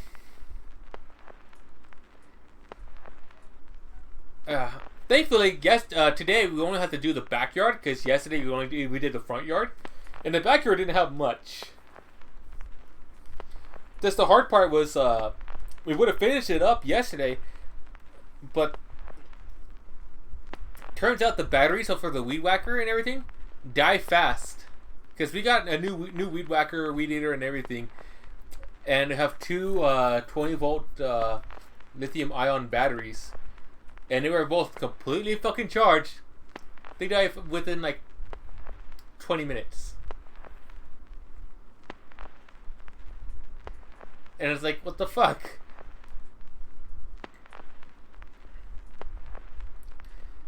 So we had to split off yesterday's work into 2 parts.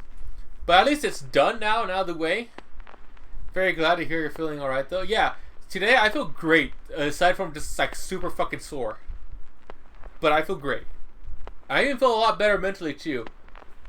Especially with this game minus Sayori hanging herself over here, just swinging lifelessly as she just stares into the void of nothingness. I don't know, like those side stories really got me. Like I started to tear up earlier because I reflected so fucking hard. Like I resonated so much with these people and their own struggles that they go through every single fucking day. Like their issues are also the same issues that I deal with and struggle with. So seeing them go through all this and just telling you like, yeah, this is what happens when I suffer with this every single fucking day, and like, it gets hard. It's like, fuck, they're right. Like it gets, some days are good, but a lot of times it's also there's the bad. So it's like, fuck, man. Like, but then working through it all and just like finding ways to like just to help each other really made me happy.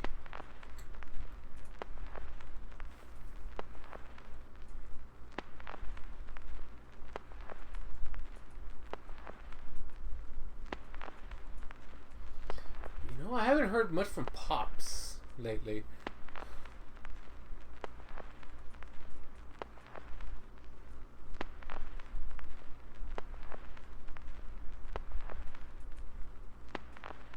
Unless he changed his name.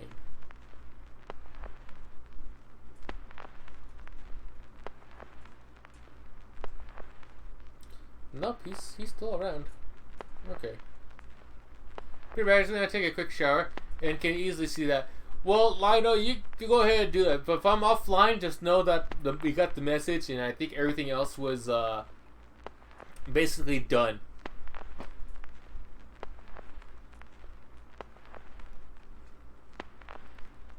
But yeah, I just want to say thank you so much for joining in, dude. Hope you have a wonderful, fantastic time, and take care.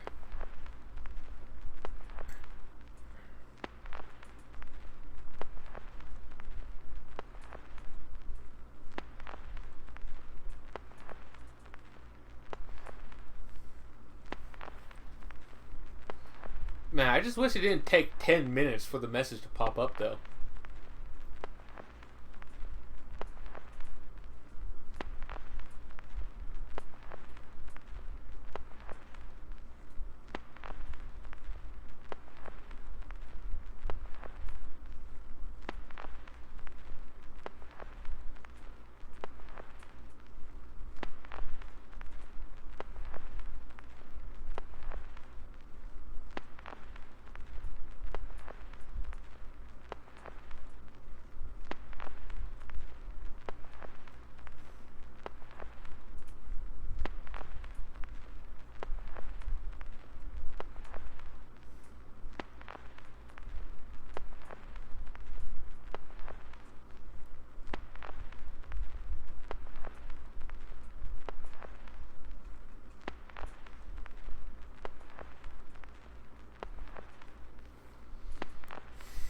Ugh. God, I'm like sitting down here. Okay, now everyone can be happy. The message just popped up. Don't know if I got the achievement, if there was an achievement for it though.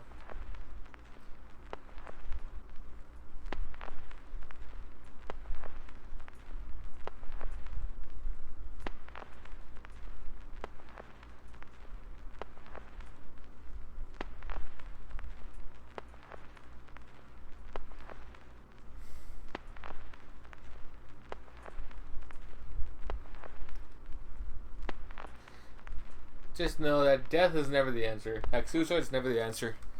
All it does is just the complete opposite. I was like, no, everyone can be happy. I'm not fucking happy. Made me more upset than anything.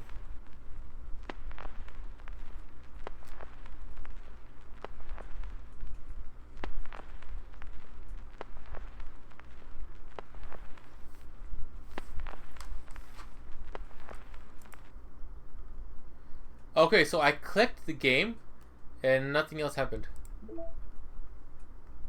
Data collected 89.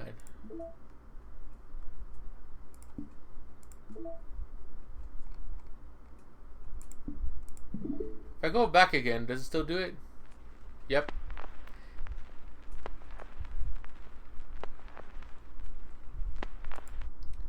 Yeah, so it just ends when I click it.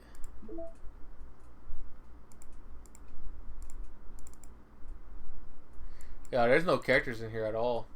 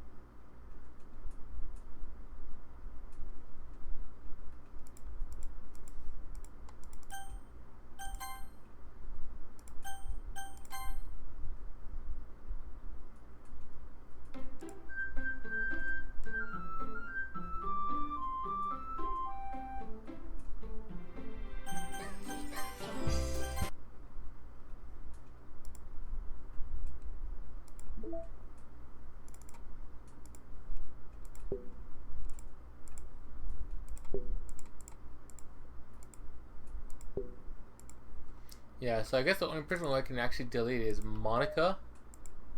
But I find it weird I won't let me delete anyone else. But anyway, that's all I can really think of. So, we're done with the game. So I want to say thank you guys so much for joining me on today's stream. Hope you guys have a wonderful, fantastic time. And on maybe Wednesday or maybe on May next day, I'm not sure, depending on how I'm feeling tomorrow. We'll go ahead and play more Fate. I want to see how far we can get through there because we've taken a break because of Doki Doki Literature Club and Dark Alliance. I really want to get back into playing Fate again and trying to at least get that game done and then maybe go back into Yakuza, Like a Dragon. However, if we get those bits in, anytime from now through my birthday, I thought was October 29th, I will be playing the Legend of Zelda of Ocarina of Time randomizer. So if you want to if you want to watch me suffer and play that game, get those bits in. I believe we were like at 83% way there. It says 81%. It's the red bar that's like I'm dragging and moving around. So if you want to get those bits in, it's going to be basically all the settings will be completely randomized except for a very few of them, which will be in logic because I want to at least be able to beat the seed. And some quality of life things, where basically like going into this area and you get Zelda's letter. All right, cool. Or going into here and you automatically don't have to go ahead and do this or that.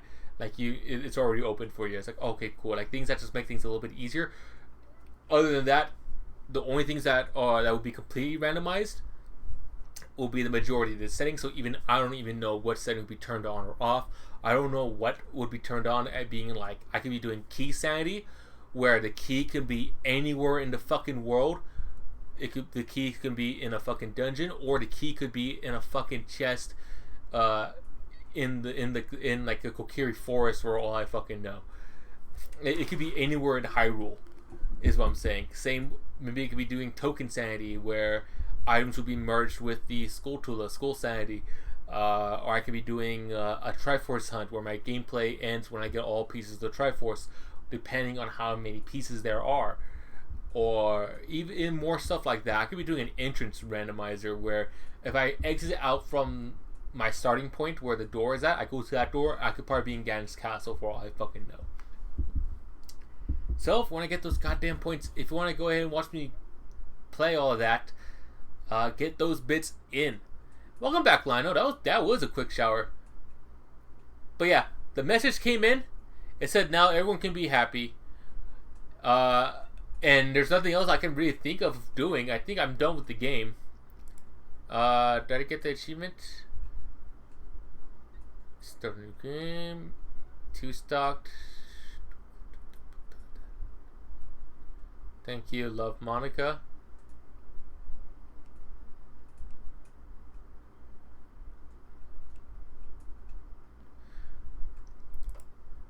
Yeah. Friendship and literature. Finish all the side stories. What do you mean, though, I didn't finish that one?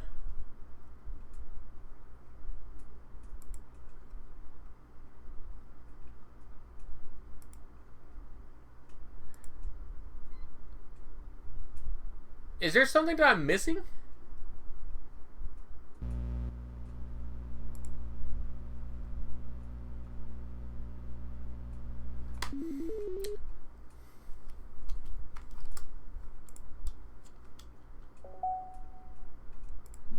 Yeah, like, what do you mean?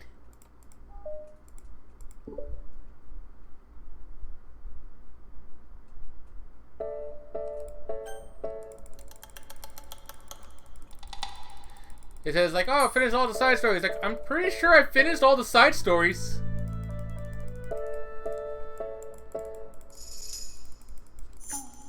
I'm just gonna try to skip as much as I can, because even though the skip option doesn't work. But it's saying, like, the achievement didn't pop up, so it's like, did I actually finish it?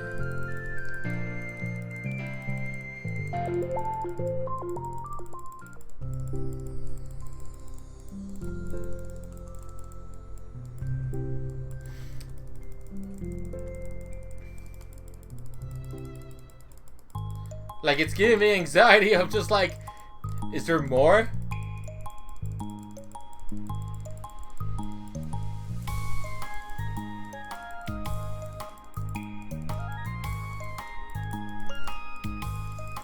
Was it because, like, I deleted Monica when I did this?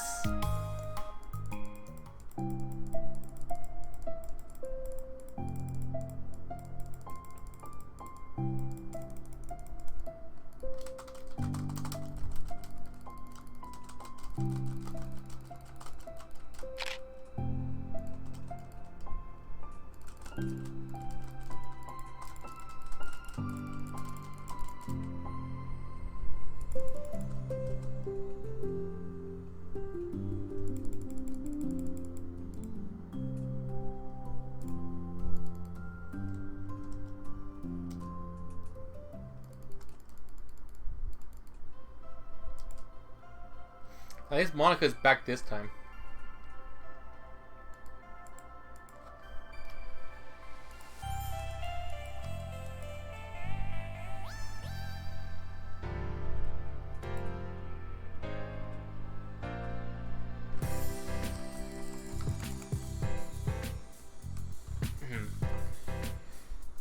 Maybe because I deleted Monica when I did this, I didn't count.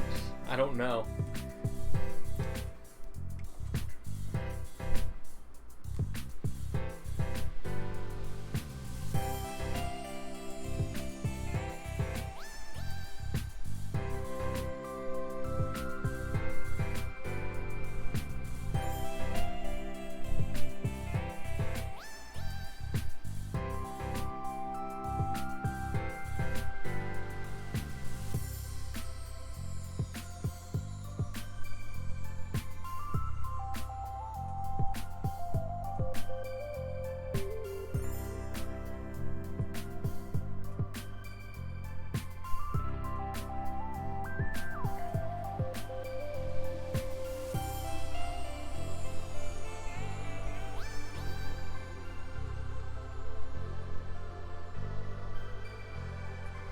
Yeah, that's all of them. From trust to equals.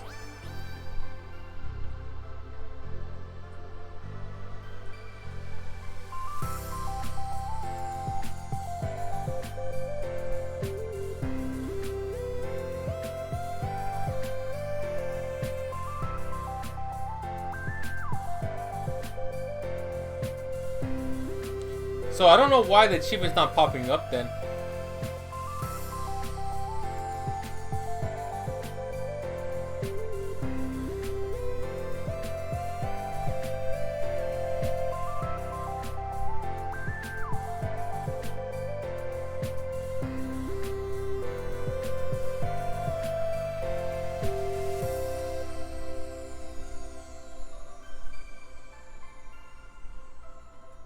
If they achieve the happy ending of the best game, writing poems to the girls, and below is how to achieve a happy ending.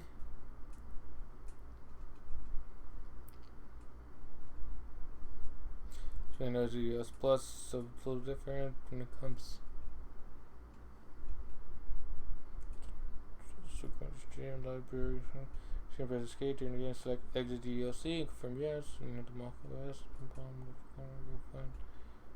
So the files will lead you exactly where you need to go.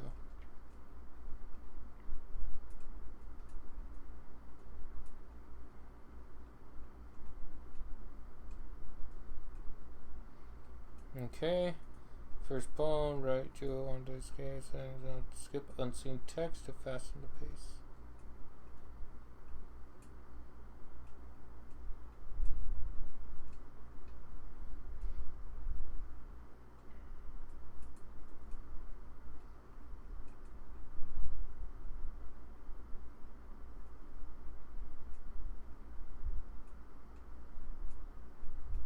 To forward, when you and Sarah are speaking alone, you can now experience this happy ending.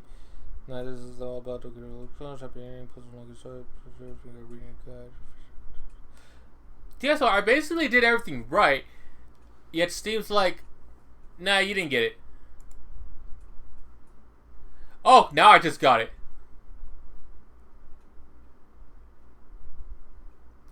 Okay, I guess it was because Monica was there. Finish all the side stories.